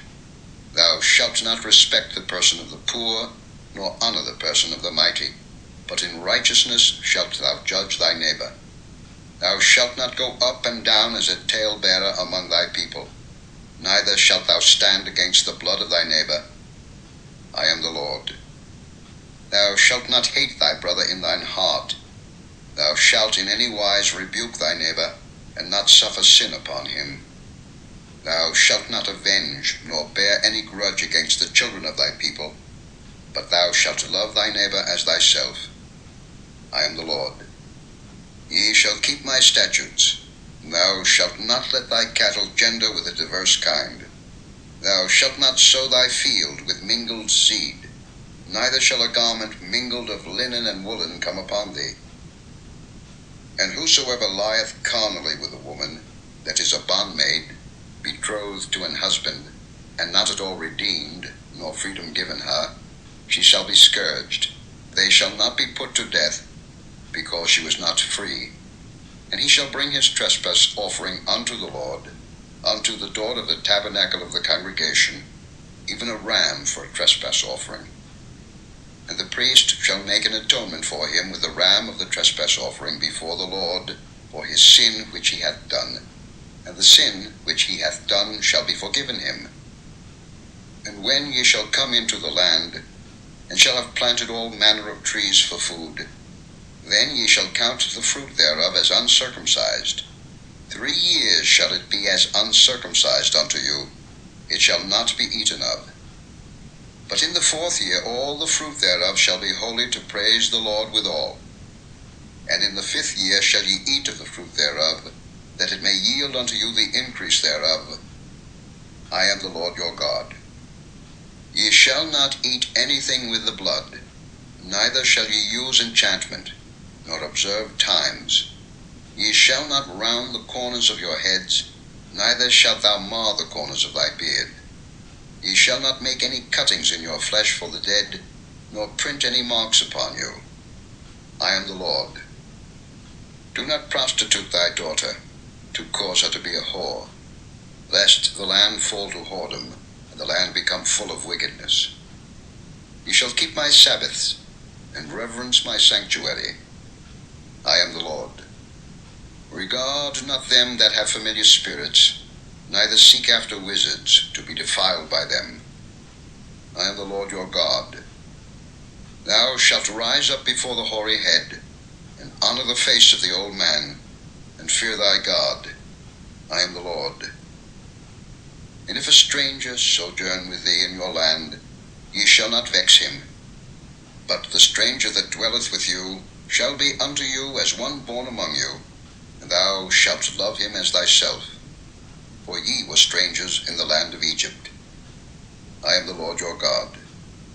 Ye shall do no unrighteousness in judgment, in meat yard, in weight, or in measure.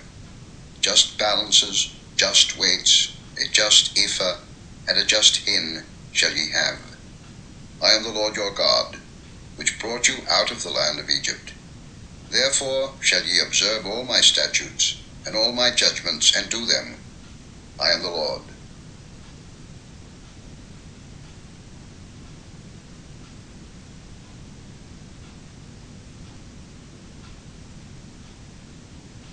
Chapter 20. And the Lord spake unto Moses, saying, Again, thou shalt say to the children of Israel, Whosoever he be of the children of Israel, or of the strangers that sojourn in Israel, that giveth any of his seed unto Molech, he shall surely be put to death. The people of the land shall stone him with stones.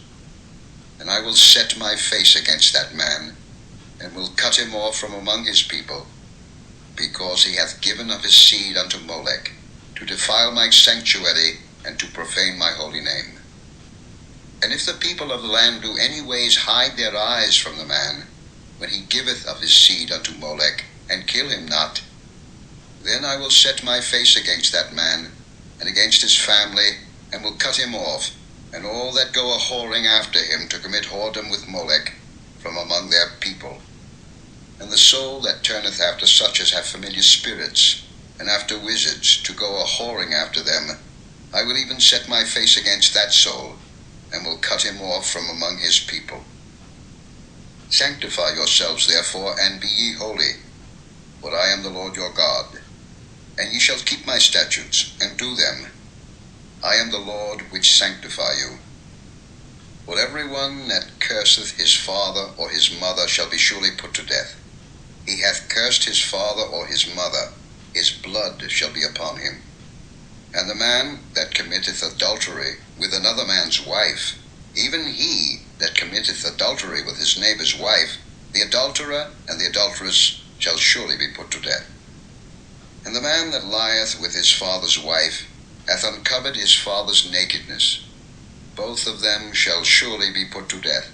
Their blood shall be upon them. And if a man lie with his daughter-in-law, both of them shall surely be put to death. They have wrought confusion. Their blood shall be upon them. If a man also lie with mankind, as he lieth with a woman, both of them have committed an abomination. They shall surely be put to death. Their blood shall be upon them. And if a man take a wife and her mother, it is wickedness. They shall be burnt with fire, both he and they, that there be no wickedness among you. And if a man lie with a beast, he shall surely be put to death, and ye shall slay the beast. And if a woman approach unto any beast, and lie down thereto, thou shalt kill the woman and the beast. They shall surely be put to death. Their blood shall be upon them. And if a man shall take his sister, his father's daughter, or his mother's daughter, and see her nakedness, and she see his nakedness, it is a wicked thing, and they shall be cut off in the sight of their people. He hath uncovered his sister's nakedness, he shall bear his iniquity. And if a man shall lie with a woman having her sickness, and shall uncover her nakedness, he hath discovered her fountain, and she hath uncovered the fountain of her blood, and both of them shall be cut off from among their people. And thou shalt not uncover the nakedness of thy mother's sister, nor of thy father's sister, for he uncovereth his near kin. They shall bear their iniquity. And if a man shall lie with his uncle's wife, he hath uncovered his uncle's nakedness. They shall bear their sin. They shall die childless. And if a man shall take his brother's wife, it is an unclean thing. He hath uncovered his brother's nakedness. They shall be childless. Ye shall therefore keep all my statutes and all my judgments, and do them, that the land, whither I bring you to dwell therein, spew you not out. And ye shall not walk in the manners of the nation, which I cast out before you, for they committed all these things, and therefore I abhorred them. But I have said unto you, Ye shall inherit their land, and I will give it unto you to possess it, a land that floweth with milk and honey. I am the Lord your God, which have separated you from other people. Ye shall therefore put difference between clean beasts and unclean, and between unclean fowls and clean. And ye shall not make your souls abominable by beast, or by fowl, or by any manner of living thing that creepeth on the ground, which I have separated from you as unclean. And ye shall be holy unto me. For I, the Lord, am holy, and have severed you from other people, that ye should be mine. A man also, or woman, that hath a familiar spirit, or that is a wizard, shall surely be put to death. They shall stone them with stones. Their blood shall be upon them.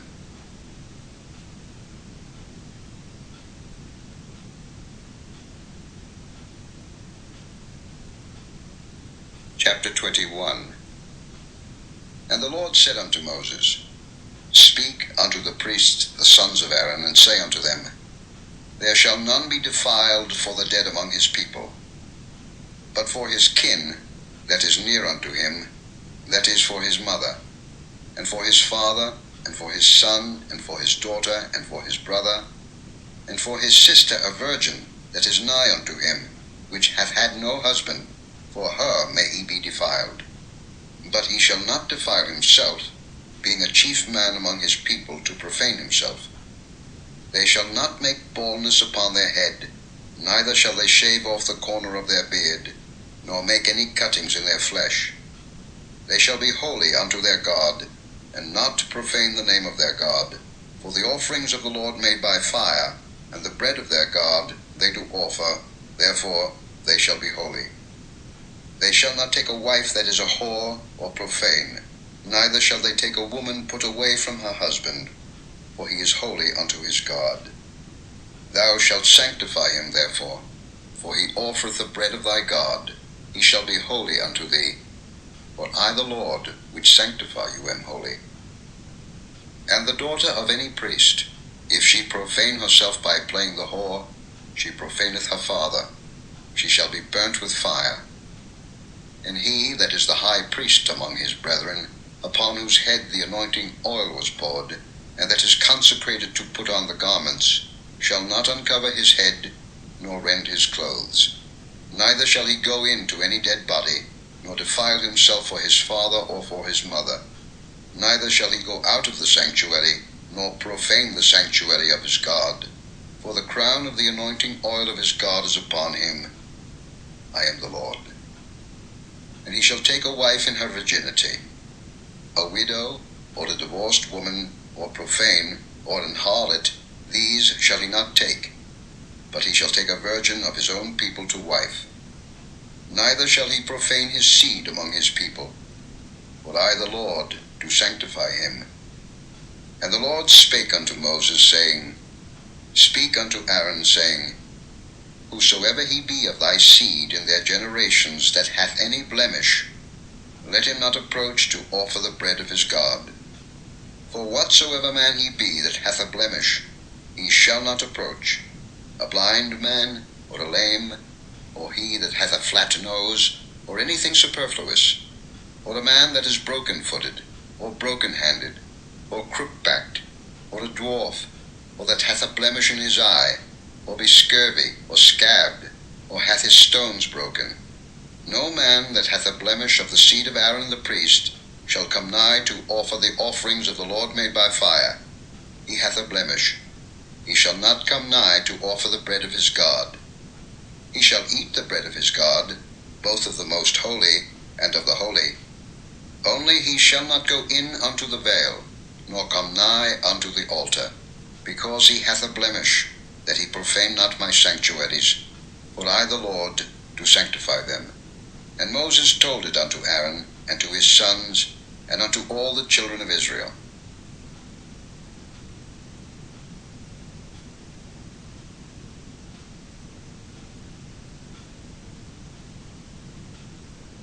Chapter 22. And the Lord spake unto Moses, saying, Speak unto Aaron and to his sons, that they separate themselves from the holy things of the children of Israel, and that they profane not my holy name in those things which they hallow unto me. I am the Lord. Say unto them, Whosoever he be of all your seed among your generations, that goeth unto the holy things which the children of Israel hallow unto the Lord, having his uncleanness upon him, that soul shall be cut off from my presence. I am the Lord. What man soever of the seed of Aaron is a leper, or hath a running issue, he shall not eat of the holy things until he be clean. And whoso toucheth anything that is unclean by the dead, or the man whose seed goeth from him, or whosoever toucheth any creeping thing, whereby he may be made unclean, or the man of whom he may take uncleanness, whatsoever uncleanness he hath, the soul which hath touched any such shall be unclean until even, and shall not eat of the holy things, unless he wash his flesh with water. And when the sun is down, he shall be clean, and shall afterward eat of the holy things, because it is his food. That which dieth of itself, or is torn with beasts, he shall not eat to defile himself therewith. I am the Lord. They shall therefore keep mine ordinance, lest they bear sin for it, and die therefore, if they profane it. I, the Lord, do sanctify them. There shall no stranger eat of the holy thing. A sojourner of the priest, or an hired servant, shall not eat of the holy thing. But if the priest buy any soul with his money, he shall eat of it, and he that is born in his house, they shall eat of his meat. If the priest's daughter also be married unto a stranger, she may not eat of an offering of the holy things. But if the priest's daughter be a widow, or divorced, and have no child, and is returned unto her father's house as in her youth, she shall eat of her father's meat, but there shall no stranger eat thereof. And if a man eat of the holy thing unwittingly, then he shall put the fifth part thereof unto it, and shall give it unto the priest with the holy thing. And they shall not profane the holy things of the children of Israel, which they offer unto the Lord, or suffer them to bear the iniquity of trespass, when they eat their holy things. For I, the Lord, do sanctify them. And the Lord spake unto Moses, saying, Speak unto Aaron, and to his sons, and unto all the children of Israel, and say unto them, Whatsoever he be of the house of Israel, or of the strangers in Israel, that will offer his oblation for all his vows, and for all his freewill offerings, which they will offer unto the Lord for a burnt offering, ye shall offer at your own will a male without blemish, of the beeves, of the sheep, or of the goats. But whatsoever hath a blemish, that shall ye not offer, for it shall not be acceptable for you. And whosoever offereth a sacrifice of peace offerings unto the Lord to accomplish his vow, or a freewill offering in beeves or sheep, it shall be perfect to be accepted. There shall be no blemish therein. Blind, or broken, or maimed, or having a wen, or scurvy, or scabbed, ye shall not offer these unto the Lord, nor make an offering by fire of them upon the altar unto the Lord. Either a bullock or a lamb that hath anything superfluous or lacking in his parts, that mayest thou offer for a freewill offering, but for a vow it shall not be accepted. Ye shall not offer unto the Lord that which is bruised, or crushed, or broken, or cut. Neither shall ye make any offering thereof in your land. Neither from a stranger's hand shall ye offer the bread of your God of any of these, because their corruption is in them, and blemishes be in them. They shall not be accepted for you. And the Lord spake unto Moses, saying, When a bullock, or a sheep, or a goat is brought forth, then it shall be 7 days under the dam, and from the 8th day and thenceforth it shall be accepted for an offering made by fire unto the Lord. And whether it be cow or ewe, ye shall not kill it and her young both in 1 day. And when ye will offer a sacrifice of thanksgiving unto the Lord, offer it at your own will. On the same day it shall be eaten up. Ye shall leave none of it until the morrow. I am the Lord. Therefore shall ye keep my commandments and do them. I am the Lord. Neither shall ye profane my holy name, but I will be hallowed among the children of Israel. I am the Lord which hallow you, that brought you out of the land of Egypt to be your God. I am the Lord.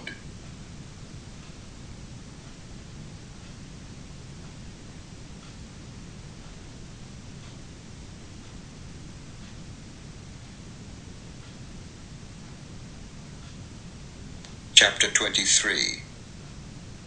And the Lord spake unto Moses, saying, Speak unto the children of Israel, and say unto them, Concerning the feasts of the Lord, which ye shall proclaim to be holy convocations, even these are my feasts. 6 days shall work be done, but the 7th day is a Sabbath of rest, and holy convocation. Ye shall do no work therein. It is the Sabbath of the Lord in all your dwellings. These are the feasts of the Lord, even holy convocations, which ye shall proclaim in their seasons. In the 14th day of the first month at even is the Lord's Passover, and on the 15th day of the same month is the feast of unleavened bread unto the Lord. 7 days ye must eat unleavened bread.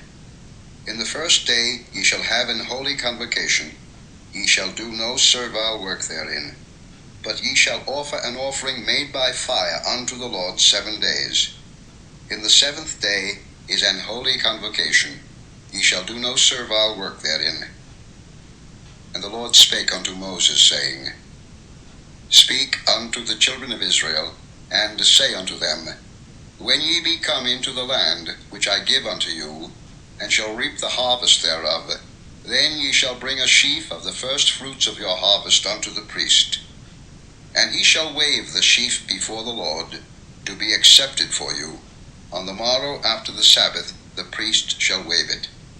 And ye shall offer that day, when ye wave the sheaf, an he-lamb without blemish of the first year, for a burnt offering unto the Lord. And the meat offering thereof shall be 2/10 deals of fine flour mingled with oil, an offering made by fire unto the Lord for a sweet savour. And the drink offering thereof shall be of wine, the 4th part of an hin. And ye shall eat neither bread, nor parched corn, nor green ears, until the selfsame day that ye have brought an offering unto your God. It shall be a statute forever, throughout your generations in all your dwellings. And ye shall count unto you from the morrow after the Sabbath, from the day that ye brought the sheaf of the wave offering, 7 Sabbaths shall be complete.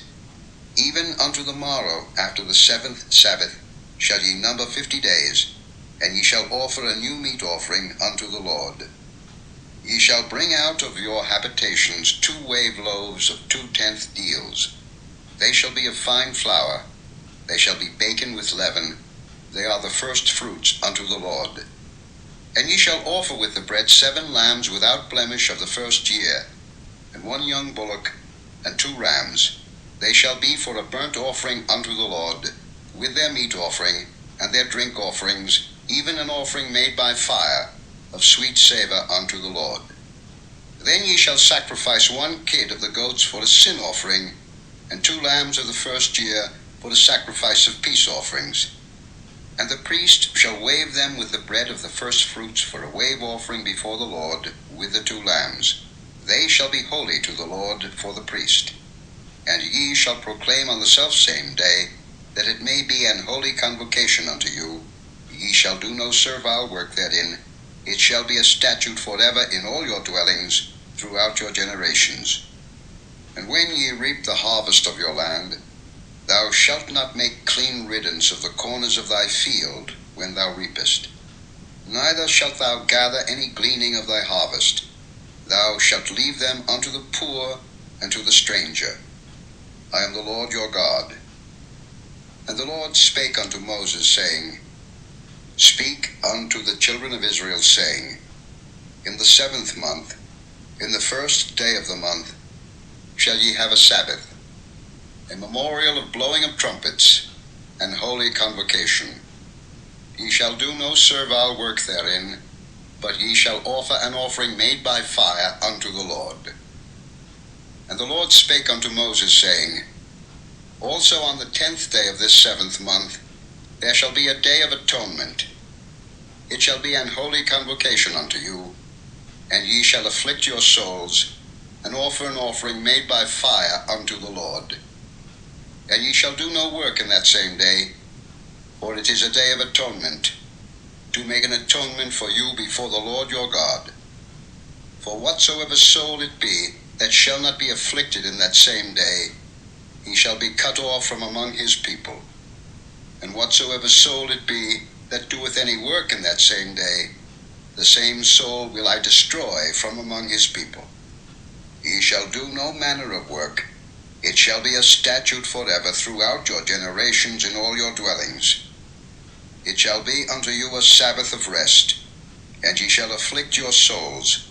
In the 9th day of the month at even, from even unto even, shall ye celebrate your Sabbath.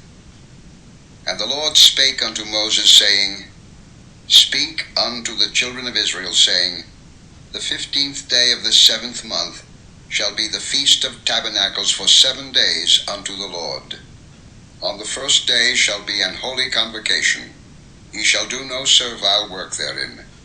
7 days ye shall offer an offering made by fire unto the Lord. On the 8th day shall be an holy convocation unto you, and he shall offer an offering made by fire unto the Lord. It is a solemn assembly, and ye shall do no servile work therein. These are the feasts of the Lord, which ye shall proclaim to be holy convocations, to offer an offering made by fire unto the Lord, a burnt offering, and a meat offering, a sacrifice, and drink offerings, everything upon his day, beside the Sabbaths of the Lord, and beside your gifts, and beside all your vows, and beside all your freewill offerings, which ye give unto the Lord. Also in the 15th day of the 7th month, when ye have gathered in the fruit of the land, ye shall keep a feast unto the Lord 7 days. On the first day shall be a Sabbath, and on the 8th day shall be a Sabbath. And ye shall take you on the first day the boughs of goodly trees, branches of palm trees, and the boughs of thick trees, and willows of the brook, and ye shall rejoice before the Lord your God 7 days. And ye shall keep it a feast unto the Lord 7 days in the year. It shall be a statute forever in your generations. Ye shall celebrate it in the 7th month. Ye shall dwell in booths 7 days. All that are Israelites born shall dwell in booths, that your generations may know that I made the children of Israel to dwell in booths, when I brought them out of the land of Egypt. I am the Lord your God. And Moses declared unto the children of Israel the feasts of the Lord.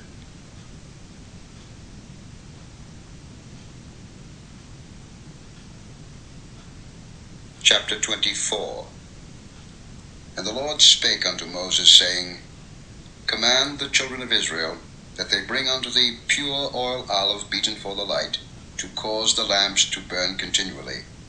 Without the veil of the testimony, in the tabernacle of the congregation, shall Aaron order it from the evening unto the morning before the Lord continually.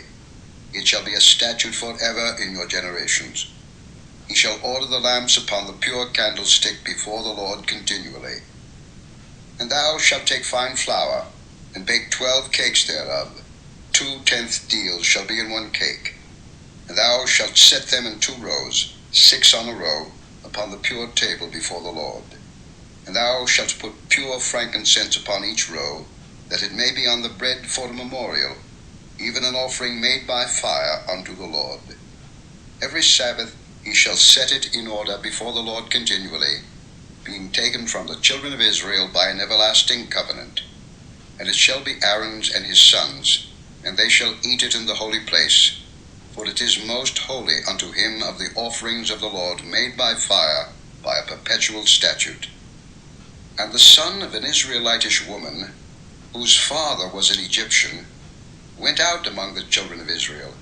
And this son of the Israelitish woman and a man of Israel strove together in the camp. And the Israelitish woman's son blasphemed the name of the Lord and cursed. And they brought him unto Moses. and his mother's name was Shelomith, the daughter of Dibri of the tribe of Dan. And they put him in ward, that the mind of the Lord might be showed them.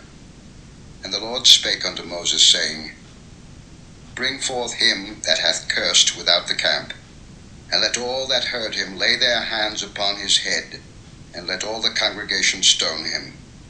And thou shalt speak unto the children of Israel, saying, Whosoever curseth his God shall bear his sin, and he that blasphemeth the name of the Lord, he shall surely be put to death.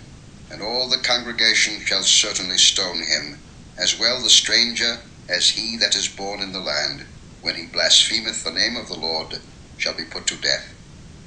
And he that killeth any man shall surely be put to death. And he that killeth a beast shall make it good, beast for beast. And if a man cause a blemish in his neighbor, as he hath done, so shall it be done to him. Breach for breach, eye for eye, tooth for tooth. As he hath caused a blemish in a man, so shall it be done to him again. And he that killeth a beast, he shall restore it. And he that killeth a man, he shall be put to death. Ye shall have one manner of law, as well for the stranger as for one of your own country. For I am the Lord your God. And Moses spake to the children of Israel, that they should bring forth him that had cursed out of the camp, and stone him with stones. And the children of Israel did as the Lord commanded Moses.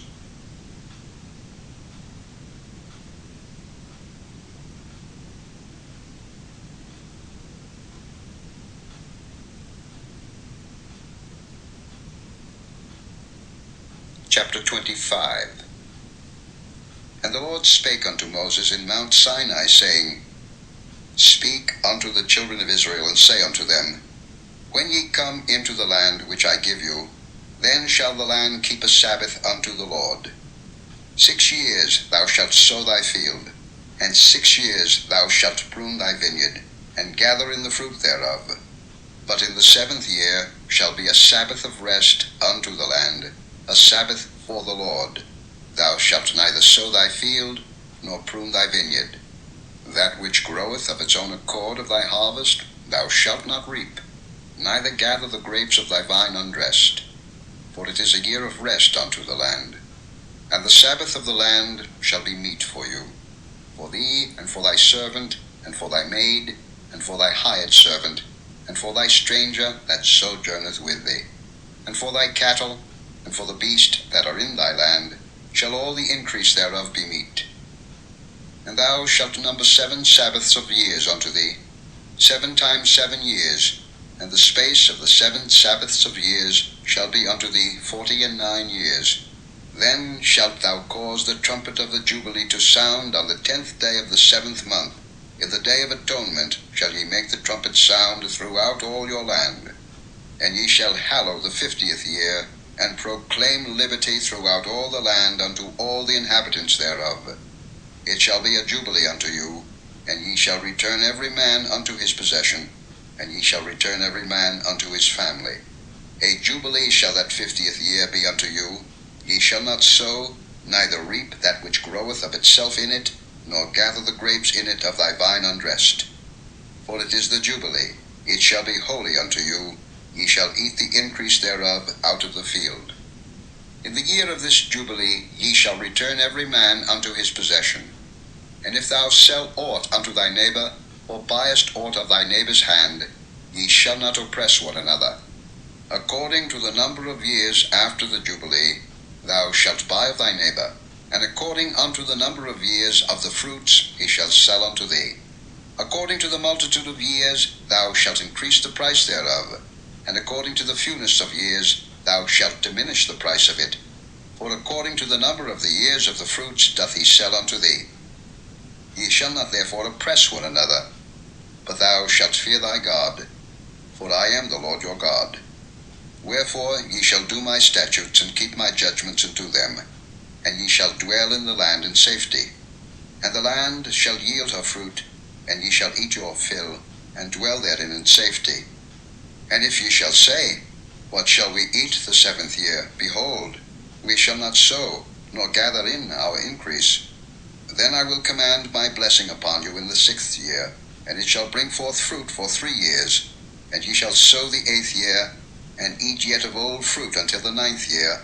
Until her fruits come in, ye shall eat of the old store. The land shall not be sold for ever, for the land is mine, for ye are strangers and sojourners with me.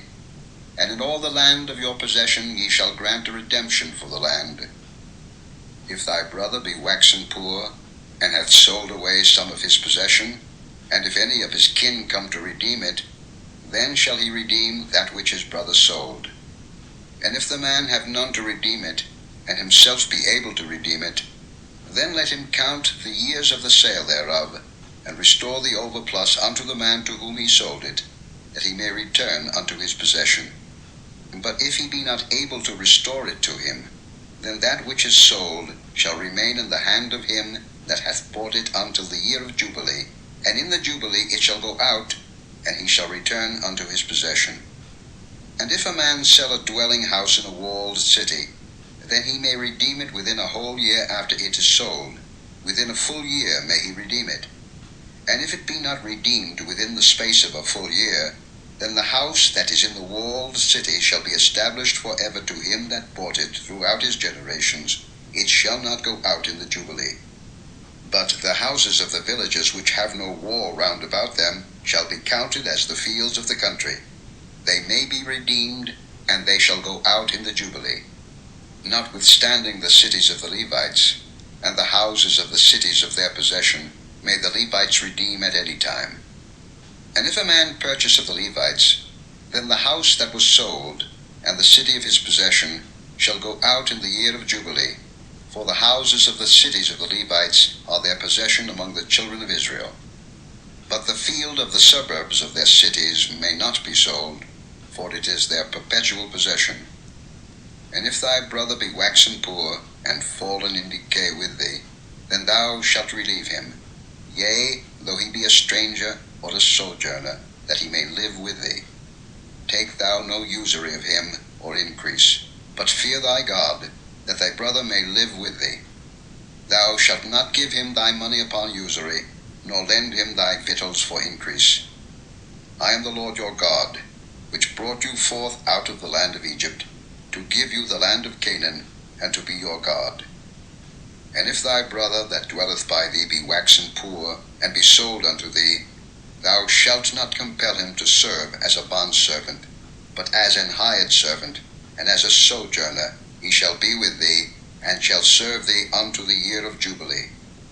And then shall he depart from thee, both he and his children with him, and shall return unto his own family, and unto the possession of his fathers shall he return. For they are my servants, which I brought forth out of the land of Egypt. They shall not be sold as bondmen. Thou shalt not rule over him with rigor, but shalt fear thy God.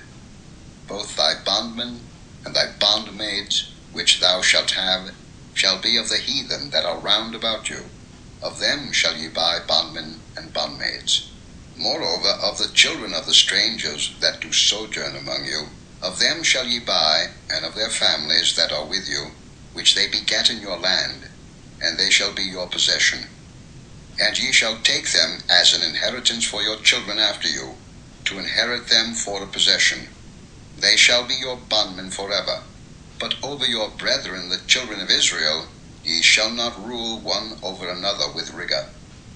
And if a sojourner or stranger wax rich by thee, and thy brother that dwelleth by him wax poor, and sell himself unto the stranger or sojourner by thee, or to the stock of the stranger's family, after that he is sold he may be redeemed again. One of his brethren may redeem him. Either his uncle or his uncle's son may redeem him, or any that is nigh of kin unto him of his family may redeem him, or if he be able, he may redeem himself. And he shall reckon with him that bought him from the year that he was sold to him unto the year of Jubilee. And the price of his sale shall be according unto the number of years, according to the time of an hired servant shall it be with him. If there be yet many years behind, according unto them he shall give again the price of his redemption out of the money that he was bought for. And if there remain but few years unto the year of Jubilee, then he shall count with him, and according unto his years shall he give him again the price of his redemption. And as a yearly hired servant shall he be with him, and the other shall not rule with rigor over him in thy sight. And if he be not redeemed in these years, then he shall go out in the year of Jubilee, both he and his children with him. For unto me the children of Israel are servants. They are my servants whom I have brought forth out of the land of Egypt. I am the Lord your God.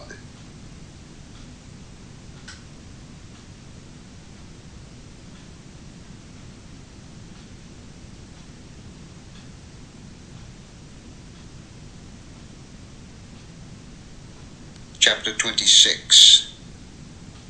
Ye shall make you no idols, nor graven image, neither rear you up a standing image, neither shall ye set up any image of stone in your land, to bow down unto it, for I am the Lord your God. Ye shall keep my Sabbaths, and reverence my sanctuary. I am the Lord. If ye walk in my statutes, and keep my commandments, and do them, then I will give you rain in due season, and the land shall yield her increase, and the trees of the field shall yield their fruit. And your threshing shall reach unto the vintage, and the vintage shall reach unto the sowing time. And ye shall eat your bread to the full, and dwell in your land safely. And I will give peace in the land, and ye shall lie down, and none shall make you afraid. And I will rid evil beasts out of the land, neither shall the sword go through your land. And ye shall chase your enemies, and they shall fall before you by the sword. And 5 of you shall chase 100, and 100 of you shall put 10,000 to flight. And your enemies shall fall before you by the sword. For I will have respect unto you, and make you fruitful, and multiply you, and establish my covenant with you. And ye shall eat old store, and bring forth the old, because of the new. And I will set my tabernacle among you, and my soul shall not abhor you. And I will walk among you, and will be your God, and ye shall be my people. I am the Lord your God, which brought you forth out of the land of Egypt, that ye should not be their bondmen. And I have broken the bands of your yoke, and made you go upright. But if ye will not hearken unto me, and will not do all these commandments, and if ye shall despise my statutes, or if your soul abhor my judgments, so that ye will not do all my commandments, but that ye break my covenant, I also will do this unto you. I will even appoint over you terror, consumption, and the burning ague, that shall consume the eyes, and cause sorrow of heart. And ye shall sow your seed in vain, for your enemies shall eat it. And I will set my face against you, and ye shall be slain before your enemies. They that hate you shall reign over you, and ye shall flee when none pursueth you. And if ye will not yet for all this hearken unto me, then I will punish you 7 times more for your sins. And I will break the pride of your power, and I will make your heaven as iron, and your earth as brass. And your strength shall be spent in vain, for your land shall not yield her increase, neither shall the trees of the land yield their fruits. And if ye walk contrary unto me, and will not hearken unto me, I will bring 7 times more plagues upon you according to your sins. I will also send wild beasts among you, which shall rob you of your children, and destroy your cattle, and make you few in number, and your highways shall be desolate. And if ye will not be reformed by me by these things, but will walk contrary unto me, then will I also walk contrary unto you, and will punish you yet 7 times for your sins. And I will bring a sword upon you, that shall avenge the quarrel of my covenant. And when ye are gathered together within your cities, I will send the pestilence among you, and ye shall be delivered into the hand of the enemy. And when I have broken the staff of your bread, 10 women shall bake your bread in one oven, and they shall deliver you your bread again by weight, and ye shall eat, and not be satisfied. And if ye will not for all this hearken unto me, but walk contrary unto me, then I will walk contrary unto you also in fury, and I, even I, will chastise you 7 times for your sins. And ye shall eat the flesh of your sons, and the flesh of your daughters shall ye eat. And I will destroy your high places, and cut down your images, and cast your carcasses upon the carcasses of your idols, and my soul shall abhor you. And I will make your cities waste, and bring your sanctuaries unto desolation, and I will not smell the savour of your sweet odours. And I will bring the land into desolation, and your enemies which dwell therein shall be astonished at it. And I will scatter you among the heathen, and will draw out a sword after you, and your land shall be desolate, and your cities waste.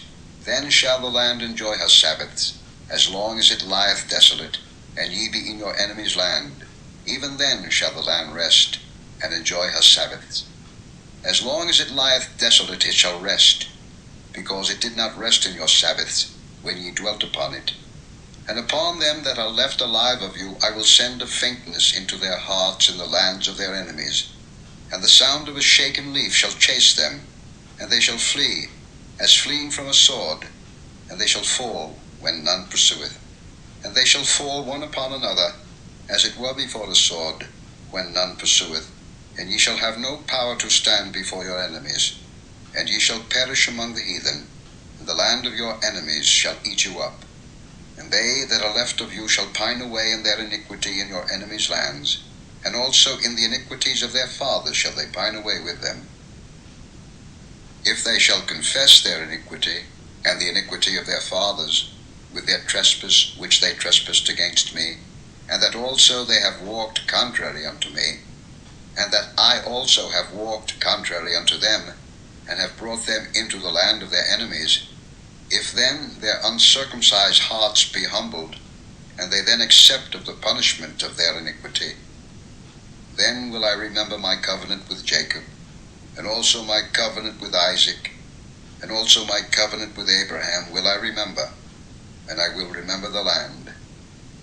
The land also shall be left of them, and shall enjoy her Sabbaths, while she lieth desolate without them, and they shall accept of the punishment of their iniquity, even because they despised my judgments, and because their soul abhorred my statutes. And yet for all that, when they be in the land of their enemies, I will not cast them away, neither will I abhor them, to destroy them utterly, and to break my covenant with them.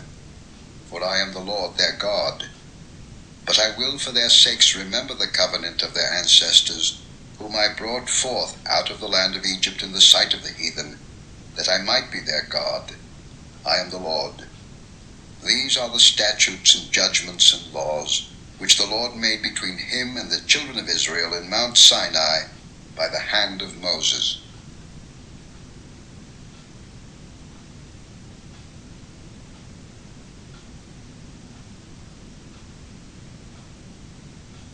Chapter 27. And the Lord spake unto Moses, saying, Speak unto the children of Israel, and say unto them, When a man shall make a singular vow, the persons shall be for the Lord by thy estimation, and thy estimation shall be of the male from 20 years old even unto 60 years old. Even thy estimation shall be 50 shekels of silver, after the shekel of the sanctuary. And if it be a female, then thy estimation shall be 30 shekels. And if it be from 5 years old even unto 20 years old, then thy estimation shall be of the male 20 shekels, and for the female 10 shekels. And if it be from a month old even unto 5 years old, then thy estimation shall be of the male 5 shekels of silver, and for the female thy estimation shall be 3 shekels of silver. And if it be from 60 years old and above, if it be a male, then thy estimation shall be 15 shekels, and for the female 10 shekels. But if he be poorer than thy estimation, then he shall present himself before the priest, and the priest shall value him, according to his ability that vowed shall the priest value him. And if it be a beast, whereof men bring an offering unto the Lord, all that any man giveth of such unto the Lord shall be holy. He shall not alter it, nor change it, a good for a bad, or a bad for a good. And if he shall at all change beast for beast, then it and the exchange thereof shall be holy. And if it be any unclean beast, of which they do not offer a sacrifice unto the Lord, then he shall present the beast before the priest. And the priest shall value it, whether it be good or bad, as thou valuest it, who art the priest, so shall it be. But if he will at all redeem it, then he shall add a fifth part thereof unto thy estimation. And when a man shall sanctify his house to be holy unto the Lord, then the priest shall estimate it, whether it be good or bad, as the priest shall estimate it, so shall it stand. And if he that sanctified it will redeem his house, then he shall add the fifth part of the money of thy estimation unto it, and it shall be his. And if a man shall sanctify unto the Lord some part of a field of his possession, then thy estimation shall be according to the seed thereof. An homer of barley seed shall be valued at 50 shekels of silver. If he sanctify his field from the year of Jubilee, according to thy estimation it shall stand. But if he sanctify his field after the Jubilee, then the priest shall reckon unto him the money according to the years that remain, even unto the year of the Jubilee, and it shall be abated from thy estimation. And if he that sanctified the field will in any wise redeem it, then he shall add the fifth part of the money of thy estimation unto it, and it shall be assured to him. And if he will not redeem the field, or if he have sold the field to another man, it shall not be redeemed any more. But the field, when it goeth out in the Jubilee, shall be holy unto the Lord, as a field devoted. The possession thereof shall be the priest's. And if a man sanctify unto the Lord a field which he hath bought, which is not of the fields of his possession, then the priest shall reckon unto him the worth of thy estimation, even unto the year of the Jubilee, and he shall give thine estimation in that day as a holy thing unto the Lord. In the year of the Jubilee the field shall return unto him of whom it was bought, even to him to whom the possession of the land did belong. And all thy estimation shall be according to the shekel of the sanctuary. 20 gerahs shall be the shekel. Only the firstling of the beasts, which should be the Lord's firstling, no man shall sanctify it. Whether it be ox or sheep, it is the Lord's. And if it be of an unclean beast, then he shall redeem it according to thine estimation, and shall add a fifth part of it thereto. Or if it be not redeemed, then it shall be sold according to thy estimation. Notwithstanding no devoted thing, that a man shall devote unto the Lord of all that he hath, both of man and beast, and of the field of his possession, shall be sold or redeemed. Every devoted thing is most holy unto the Lord. None devoted, which shall be devoted of men, shall be redeemed, but shall surely be put to death. And all the tithe of the land, whether of the seed of the land, or of the fruit of the tree, is the Lord's. It is holy unto the Lord. And if a man will at all redeem aught of his tithes, he shall add thereto the fifth part thereof. And concerning the tithe of the herd, or of the flock, even of whatsoever passeth under the rod, the 10th shall be holy unto the Lord. He shall not search whether it be good or bad, neither shall he change it. And if he change it at all, then both it and the change thereof shall be holy. It shall not be redeemed. These are the commandments which the Lord commanded Moses for the children of Israel in Mount Sinai.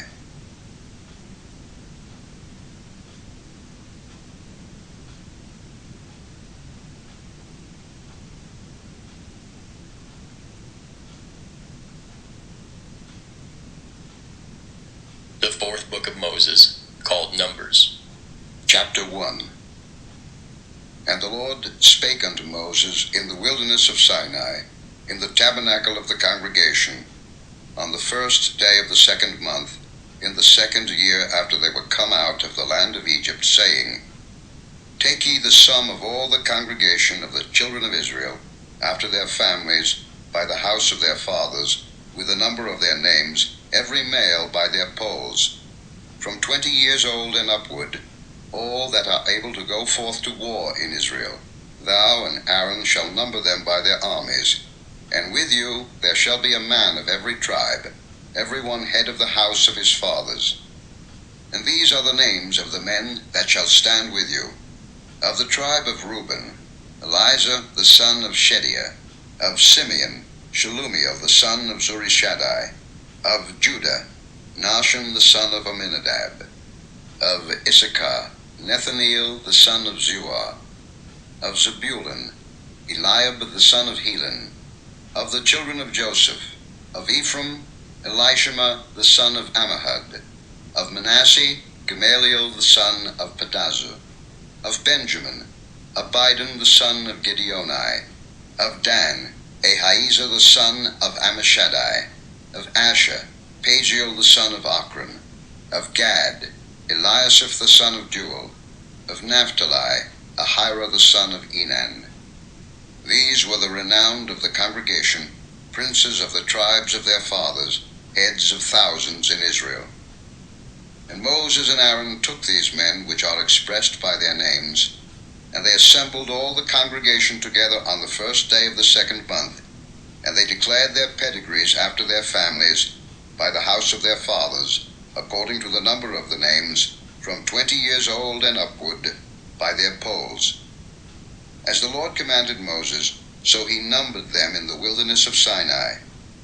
And the children of Reuben, Israel's eldest son, by their generations, after their families, by the house of their fathers, according to the number of the names, by their polls, every male from 20 years old and upward, all that were able to go forth to war. Those that were numbered of them, even of the tribe of Reuben, were 46,500. Of the children of Simeon, by their generations, after their families, by the house of their fathers, those that were numbered of them, according to the number of the names, by their polls, every male from 20 years old and upward, all that were able to go forth to war, those that were numbered of them, even of the tribe of Simeon, were 59,300.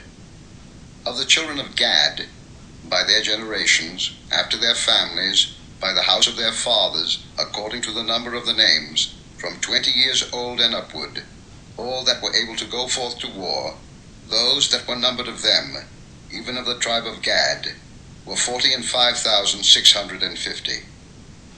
Of the children of Judah, by their generations, after their families, by the house of their fathers, according to the number of the names, from 20 years old and upward, all that were able to go forth to war, those that were numbered of them, even of the tribe of Judah, were 314,600.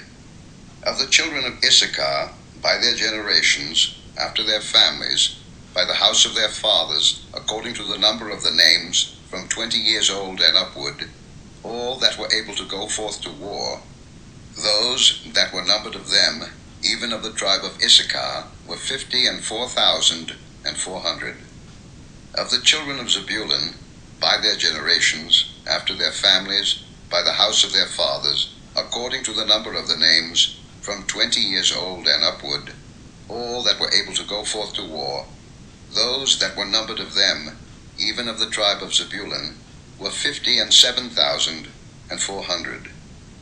Of the children of Joseph, namely of the children of Ephraim, by their generations, after their families, by the house of their fathers, according to the number of the names, from 20 years old and upward, all that were able to go forth to war, those that were numbered of them, even of the tribe of Ephraim, were 40,500. Of the children of Manasseh, by their generations, after their families, by the house of their fathers, according to the number of the names, from 20 years old and upward, all that were able to go forth to war, those that were numbered of them, even of the tribe of Manasseh, were 32,200. Of the children of Benjamin, by their generations, after their families, by the house of their fathers, according to the number of the names, from 20 years old and upward, all that were able to go forth to war, those that were numbered of them, even of the tribe of Benjamin, were 35,400.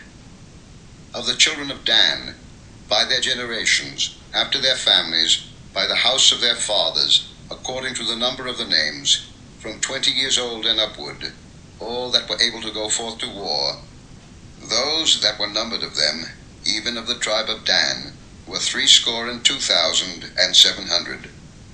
Of the children of Asher, by their generations, after their families, by the house of their fathers, according to the number of the names, from 20 years old and upward, all that were able to go forth to war, those that were numbered of them, even of the tribe of Asher, were 41,500.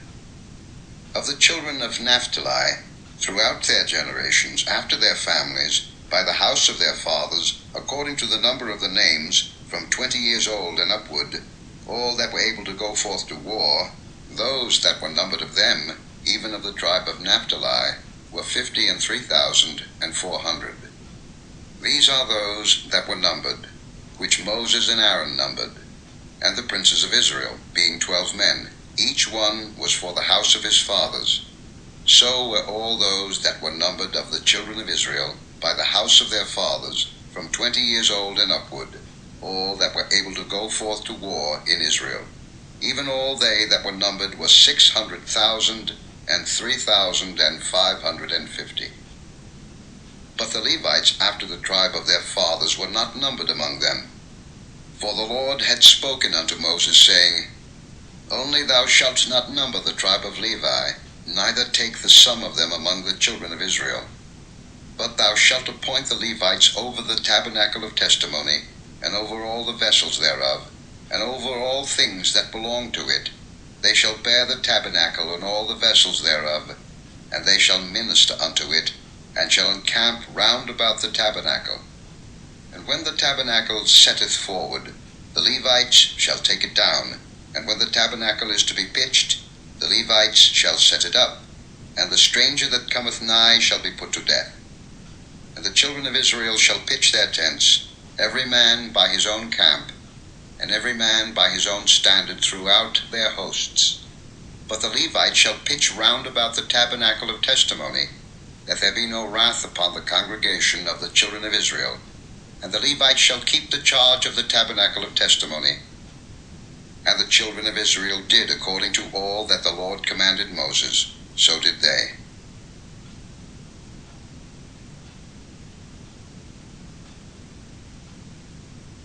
Chapter 2. And the Lord spake unto Moses and unto Aaron, saying, Every man of the children of Israel shall pitch by his own standard, with the ensign of their father's house. Far off about the tabernacle of the congregation shall they pitch. And on the east side toward the rising of the sun shall they of the standard of the camp of Judah pitch throughout their armies. And Nahshon the son of Amminadab shall be captain of the children of Judah. And his host, and those that were numbered of them, were 614,600. And those that do pitch next unto him shall be the tribe of Issachar. And Nethaneel the son of Zuar shall be captain of the children of Issachar.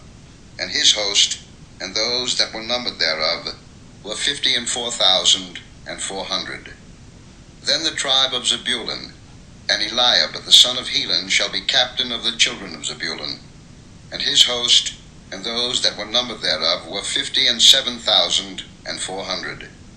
All that were numbered in the camp of Judah were 100,000 and 80,000 and 6,400 throughout their armies. These shall first set forth. On the south side shall be the standard of the camp of Reuben according to their armies. And the captain of the children of Reuben shall be Elizur the son of Shedeur. And his host, and those that were numbered thereof, were 46,500. And those which pitch by him shall be the tribe of Simeon. And the captain of the children of Simeon shall be Shelumiel the son of Zurishaddai. And his host, and those that were numbered of them, were 59,300. Then the tribe of Gad, and the captain of the sons of Gad, shall be Eliasaph the son of Reuel. And his host, and those that were numbered of them, were 45,650. All that were numbered in the camp of Reuben were 100,050 and 1,450 throughout their armies, and they shall set forth in the second rank. Then the tabernacle of the congregation shall set forward with the camp of the Levites in the midst of the camp. As they encamp, so shall they set forward, every man in his place by their standards. On the west side shall be the standard of the camp of Ephraim according to their armies, and the captain of the sons of Ephraim shall be Elishama the son of Ammihud, and his host, and those that were numbered of them were 40,500. And by him shall be the tribe of Manasseh, and the captain of the children of Manasseh shall be Gamaliel the son of Pedazur, and his host, and those that were numbered of them were 32,200.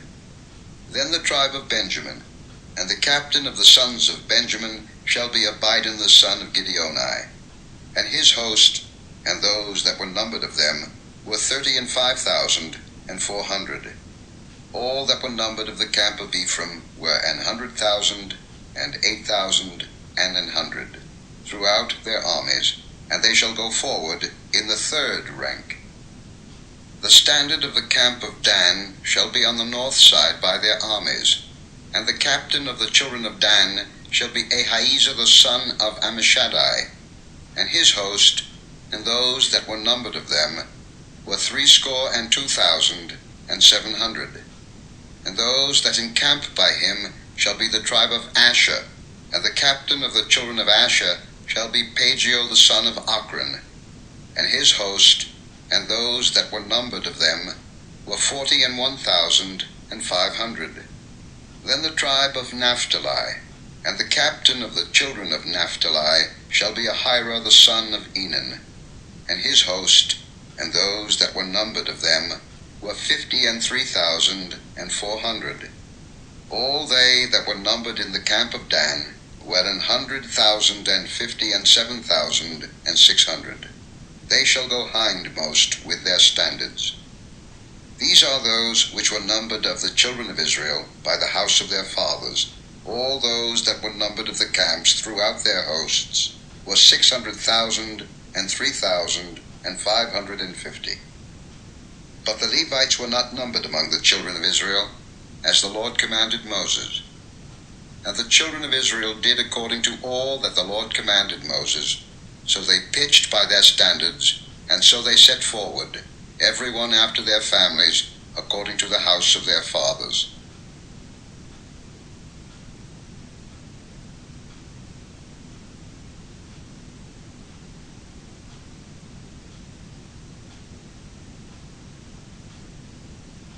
Chapter 3. These also are the generations of Aaron and Moses in the day that the Lord spake with Moses in Mount Sinai. And these are the names of the sons of Aaron: Nadab, the firstborn, and Abihu, Eleazar, and Ithamar. These are the names of the sons of Aaron, the priests which were anointed, whom he consecrated to minister in the priest's office. And Nadab and Abihu died before the Lord, when they offered strange fire before the Lord in the wilderness of Sinai, and they had no children. And Eleazar and Ithamar ministered in the priest's office in the sight of Aaron their father. And the Lord had the charge of the children of Israel to do the service of the tabernacle. And thou shalt give the Levites unto Aaron on mine, for on the day that I smote all the firstborn in the land of Egypt, I hallowed unto me all the firstborn in Israel, both man and beast. Mine shall they be. I am the Lord. And the Lord spake unto Moses in the wilderness of Sinai, saying, Number the children of Levi after the house of their fathers, by their families, every male from a month old and upward shalt thou number them. And Moses numbered them according to the word of the Lord, as he was commanded. And these were the sons of Levi by their names, Gershon, and Kohath, and Merari. And these are the names of the sons of Gershon by their families, Libni and Shimei. And the sons of Kohath by their families, Amram and Izahar, Hebron and Uzziel. And the sons of Merari by their families, Malai and Mushai. These are the families of the Levites according to the house of their fathers. Of Gershon was the family of the Libnites, and the family of the Shimites. These are the families of the Gershonites. Those that were numbered of them, according to the number of all the males, from a month old and upward, even those that were numbered of them, were was 7,500. The families of the Gershonites shall pitch behind the tabernacle westward. And the chief of the house of the father of the Gershonites shall be Eliasaph the son of Lael. And the charge of the sons of Gershon in the tabernacle of the congregation shall be the tabernacle and the tent, the covering thereof, and the hanging for the door of the tabernacle of the congregation, and the hangings of the court, and the curtain for the door of the court, which is by the tabernacle, and by the altar round about, and the cords of it for all the service thereof. And of Kohath was the family of the Amramites, and the family of the Izaharites, and the family of the Hebronites, and the family of the Uzzielites. These are the families of the Kohathites.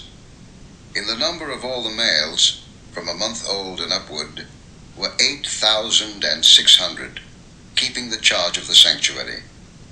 The families of the sons of Kohath shall pitch on the side of the tabernacle southward. And the chief of the house of the father of the families of the Kohathites shall be Elizaphan the son of Azziel. And their charge shall be the ark, and the table, and the candlestick, and the altars, and the vessels of the sanctuary wherewith they minister, and the hanging, and all the service thereof. And Eleazar the son of Aaron the priest shall be chief over the chief of the Levites, and have the oversight of them that keep the charge of the sanctuary. Of Merari was the family of the Mahlites, and the family of the Mushites. These are the families of Merari. And those that were numbered of them, according to the number of all the males, from a month old and upward, were 6,200. And the chief of the house of the father of the families of Merari was Zuriel the son of Abihail. These shall pitch on the side of the tabernacle northward.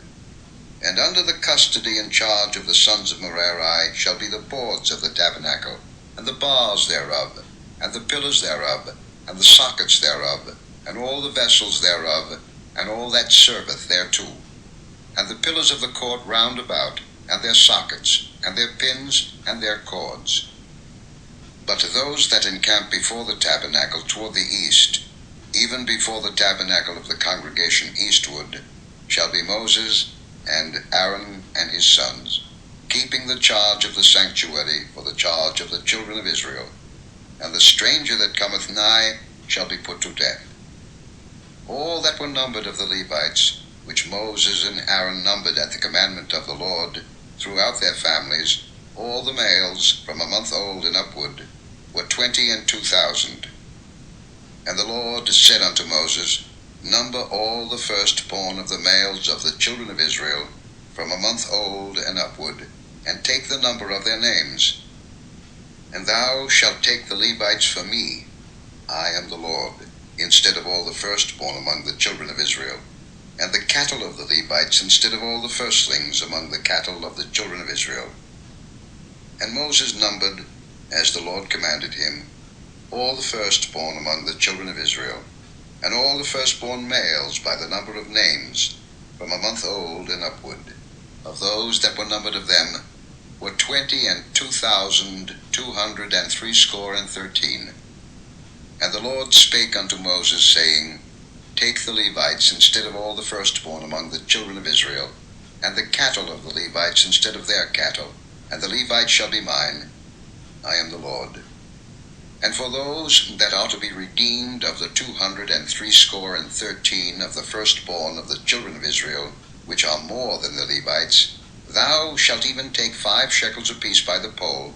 After the shekel of the sanctuary shalt thou take them. The shekel is 20 gerahs. And thou shalt give the money, wherewith the odd number of them is to be redeemed, unto Aaron and to his sons.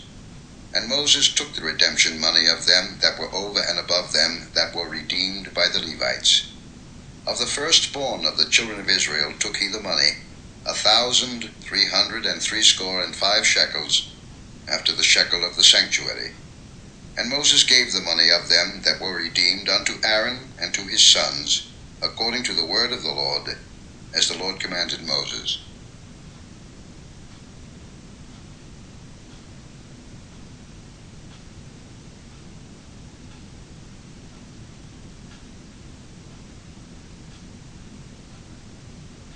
Chapter 4.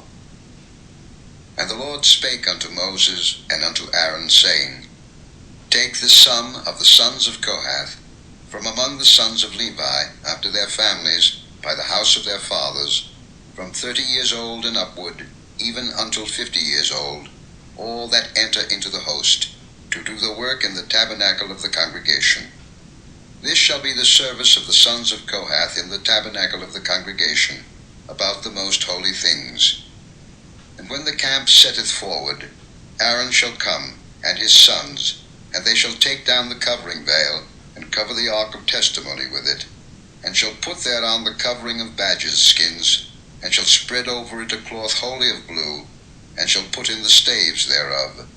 And upon the table of showbread they shall spread a cloth of blue, and put thereon the dishes, and the spoons, and the bowls, and covers to cover withal, and the continual bread shall be thereon. And they shall spread upon them a cloth of scarlet, and cover the same with a covering of badgers' skins, and shall put in the staves thereof. And they shall take a cloth of blue, and cover the candlestick of the light, and his lamps, and his tongues, and his snuff dishes, and all the oil vessels thereof, wherewith they minister unto it. And they shall put it and all the vessels thereof within a covering of badgers' skins, and shall put it upon a bar. And upon the golden altar they shall spread a cloth of blue, and cover it with a covering of badgers' skins, and shall put to the staves thereof. And they shall take all the instruments of ministry, wherewith they minister in the sanctuary, and put them in a cloth of blue, and cover them with a covering of badgers' skins, and shall put them on a bar. And they shall take away the ashes from the altar, and spread a purple cloth thereon. And they shall put upon it all the vessels thereof, wherewith they minister about it, even the censers, the flesh hooks, and the spread a purple cloth thereon. And they shall put upon it all the vessels thereof, wherewith they minister about it, even the censers, the flesh hooks,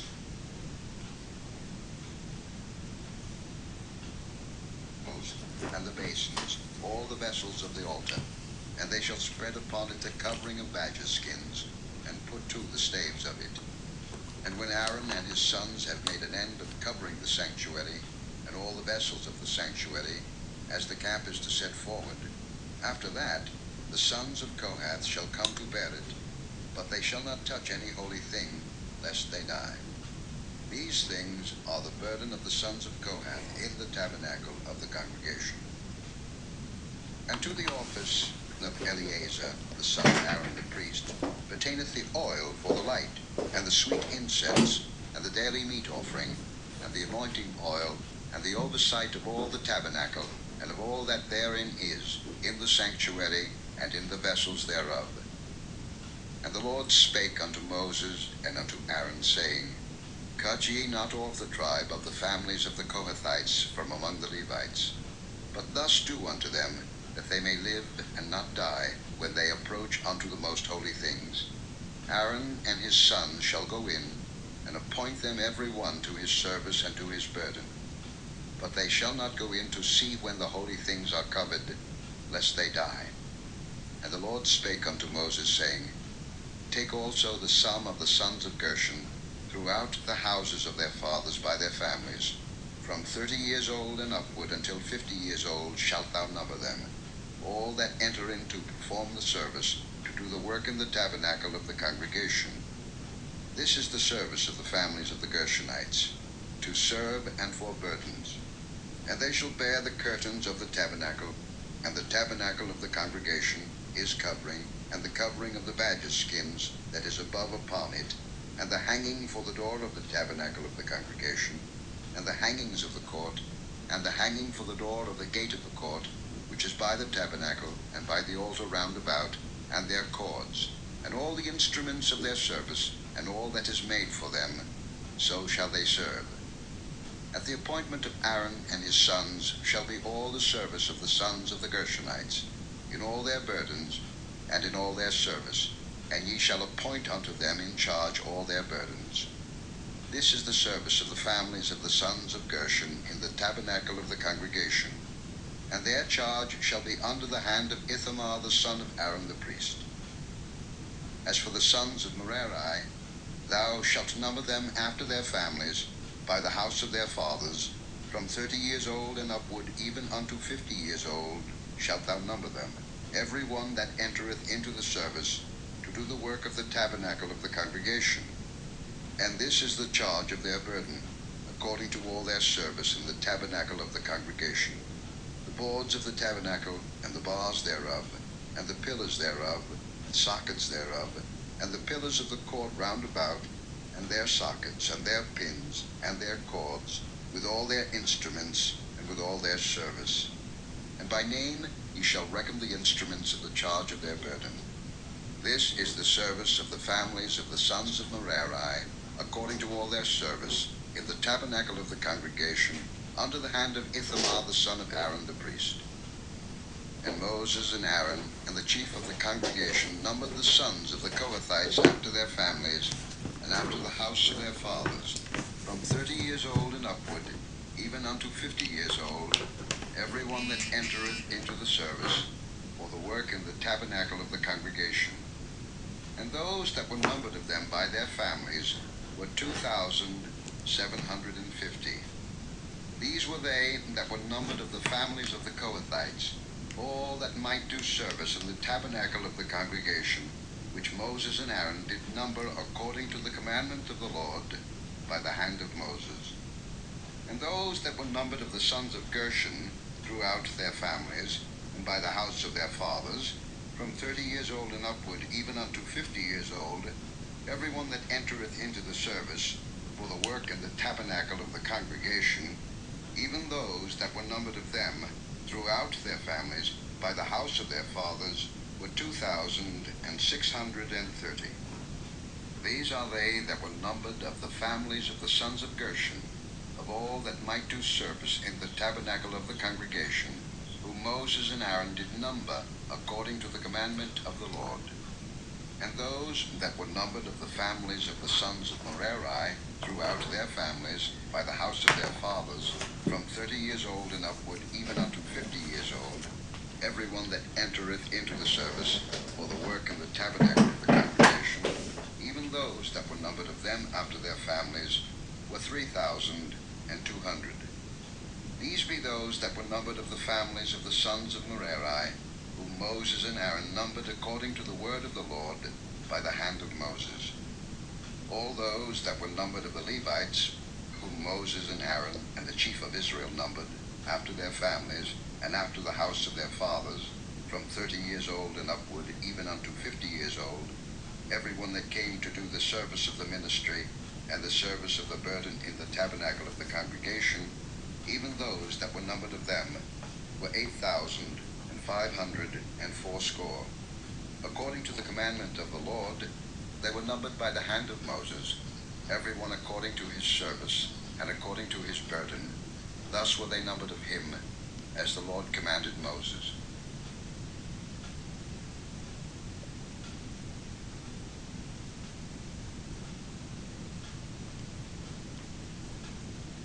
Chapter 5. And the Lord spake unto Moses, saying, commanding the children of Israel, that they put out of the camp every leper, and every one that hath an issue, and whosoever is defiled by the dead. Both male and female shall ye put out, without the camp shall ye put them, that they defile not their camps, in the midst whereof I dwell. And the children of Israel did so, and put them out without the camp, as the Lord spake unto Moses, so did the children of Israel. And the Lord spake unto Moses, saying, speak unto the children of Israel, when a man or woman shall commit any sin that men commit, to do a trespass against the Lord, and that person be guilty, then they shall confess their sin which they have done, and he shall recompense his trespass with the principal thereof, and add unto it the fifth part thereof, and give it unto him against whom he hath trespassed. But if the man hath no kinsman to recompense the trespass unto, let the trespass be recompensed unto the Lord, even to the priest, beside the ram of the atonement, whereby an atonement shall be made for him. And every offering of all the holy things of the children of Israel, which they bring unto the priest, shall be his. And every man's hallowed things shall be his. Whatsoever any man giveth the priest, it shall be his.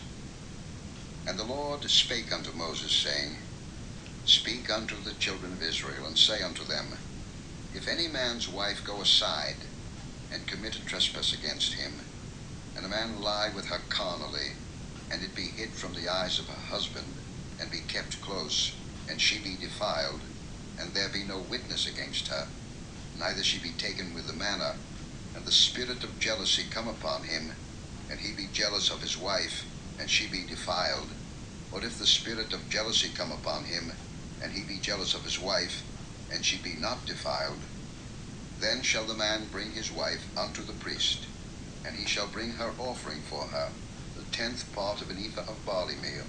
He shall pour no oil upon it, nor put frankincense thereon, for it is an offering of mercy, an offering of memorial, bringing iniquity to remembrance. And the priest shall bring her near, and set her before the Lord. And the priest shall take holy water in an earthen vessel, and of the dust that is in the floor of the tabernacle, the priest shall take and put it into the water. And the priest shall set the woman before the Lord, and uncover the woman's head, and put the offering of memorial in her hands, which is the jealousy offering. And the priest shall have in his hand the bitter water that causeth the curse.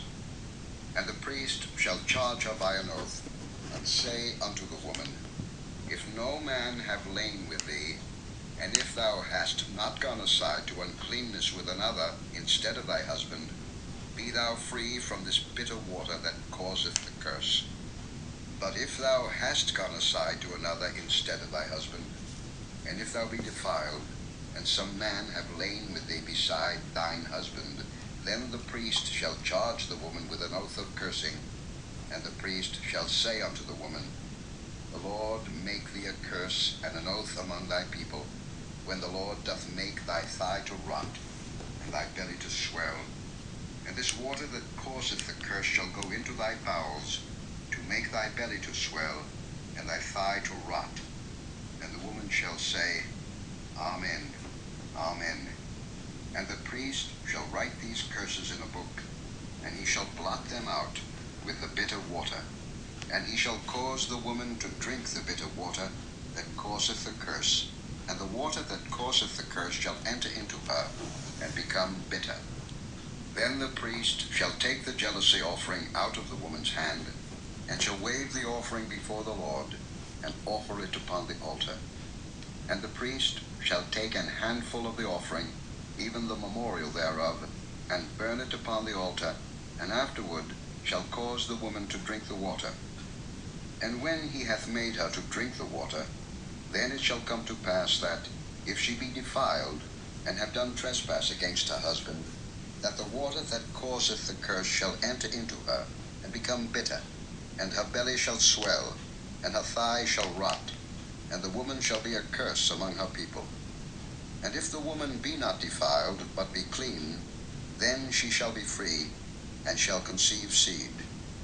This is the law of jealousies, when a wife goeth aside to another instead of her husband, and is defiled. For when the spirit of jealousy cometh upon him, and he be jealous over his wife, and shall set the woman before the Lord, and the priest shall execute upon her all this law, then shall the man be guiltless from iniquity, and this woman shall bear her iniquity.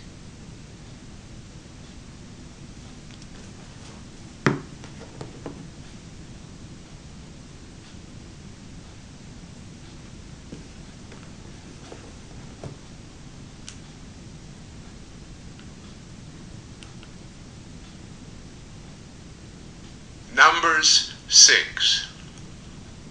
And the Lord spoke to Moses, saying, Speak to the people of Israel, and say to them, When either a man or a woman makes a special vow, the vow of a Nazirite, to separate himself to the Lord, he shall separate himself from wine and strong drink. He shall drink no vinegar made from wine or strong drink, and shall not drink any juice of grapes or eat grapes, fresh or dried. All the days of his separation he shall eat nothing that is produced by the grapevine, not even the seeds or the skins. All the days of his vow of separation no razor shall touch his head. Until the time is completed for which he separates himself to the Lord, he shall be holy. He shall let the locks of hair of his head grow long, all the days that he separates himself to the Lord. He shall not go near a dead body, not even for his father or for his mother, for brother or sister. If they die, shall he make himself unclean, because his separation to God is on his head. All the days of his separation, he is holy to the Lord. And if any man dies very suddenly beside him, and he defiles his consecrated head, then he shall shave his head on the day of his cleansing. On the 7th day he shall shave it. On the 8th day he shall bring 2 turtle doves, or 2 pigeons, to the priest, to the entrance of the tent of meeting. And the priest shall offer one for a sin offering, and the other for a burnt offering, and make atonement for him, a year old for a guilt offering. But the previous period shall be void, because his separation was defiled. And this is the law for the Nazirite. When the time of his separation has been completed, he shall be brought to the entrance of the tent of meeting, and he shall bring his gift to the Lord, 1 male lamb a year old without blemish for a burnt offering, and 1 ewe lamb a year old without blemish as a sin offering, and 1 ram without blemish as a peace offering, and a basket of unleavened bread, loaves of fine flour mixed with oil, and unleavened wafers smeared with oil, and their grain offering and their drink offerings. And the priest shall bring them before the Lord, and offer his sin offering and his burnt offering. And he shall